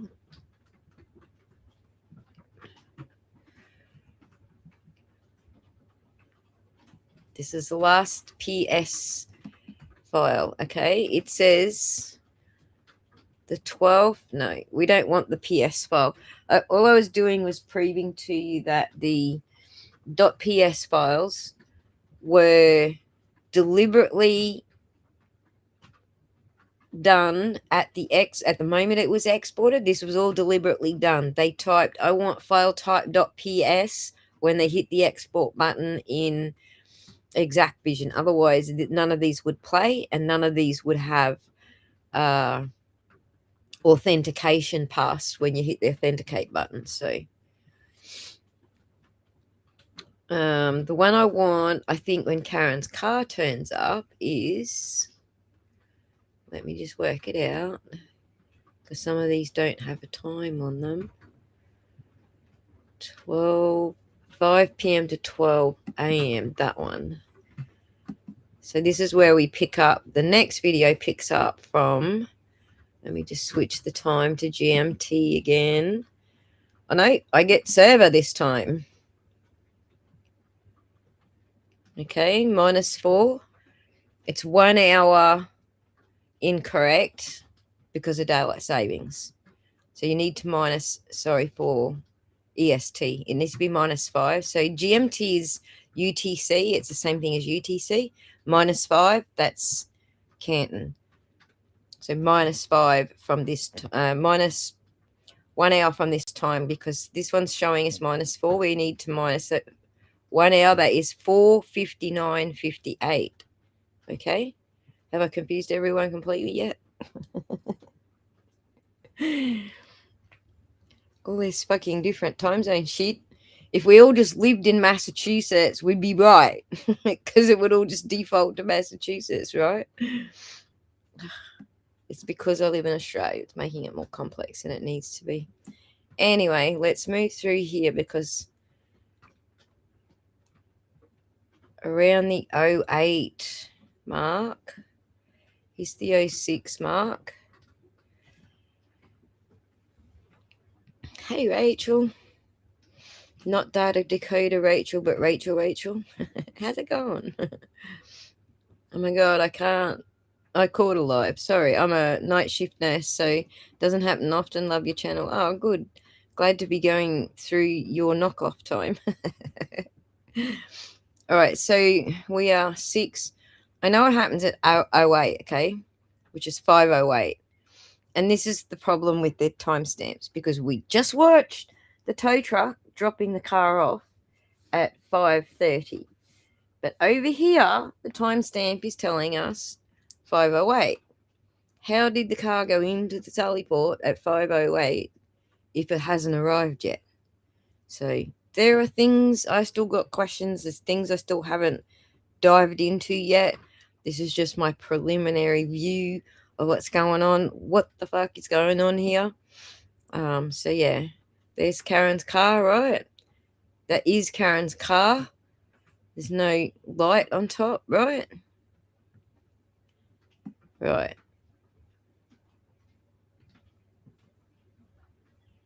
$5:06. I need to make this screen a little bigger because I don't think it's going to change much for you, but I just need to be able to move the playtime thingy a little bit better. There we go. It's about to be driven in, okay?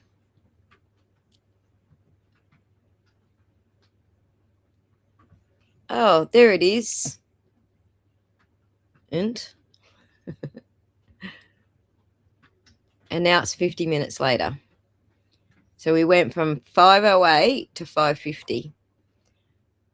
So we know it came in at 5:08, which is 30 minutes earlier than the tow truck driveway video. And this is another Colleen Crawford mess up. She accidentally left the 5:08 timestamp in there and then quickly went, oops, cut out everything else. Well, I think she needed to have that segment of the car coming in and then the jump to 50 minutes later. And that's not you can see people moving around there. That's not a sudden motion sensor thing happening, because the car drives in, that should kick the motion sensor off, but we're looking at it for hours before it kicks off. So we know this one's not motion censored. This is an old analog continuous record. That's how we got 12 hours of staring at nothing in the previous ones that we were just looking at. So I don't think it was unplugged. I think you're giving them way too much credit, Corn Pope. I don't think they thought about this until after. That 50 minutes that's missing was removed a year or so later when they got all their story straight. I don't think they had a straight story at this point where they were actually in the doing this live with the camera. So I think you're giving them far too much credit there. Good theory though. I'm not ruling it out. I'm just saying it's just giving them way too much brain power theory credit. Sorry. I can't believe Noon has interviewed the person who towed her car yet. Oh, no one. I'm reading Noon. No one has interviewed the person who towed a car yet. Yeah, I don't know. Pretty sure that might be under depot. Dighton to Canton is about 30 to 40 minutes in good weather. I believe a 5:08 arrival, not 5:30. Correct. So she screwed herself over here, and we see Colleen doing this constantly. In the was it Pequisite Farm? Yeah, it was Pequisite Farm. She tried to edit the Pequisite Farm footage. She fucked it all up because she went from blizzard fucking snow to completely calm and no snow to completely blizzard. And then all of a sudden you realize that that's 4 minutes after Karen's car went past. So there was this, I could show that. I could actually show you that. I did post it on X and everyone had a good laugh. Was Crawford in either trail? Kind of, Carol. Crawford was the person handling all the evidence and preparing it for trial. So you see motions where what they're gonna show at trial, or what was included in certain discovery packages, and you see Crawford's name all against those. So there was one specific motion that I recall very clearly was her saying to Judge Bev, the XYZ video will be clarified for the jury. So, so yes, was she a witness in the trial? No. Was she part of the exhibits and production? Yes. So anyway, there you go, guys. That's my sum examination so far. I haven't gotten into the binaries. I'm still triaging all these files, trying to reconcile what I'm triaging, because they just fucked everything up. Like, it's really hard to follow. When I think I know what happened here, I'll get so I've got AI installed locally, so I don't have to spend online tokens using it. So I'll get the AI locally to go through the files and examine whether what I think happened is actually reflected with any of the headers or anything that I can find in the files. And when it finds something, then I compare it with what I found and where I found it. So I'm getting closer to a sort of a re-examination, but I'm not at the binary, let's examine the binary yet stage. But that's my preliminary. Wait, you didn't show us what you put on X. Yeah, I did. I showed you both posts, but I think you rocked up just a little late. So, I got to have a giggle about this. Just to wrap up, I want to do some giggles. Let's do some giggles. So, according to the aunties, they think, I'll play it.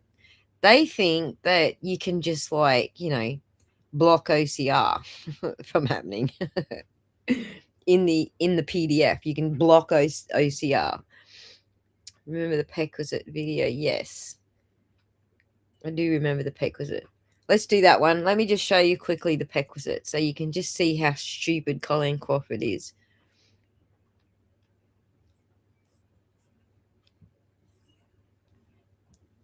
The problem is I just rearranged all my files. I don't fucking know where Pequisite is.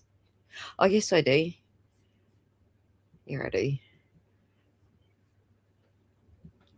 Yeah, not that one.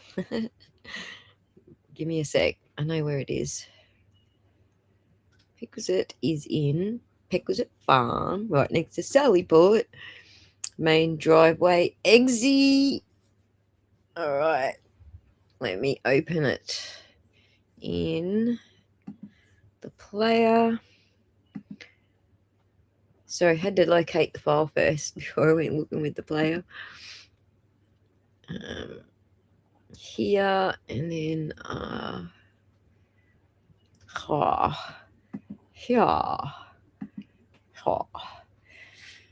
hit me with a timestamp to go to Compo. Let me get server time up. I think this one's fine with server time. Yes. See again, -4. You just get GMT -4, not 5 for EST for Eastern Standard Time. So this is going to be 4:59 a.m., not 5:59. So -1 hour from this timestamp. Let me I think it's like here somewhere. Whew, there it is. Something a little weird happens here. So some of the weirdness, like, look at that. Where the fuck did that snow go? blizzards don't disappear like that. And I don't think it's a motion sensor thing, right? Because you're talking here. This doesn't look to me to be inverted. So when I say inverted, I'm talking like the infrared night vision kind of deal. So when you get night vision, like see this black window shade, that would be white. Some things would stay white, but these black colors would go white. And this bush would be what, like it goes kind of grayscale mostly. So I don't think this is a night vision kind of thing. And look at the blizzard. Look how thick the snow is. And then, boink. What the fuck is that?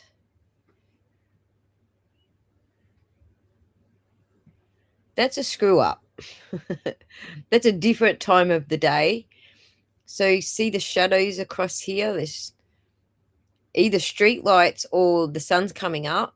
And this is, early hours of the morning. And the sun's coming up. But the snow did not stop that fucking sudden. All right? That just didn't happen. And then you watch a little further. Boink. Oh, my God, it's snow again. Now it is night vision. And I'll show you how you can tell.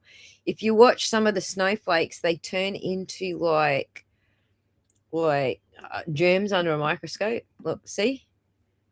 Oops, did you see them? There was a whole pause there. But some of the snowflakes turn into like little germs under the microscope. So yeah, we didn't just suddenly stop snowing and start snowing again that heavily, okay? That did not happen. And this is all 4 minutes after Karen's gone past. So whoever did that, they missed Karen's vehicle. They were trying to do it to remove Karen's vehicle. They fucking missed it by 4 minutes. So, wah. Thank you, Corn Pipe. We got it. Thank you for giving me the times too. Sure, just seems like magic, doesn't it, Reg? I think this is also inverted. Do you not enter? Yes, it is also inverted. So when I showed you guys this video, put it on my channel, I flipped it the right way. So you're actually seeing the direction that Karen's car's coming from.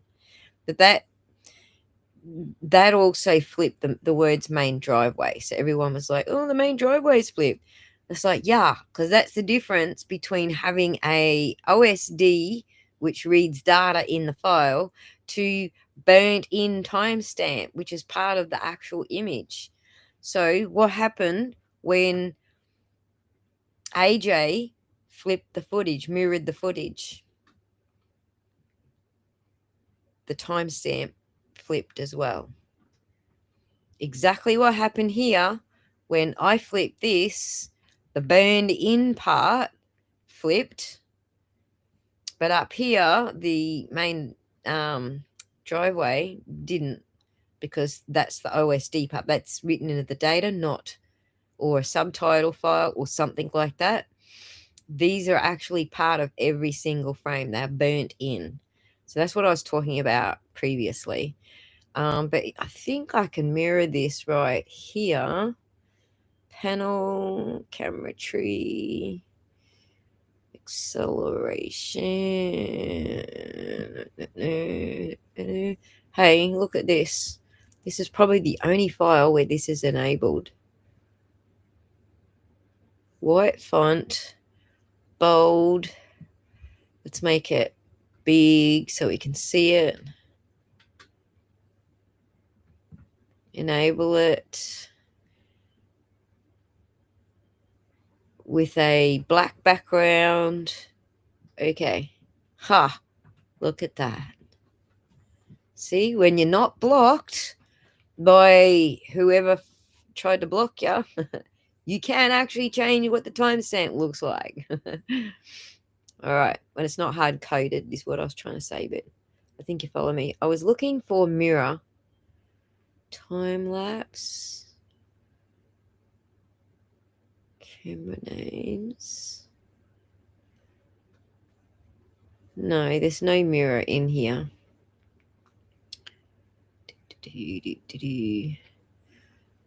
It's not in panels. Camera tree, that's that. Full screen, go to time, font, video acceleration, and hardware decompression.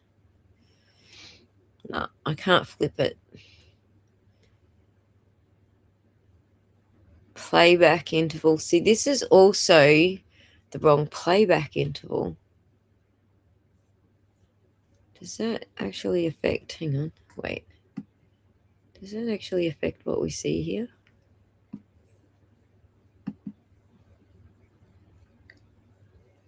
I've got it on real time. It's actually shipping by default. This exe is shipping by default on 1 frame per second. So I just want to see if we see more frames because I turned it on to all the frames. Ha. We got more frames in that. So when I extracted the frames using software, I want from this time point or this frame number to this frame number, and I extracted them all. I got all of the frames, but we actually weren't seeing all of the frames because of that setting. And so this is another thing that we've got a problem with in the other files. We're blocked from changing that from 1 frame per second to real time in the menu. So it's under options, time-lapse playback interval. You got choices of 0, 1, 2, 5, 15, and real time. If I do real time, 15 seconds time lapse, so it's 10 frames per second. So we're going to only see, it's going to be a bigger gap, okay? Way bigger gap. So let's do that.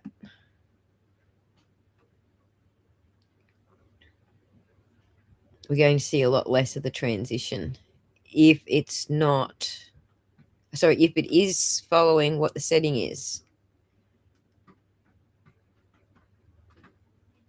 No, that's still real time. So no, it's hard coded. It's not following the times. It's not following the playback interval.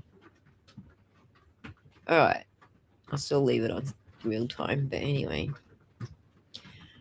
oh, go to bed, old lady.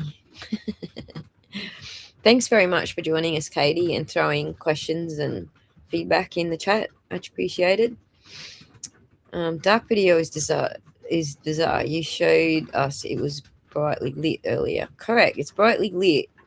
Well, Goose, it's perfectly normal for fucking 12 hours solid the day before. All of a sudden, Karen's car's coming into the fray. It's all over the freaking shop and completely blank screen with, you know, a couple of static lines. It's bullshit. Thank you, Rach. I love you too. And I don't mind being brutally honest. It's part of Asperger's. So sue me. Sue me for being Asperger's. Wasn't it 1258 12? Yes. Okay, I already read that. I think this was also inverted. I read that. Okay, we're good. We are caught up. Any questions, class?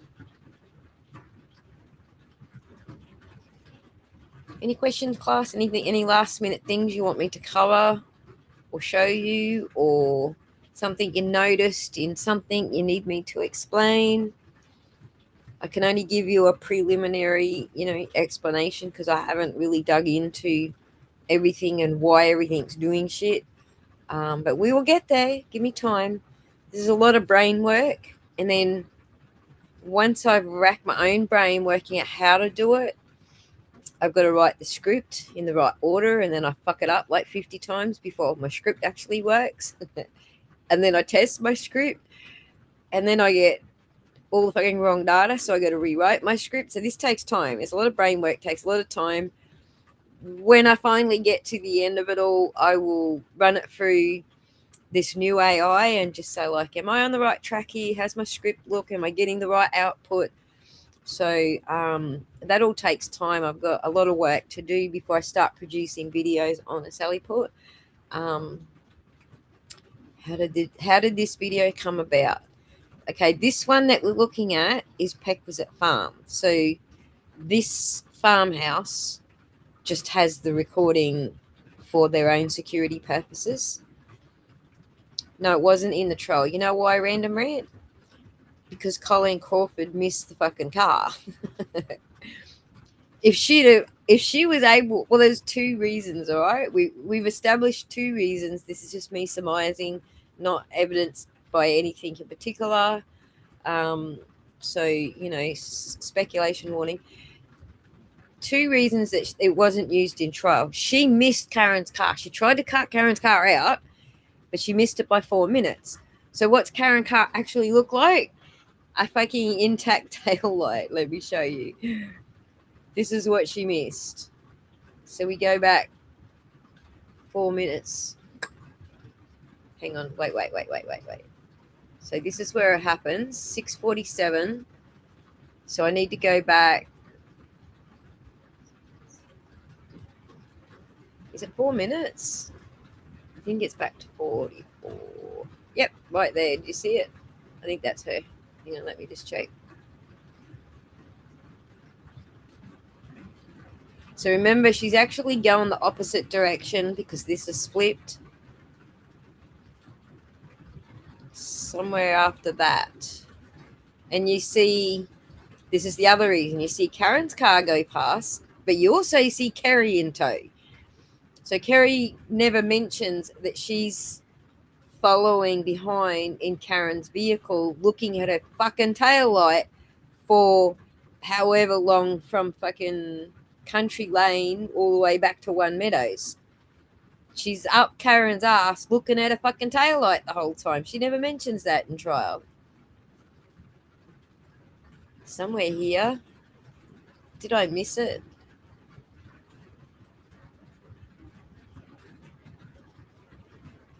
Because we're getting closer back to the 47 where the glitch happened. So I must have not gone back far enough. Hang on. Yeah, I didn't go back far enough. Wait. 6, 5. Oh, because I was looking at fucking... That's her there, I think. Hang on. No, that's before it. So let's just go back. I can't remember how many minutes before it was.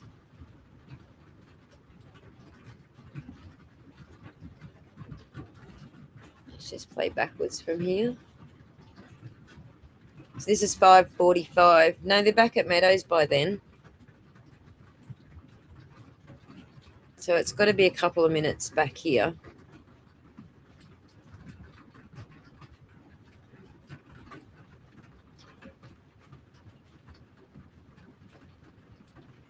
Oh, I think I just passed it. Hang on.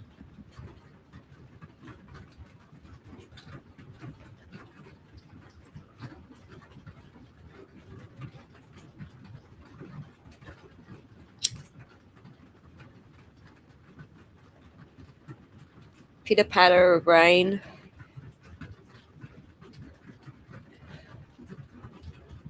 Goes with the snow effect, right?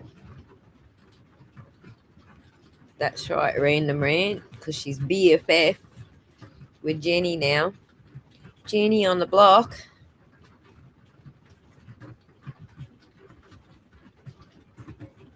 Oh, come on.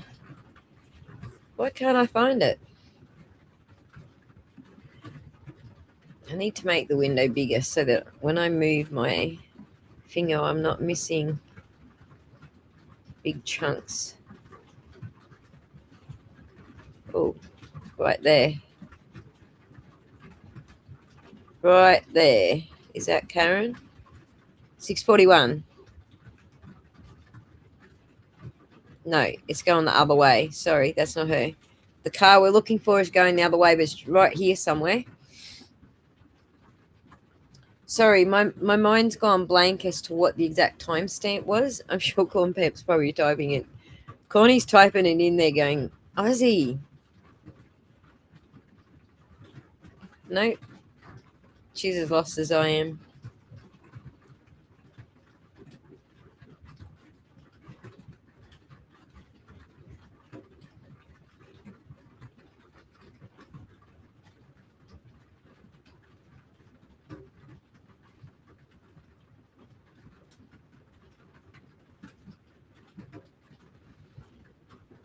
There we go. Is that it? Nope. It's 2 cars. And they're very close. And Kerry is so far up her fucking ass. Aren't you glad I didn't just post the whole video and go to this timestamp? I actually did clip it and make a video about it for you. So if you want to look, because I flipped it and showed it up close to show you that her tail light actually was intact.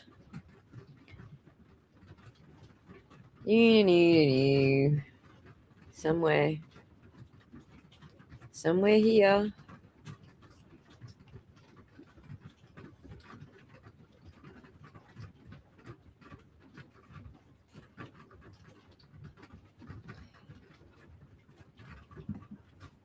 There they are.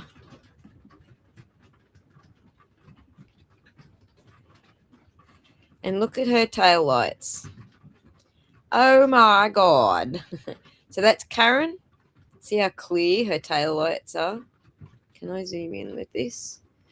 Zoom. Let me see what zoom tools we got in this stupid player.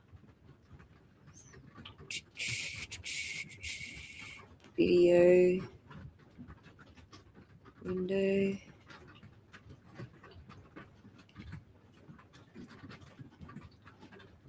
(16 by 9).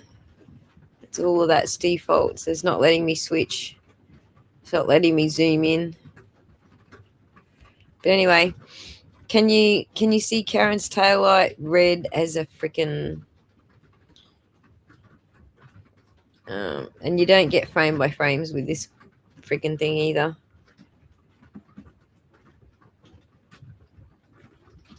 And there's Kerry up her ass looking right at the taillight. 6:43 for anyone who's looking for it. 5:43 for anyone who's looking for it. It says 6:43 because only minusing 5 hours. It needs to minus another one for EST. Where are we? I lost you all. Oh, there we are.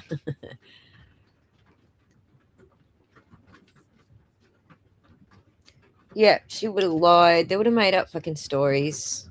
So, I think Rachel Jackson couldn't ask her because when it comes to cross, you can only cross on what Direct asked. So if this video wasn't shown, he couldn't ask her that question. So if it didn't come up in cross in a Direct, he can't ask it on cross. He can't just pull out random new facts on cross. He can do it on his case in chief, but I don't think he wanted to call Kerry back on his case in chief, like especially after the first trial. So I think they were playing like the jury might see it as an attack on John's poor friend. So I think they didn't want to bring Kerry back for that reason. They didn't want to alienate the jury.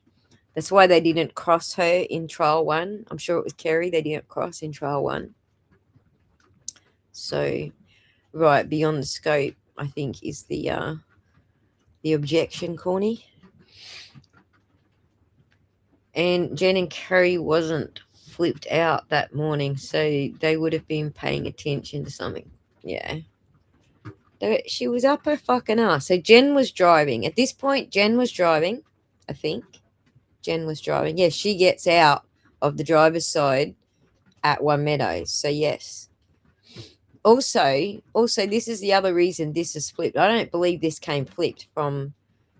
I don't believe it was recorded on a flipped camera. Like, sometimes if you put your camera up on the awning, upside down on the awning, then you would probably flip it because it would be recording backwards. So you'd flip it to make it look right. I think this was flipped later because for the same reason that Sallyport was, they want you to think that this bright red taillight is the driver's side. It's fine. You were not looking at the passenger side. So, screenshot it. For what reason, Wild Goose? To post on X.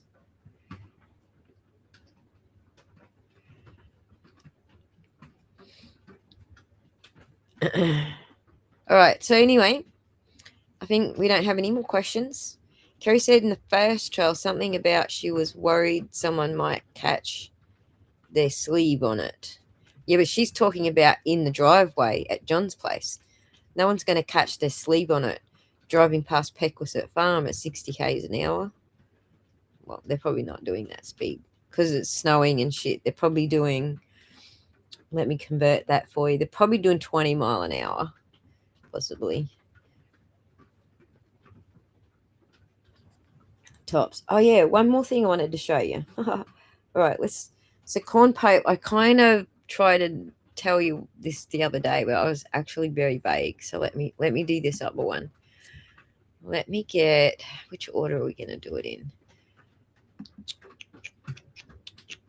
Town of Canton topographic map. All right, so anybody who's built a building, right, knows that there's a thing called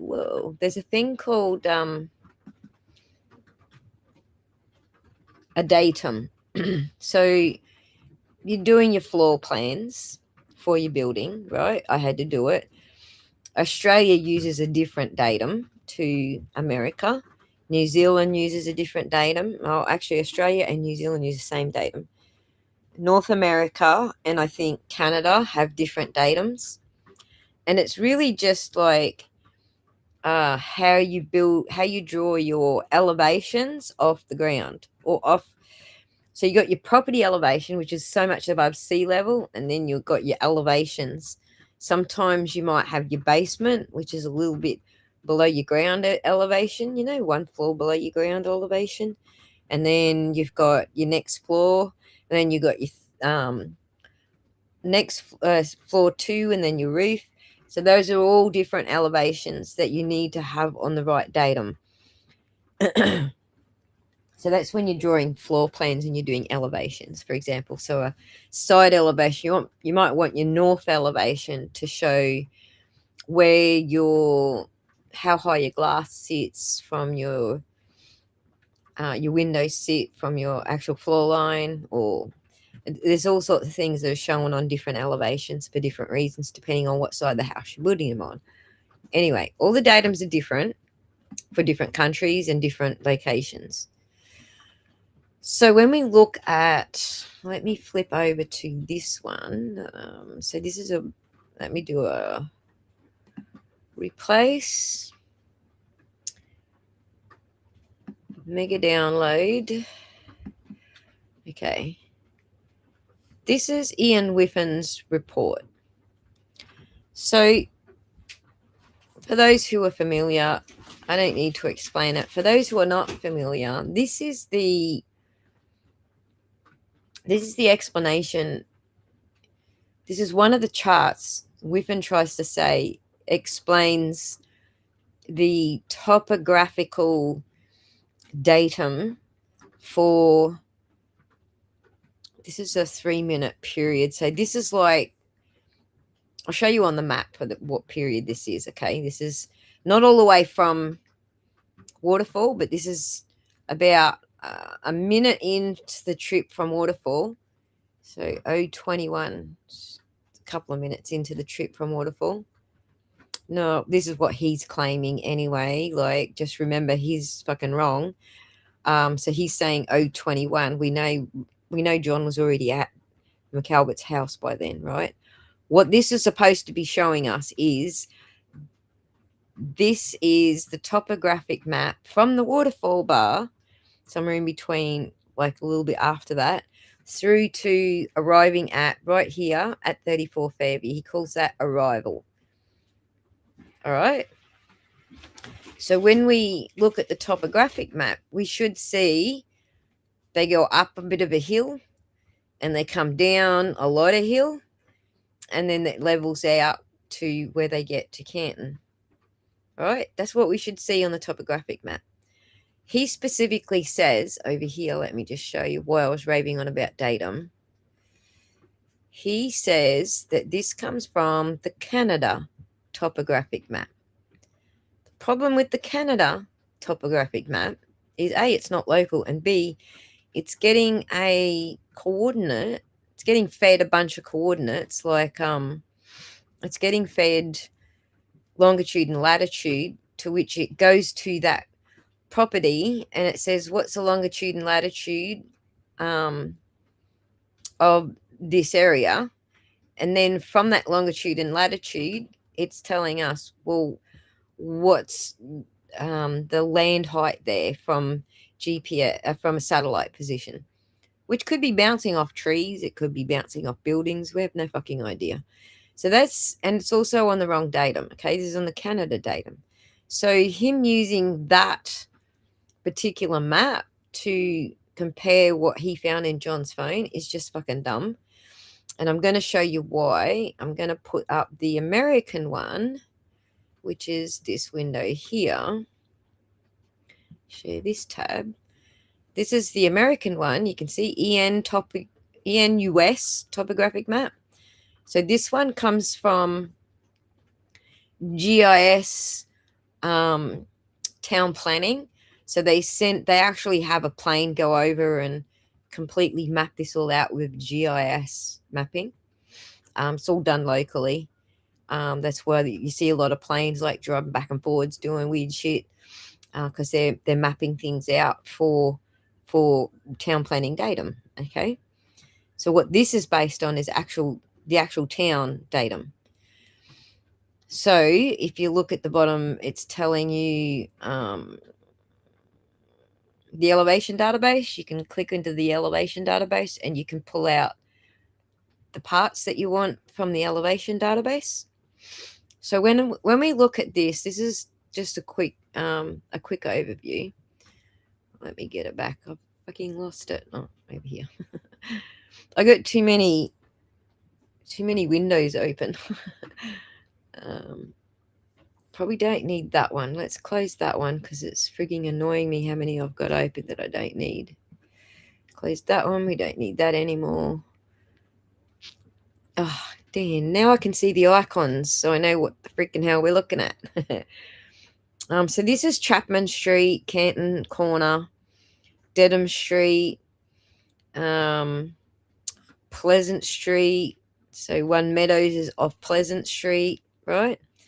So Canton Junction, Chapman. So somewhere in here is Waterfall Bar, right? But I'm going to take just his 3 minutes, which he says is along here, along Dedham, and maybe getting into that area where, I can't remember if it's there or there, getting into that area where they actually live. But just looking at the colors, you can see what's uphill, what's downhill, right? Red is the higher parts. Blue is the lower parts. Well, we don't have any red here, but we do have a orangish, like a dark orange maybe, into yellow, into green, into blue towards that area. So that indicates, just by color alone, that tells us we're going downhill. But you can get a little bit more specific and you can start clicking around on things. And so, there's Cedar Crest, right? So if we're coming along here and he says somewhere along here is the first.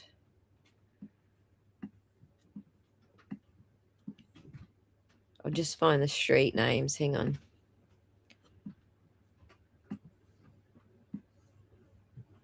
Chestnut is there. All right. Pinecone and Chestnut, right? He's got them on Oakdale Road somehow, which I don't think they ever were. But he says here, the first back over there on the graph, the first like uphill is right here. But if you're going in that direction, it's actually downhill. It's higher here. So if you've turned on a Cedar Crest and you're going along towards Oakdale and you're saying they're going uphill, the geographic map doesn't support that. It supports it going downhill. See, orangish downhill towards blue. And in fact, when you look at the entire trip, it's actually all down into a basin. So the entire trip from here It's all going down into a basin, into a flat base. A basin being like here, look, there's water body here, obviously, and there's a water body over here. So there's no fucking going uphill. They're going towards the water body in either way, right? So they're going downhill. But what I did was I jumped into the elevation database and I grabbed the data. And just on a strictly point basis, like I think it's like I think it's 15 or 20 meters. No, I can't remember the exact values, but just jumping in distance to where these points are actually plotted in that database. Let me show you a graph. I can show you the numbers, which will mean nothing to you, but let me show you the graph that I found. So I plotted them into, that's the smooth graph if you're driving, rightio. So here, so this is the jagged graph. This is just all the points that I could collect out of that database. So let's pop that up on the screen. Okay. Here's all the points I plotted from that database, all right? So we're at Waterfall Bar. We've got a point there, which is the highest point in all of the town. All right, and this is meters. I'm sorry, I should have done it as feet, but I think that's something like 110 feet or something off the top of my memory. You can do the conversion. 54.8 meters above sea level, right? But you come off this high ridge, and the next point is actually way fucking lower at the end of Washington Street. So you haven't even come off Washington Street before this high ridge goes downhill. All of the plotted points along the entire route are down, down, down, down, down, down, down, down. There is no fucking ups. Capiche? No ups. Now, if I was to actually plot this out properly as a car was driving, or that phone might actually record a car driving, that's this next picture. Let me just pop that up for you. So I just said to AI, here's all the plot points. Show me what a smooth driving motion would look like. We're not on a fucking dirt road like where I live with potholes and shit everywhere, all right? We're not jumping all over the place and jiggling. We're on a smooth fucking bitumen road, right? And from what I've seen everyone driving that road, it is smooth. Nobody's cameras are jumping all over the fucking place. They're not jagged. You're not expecting a jagged recording. You're expecting something a little bit like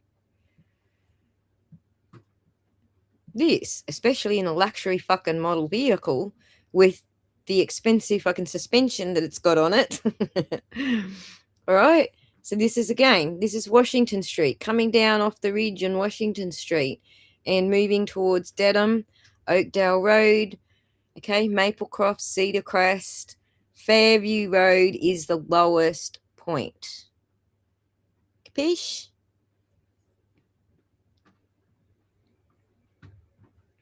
And brand new, right? Haven't told anyone else this yet. Haven't made a video about it. Haven't actually done anything. So now we know that that's what this looks like. All right. Let's take the 3 minutes of Whiffen's data, because let's go back to Whiffen's chart in a second, but let me just show you. His is kind of like this area here, okay, like from somewhere Oakdale through to here. So he's showing a hill and then a drop. All right, we don't see that in the data at all. There's no hill there, okay, because when you're coming down Oakdale and that whole area there just before Cedar Crest, that is actually one of the basins, and this is the other one, because you're almost at the water's edge by this stage, okay? That's why that's the lowest point, because you're almost at the water's edge. Whiffen don't have any type of degree in software tech, does he? Nope, not a fucking one. You said you tried to tell me this. I don't remember. Yeah. Well, maybe I didn't. In DMs, yes. DMs. Or I was going to and decided to do it on this live stream and didn't send it to you. I can't remember. I know I told Rachel and she was like, I have no idea what you're talking about. I'm sure if she has time to sit down and think about it, she'll be like, oh, I get what you're saying now. But anyway, this is just an easier way to explain it rather than trying to type it in there. So I think we're looking at like, this area here for Ian Whippen's data. All right. That's what it should look like according to US datum. All right. Now let's look at Ian's data again. Share, replace, mega. Where's he getting uphill fucking? And he's not just talking a little uphill. He's talking 10 fucking meters uphill here. Right? That's 40 meters up to 50 meters. He's talking a 10-meter rise. There are no 10-meter rises on that route at all. Not a fucking one. So don't forget, 1, she didn't take the shortest route. 2, she missed the turn and had to turn around. Right, wild goose, but there's still no 10-meter hill there. Nowhere. There's no 10 fucking meter hill in any of that data set. If you measure all the way from way back at waterfall, you could end up with a downhill of 10 meters between certain points, but there is no fucking 10-meter uphill at all. I don't know what he's not making shit up. Okay. I know what he's done. I can explain what he has done. All right. He's trying to say that his GPS points are accurate and the health kit is not accurate. And so because the health kit is not accurate, these data points are actually on the road to Fairview. They are in the car traveling because his GPS data points, they're accurate. But that's not how it works. He is either dumb as fuck or deliberately lying.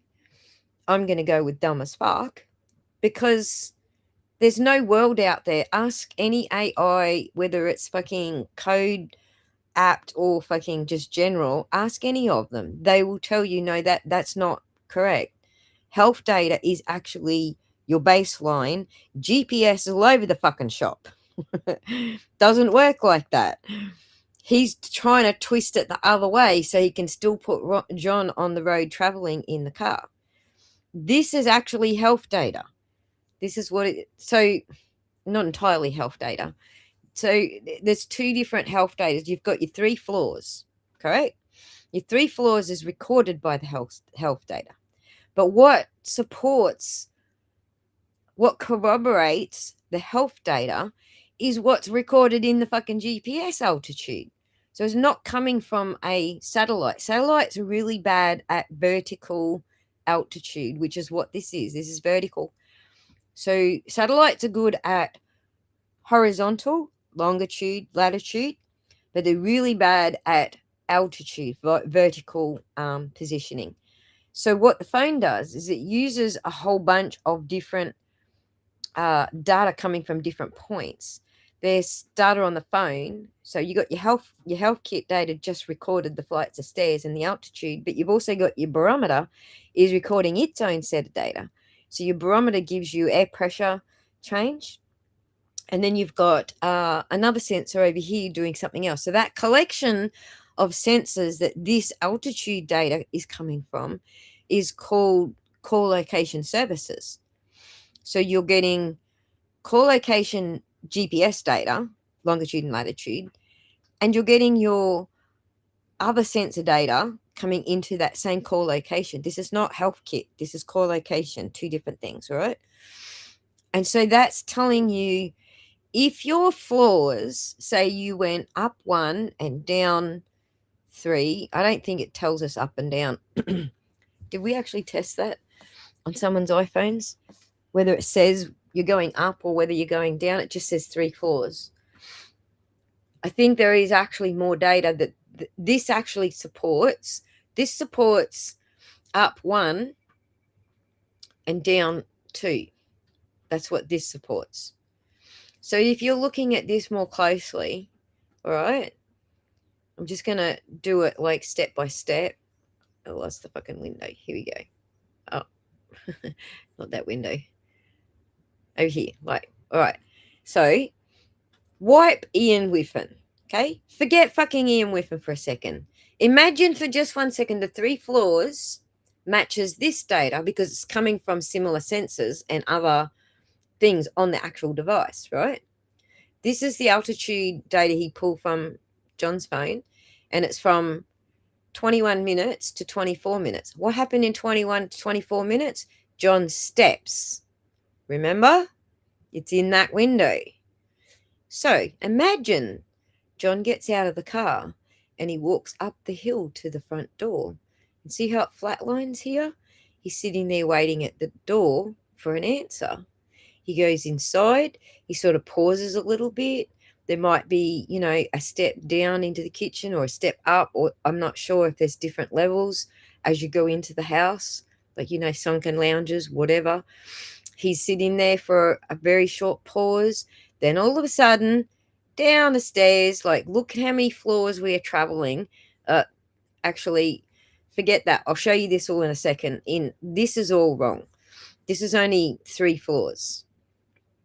This is only 1 floor. Sorry, this is only 3 meters. I'm getting my numbers mixed up. Forget the numbers. Each of these grey lines is 3 meters. So he goes up 3 meters, right, up the hill to the front door, which I have already measured for you is approximately 3 meters.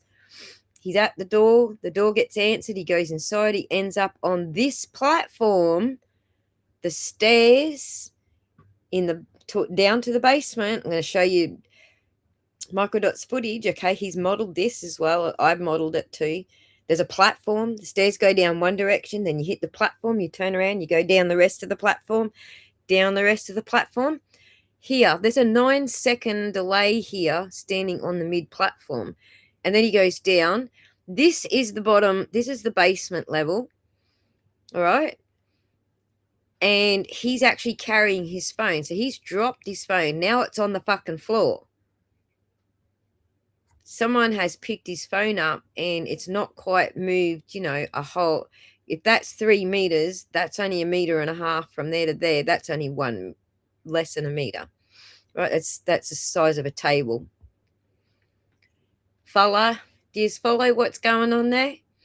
Forget his fucking dumb numbers over here because that's just fucking wrong. Let me show you another chart because I've mapped it. I've used his, but I've kind of gone this way about it. Let me grab the next one.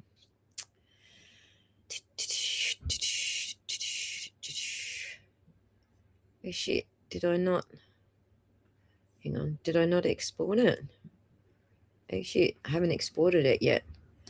All right. Let me just share this screen. Doesn't matter if it's not exported, you can still see it here. I didn't export it as an image, but I'll just share the program that I've got it sitting in.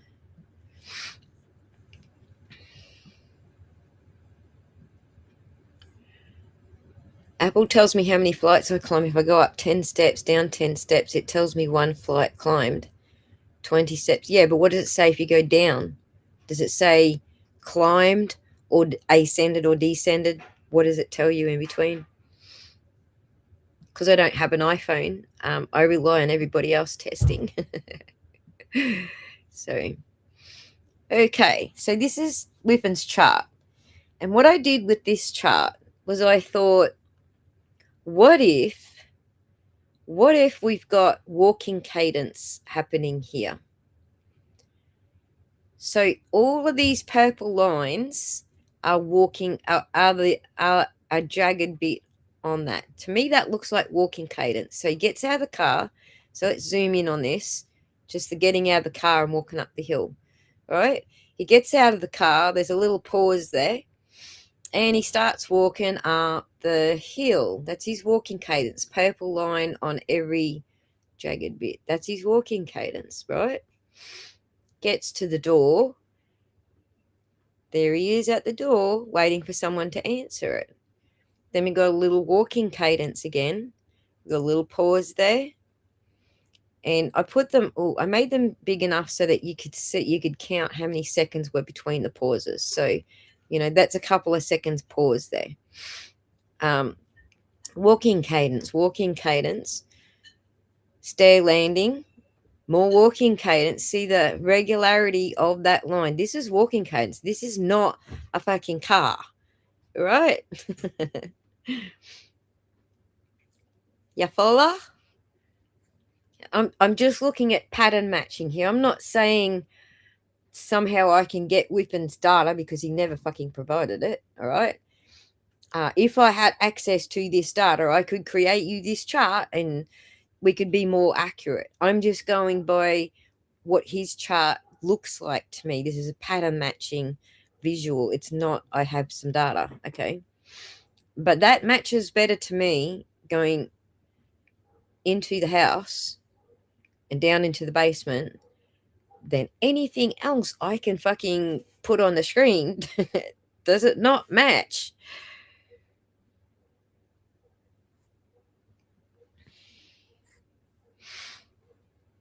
Just waiting to see what you guys think. Am I making sense here? How did I miss this whole thing? I kind of turned out. Oh, you tuned out during Ian's testimony. I don't know how I missed it. It was only because I can't actually remember what I was doing. Oh, I was asking the AI to look at the report and give me a synopsis of Ian Whiffen's report, what he's trying to say in the report, just to see if the AI could interpret it and give me a synopsis and whatever. And then I turned to this bit and I was like, wait a second, if this is collocation, this is actually backing up what floors he went up and down. This is not the road to Canton. Look, I seen the pattern again. Now the car going up the hill. I already pointed this out to you in a video ages ago that you've got to go up one floor to get to the front door because it's a hill and there's a little couple of steps at the end. There's at least one floor, at least 3 meter rise going up that hill to get to the front door. I already mapped this out for you guys in a way previous video. I just never put this map together with what I was picturing then. And now I am. I don't know how it just jumped out at me. Then I thought, what if each of these jagged lines are walking cadence, like each one's a step? So what your phone will record is the down bump of your heel hitting the ground. And that's how it will measure your cadence. That's how it says, I know you took so many strides, because it feels the down bump of your heel on the ground. Plus it's also swinging. The pendulum is also swinging. So those two actions together, it goes, okay, we know your cadence is one step. You've probably covered this distance. Check the GPS or the vertical distance on the phone. And it goes, yep, we know your one step is this distance. So all of those little sensors, we've got a walking cadence. So, yeah, somehow I just sort of thought, if I put this purple line on here, I'm sure I'll see a walking cadence or I'll see a driving cadence, right? That's not what I'm seeing here. I'm seeing, so if you come to a corner and you're turning the corner, you don't stop still, right? You have no still movement in altitude or anything. You're going around the corner. You're constantly moving. So none of these pauses of no movement, none of those pauses match driving, okay? Unless you're counting them all as traffic lights, but there's not that many traffic lights along that route. So what are you counting them as? He says speed bumps. There's no fucking speed bumps along that route. Ada's driven it like 100 million times. Nothing matches what Ian Whiffen says. So, lying liar from Liarsville or just plain fucking dumb? What do you reckon? Yes, Carol, and on that, he could have been taking his shoes off. Look at the little dip there. Look at that little dip.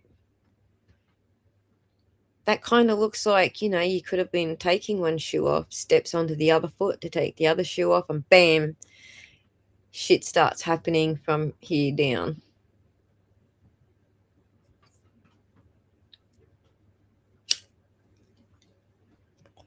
Dumb, you reckon, Corny? It's funny. It's hilarious. Anyway, I just wanted to end it on that note, just to explain to you guys what I was on about with that. All the charts and shit that I'm over here doing the whole you know, that meme.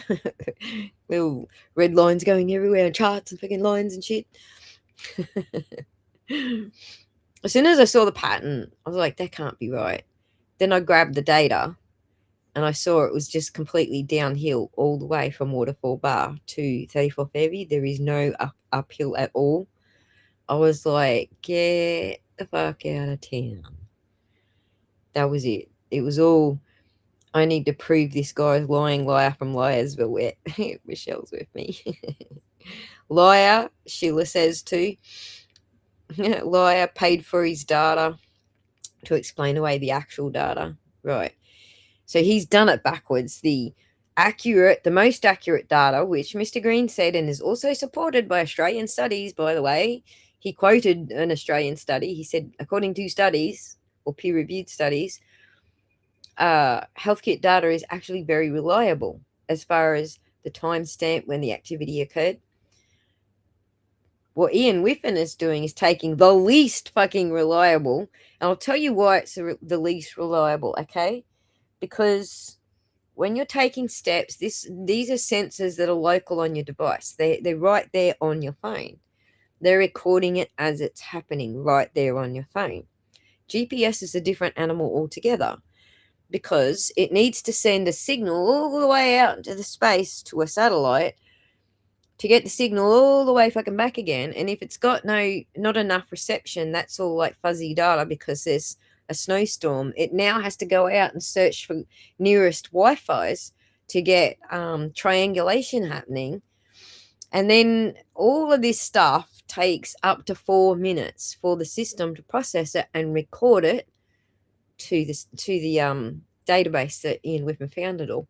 So his 4-minute discrepancy is actually normal data caching. It's called data caching. The data is cached until it works out where the fuck everything is. When it works out where the fuck everything is, then it will save it. He's recording the moment the data was dumped into the database. He's not recording when the GPS actually happened, when the GPS was actual, where they were when that GPS coordinate happened. He's recording the deferred dump timestamp. And it's really interesting because that is what whoever I think was pretending to be Jessica Hyde arguing with me on X was trying to say about the remnant records left in the war file, that those are dumped, those are deferred and dumped. And so you don't know what time that was the dump time that they were recorded. That's not the actual time. And I'm like, that's really fucking weird because that's also local on your phone. The operator actually doing those things is actually local on your phone. So why would it defer and dump? Well, you can understand why GPS does, because it's got a lot of shit to do between satellites and fucking roo rah rah before it's got all the information it needs to make that record or to dump those records into the database. But there's no reason for that in the user data using opening and closing a browser, for example. I opened the tab, I closed the tab. That's all local. Why is it taking fucking 4 minutes to process that shit? It's local. So hide in a pancakes and pizzas. Yeah. So she is deliberately trying to obfuscate that data by using the actual method and idea behind what's behind this data. Do you get the switcheroo? So what Whiffen should have been concluding with his GPS data is not that it's the most accurate, it's the least accurate. and this is why. And then Hyde uses that whole it's the least accurate, this is why, over there on the fucking accurate data. These two are fucking unbelievable. Unfucking believable. And I've moved on from that point. Yep. Couldn't they ping his phone from the cell towers? They could triangulate his phone from the cell towers. When you say ping the phone, like in the terms that it's used by police, like we've got a person who's missing, let's try and ping the phone. That's a different thing to backtracking where the phone was previously. So just to answer that question, Random Rant. So if you're missing and your phone is on you, then they can ping your phone, get a reply from your phone that says where the phone actually is right now. Or you can do a find my phone that pings the phone as well. But this is the other way around. This is after the phone has done everything. John's been laying on the lawn. They've got his phone in custody. This is days later. They extract his phone data. Now they've got to backtrack it. So this is a different sort of process. So I can't recall one credible prosecution witness. No, neither can I. Sam finds some that she thinks might be credible, but I'm sorry, I can't agree with her. But you know what? She knows people and I don't. So even though I don't agree with her, I trust her word over my judgment. And I'm kind of the same with AJ. You know, I'm not a lawyer, so I have to trust his judgment over mine. So if it's 3 meters, can you place Karen's car? If it's 3 meters, can you place Karen's car? Yes, Karen's car is sitting at 28.3 meters above sea level on the curb. It's right here on the map. So if you look here, you can see John's actually carrying his phone, which puts it, you know, a little bit more than, I think it's a little bit more than a meter above. So my son's exactly 6 foot tall. I measured the ground to his pocket. So that's about 900 to a meter. And then the ground, like just standing on a flat floor, the ground to him holding his phone in front of his face to read messages. And that's about 1.2 meters. And I know John's a little bit taller than my son by a couple of inches. So we're inside of, you know, about 1.2 to 1.5 meters off the ground the whole time. So when you're looking at, you know, this is how I did this chart. I just renumbered Ian Whiffin's values on those grey lines according to, well, this is 1.5 meters above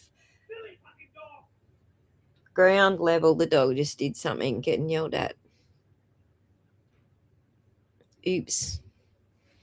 Someone's swearing at the dog outside. I don't know if you guys heard that, but anyway, totally distracted me.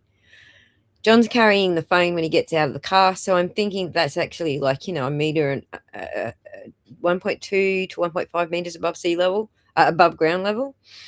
So we're carrying the phone all the way in. So when we get to this level, this grey line here, this is obviously basement level while the phone's in his hand, but the ground is actually here. All right, the floor of the basement is actually here. So he gets to the basement and then he drops his phone, and then someone picks it up and puts it on a table or something. Yeah, rewatch it. It's interesting. I'm not saying I'm right. I'm just saying it's a pattern. The pattern matches far better. The pattern matches far better the Apple Health data. This chart matches far better the Apple Health data and the terrain and the actual property and what we know about the property than anything else. So, so that's where I sort of landed with that little analysis. I don't really have data to back it up. I wish I had the data that built this chart. If I had the data that built this chart, I could actually back up what I'm saying. But to me, it matches the scene. It matches the getting out of the car, going up the hill, getting to the door, going in the house, you know, the falling down, everything. It matches exactly. Oh, you did hear it? Your horse-sized puppy. Did you hear it through the... I think Michelle could hear it. I wasn't sure if it was too far away for you to hear. Did you match that with step data? Exactly. All right, let me go to the step data, okay? Because this window, 21:41 through to 24:38, right? 21 minutes after midnight through to 24 minutes after midnight. That's what we've got going along the bottom here, right? That's that time line there. Let me open it up for you and show you. I think I got that open here. Oh, shit. I don't have it open. I got to remember where it is. Give me one sec. Exhibit. Richard Green. Here we go. Let's open that report. Apple Health steps. Remember, it's 12:21 to 12:24. Let's get this on the screen. Here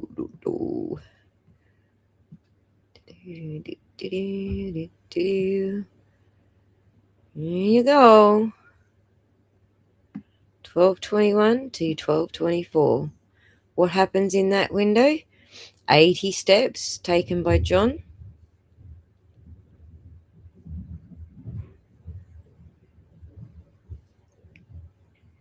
And 3 flights of stairs. I rest my face.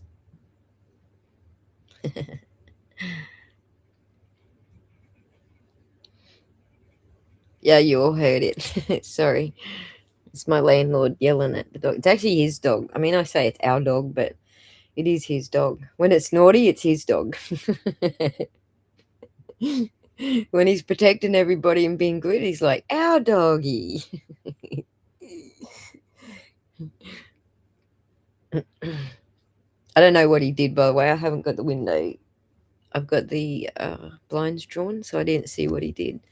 But it sounded like he knocked something off the back of the ute. Oh, probably the bin. I bet you he tried to get into the bin and knock the bin off. I can guess already. I don't even need to see. That's what he's done. It's funny. He's like, let me at the bin juice. Trying to be a bin chicken. All right, I'm done.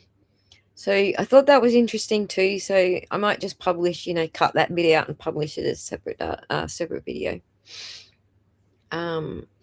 Because I no longer have, what time. Oh, 5 fucking hours. All right, we're done, guys. It says I've been up here for 5 hours, so I must have done three or 4 topics in 5 hours. That's not too bad, actually. All right, guys, I'm gonna go. Oh, question from the audience. What does the red vertical line represent on the step chart? That was the first. Hang on, let me go back to Whiffins, I'll tell you. He does explain what the red vertical line means, but 2217. So the gradient areas increase altitude. Look, he's got increased altitude to here. Where the fuck's the increase in altitude? That's all fucking downhill. Hang on.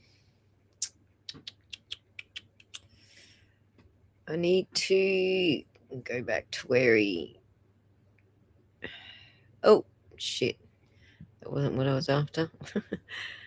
The the red gradient shows an increase in altitude. Then the green gradient shows an increase, and then he's saying they're all 3 meters, by the way. Then the orange gradient shows an increase in altitude. So that line means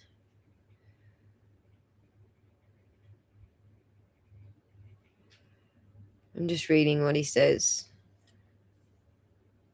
He's only talking about the gradients. What I think these are is the first floor and the last floor. So first floor, the second floor logged, and the last floor, and he puts them on the map here, here, and here. All right. Whoa. This is his California buddy map, right?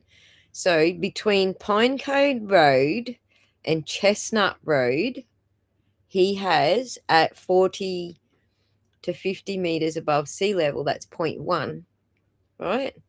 So you just go look back at each chart. See, 0.1. He has it like it's closer to 50 meters above sea level, right?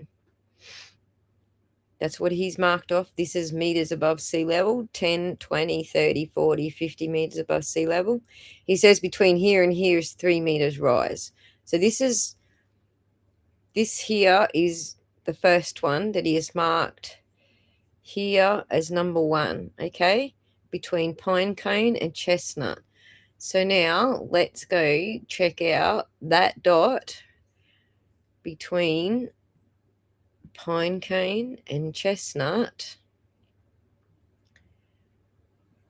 Oh, sorry, I clicked on the wrong spot. Hang on, I zoom in. That spot is not quite there. Hang on, let me just get my mouse.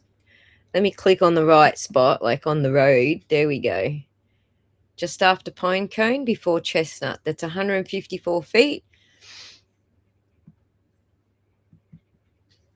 Oh, my brain calculator just fucking died. Hang on. Let's just do it so I know. 46.9 meters above sea level, right? That's where he says that first record is, right? And it is closer to 50 than 45-ish, I guess. So I like your chart better. It's not about liking my chart. It's more about what makes sense on the chart. So I can see if he's working over there in Canada and he actually got a reading off the road and not a roof or a tree or whatever, he got pretty close with that data point, right? And then he's got his second one at, and this is going to have to be uphill, right? Back over to his chart. Share this tab. His second one here is at other side of Chestnut Road. See? That's the second floor gets registered here. So then, and he's even showing you this green shading coming up a hill when it's actually showing you going down a hill. Anyway, let's go back here just to prove that it is going down a hill. All right. He's got the next data point here. Let me make sure it's on the road. It's 162 feet. Right? That's fucking uphill. The last point was 154 feet. Correct? 46.9 meters. 162 feet to meters for Australians is very much 50 meters above sea level already. 50 meters above sea level. So that, according to his data, looks like that, okay, that's going uphill, right? But when I actually show you the data downloaded, there's no uphills. There is no uphills. And then from this point, he's got it going downhill. So this is the, hang on. All right. There you go. There's the third one. So from there to there is all downhill, which is actually all downhill. but certainly not in the way that his data shows it. So can I put both of them on the screen together? How am I going to do that? I know. I'll drop it into this one. Wait a second. Let me drop this one into here.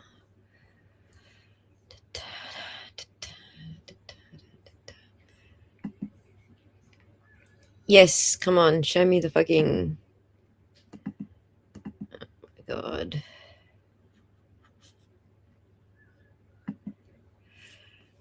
I'm just having trouble finding the one I want. Here we go. The driving data along that route. Let's drop that beside it.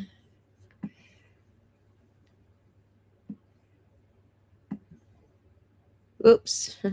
Hang on. I forget which button. Is it control? Yes, it is. All right. There. Oops, there's your driving data. All right. Side by side. Share screen.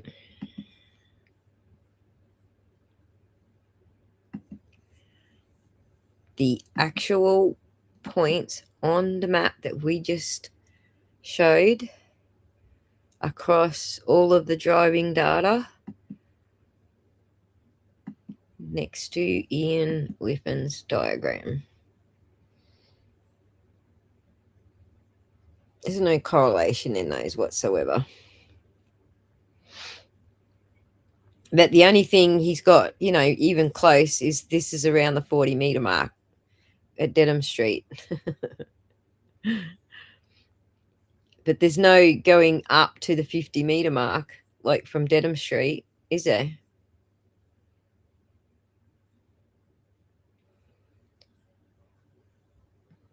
So, yeah, something's up, dude. Yeah, so the map on the right, the graph on the right is like what a real vehicle, you know, travel would look like. None of this bumpy walking cadence because we're talking about a luxury model fucking Lexus. Let me look at comments now. Thank you. I do try to follow you info. Quite a bit goes over my head, but I try to keep up. That's good. Well, Goose. I hope that I'm explaining it well enough for you to keep up. So Apple Health data records floors as only upward movement of 10 vertical feet. So if it says 3 floors, it could mean that the phone made 3 trips upstairs. It doesn't count when going downstairs. No, we found it does count when going downstairs. It just doesn't tell you whether that was up or down. You need to look at your barometer and altimeter data, which is partly what was used to create this. And then you know where you're going up and down stairs. The actual table that we were shown for 3 floors, that's a different table again. It doesn't tell you whether those floors were up or down. But the barometer and that data, this is what that would show you, that it would actually correspond with the geolocation data, because that's where that geolocation data gets your vertical positioning from, those sensors. After he gets out of the car. Yep. So the phone took 3 trips downstairs in order to come back upstairs. No. The phone went up the hill to the front door and down 2 flights of stairs, and then something happened after that. We don't know because, look, Ian cuts off the data after that. So, I don't know, did it flatline? Did it end up getting carried back up the stairs? What happens after this point? This is 12:24. He never shows us. The data is there, but he cuts it off. We don't know what happened after that point. No the fucking idea whatsoever. This is the downside to not providing the data. If Karen's team did not have access to this data, then they couldn't audit the accuracy of Ian's report or provide a counter report or get an expert to counter his data. There's no way they can argue because they didn't give Karen Reid the data. The only person who got this data was Ian Whiffen. And let me show you something else. I think you all know this, but let me just add this anyway. Let me go back to over here. they didn't necessarily want Ian Whiffen to have this data either. I'm going to show you all the way back to the start of his report. Check this out. United States Postal Service, we care. So they're out of package. We care that your package was damaged, but what the fuck is this tire mark doing on this package? Who did that shit? UPS do that shit? Like here in Australia, if Australia Post did that shit, they would be paying for whatever's inside that package for replacement and everything. I don't know how UPS is over there. But then he opens it up and there's an envelope inside. It's also got tire marks on it. And it's also damaged. And then he opens that up and the fucking thumb drive's also cracked and damaged. Look. So yeah, I'm not going to say they necessarily wanted Ian Whiffen to have all the data either. Someone did that. Was it UPS? Is that how UPS is like commonly handling fucking packages these days?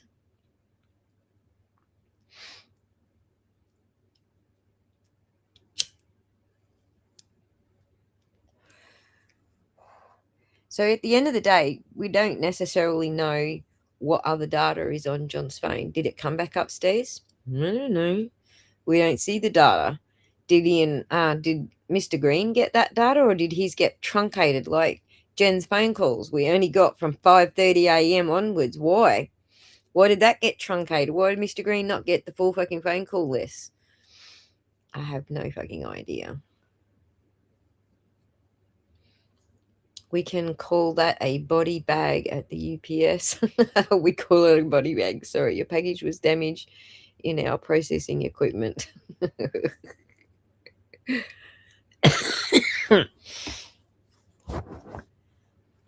I'm gone all dry again. So either I sign off. Oh shit, I hit the wrong button.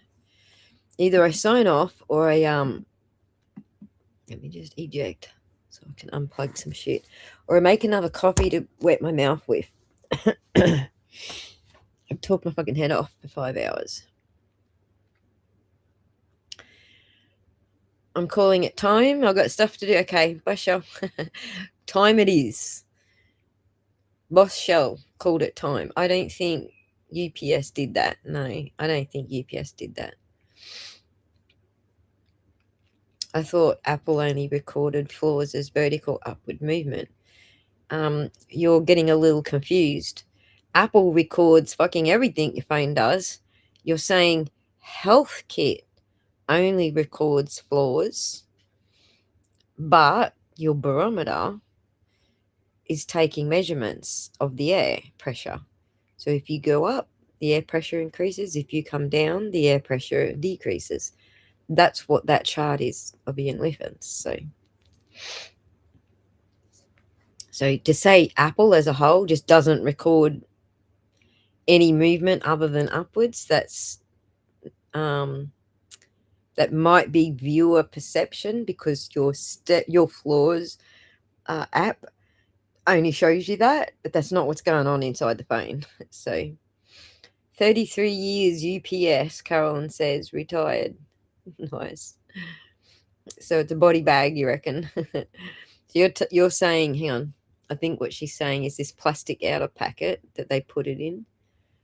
They put it in this plastic outer one to say your package has been damaged. This is what she's calling a body bag. Dear customer, we sincerely regret the damage to your mail during handling by the Postal Service. They took the blame for it. We hope this incident did not inconvenience you. It's hard to read because it's all blurry. We realize that your mail is important to you and that you have every right to expect to be delivered in good condition, although every effort is made to prevent damage to the mail. Occasionally this will occur. Damn it, they took responsibility for it. Okay, boys and girls, I need more coffee, and Question time is over.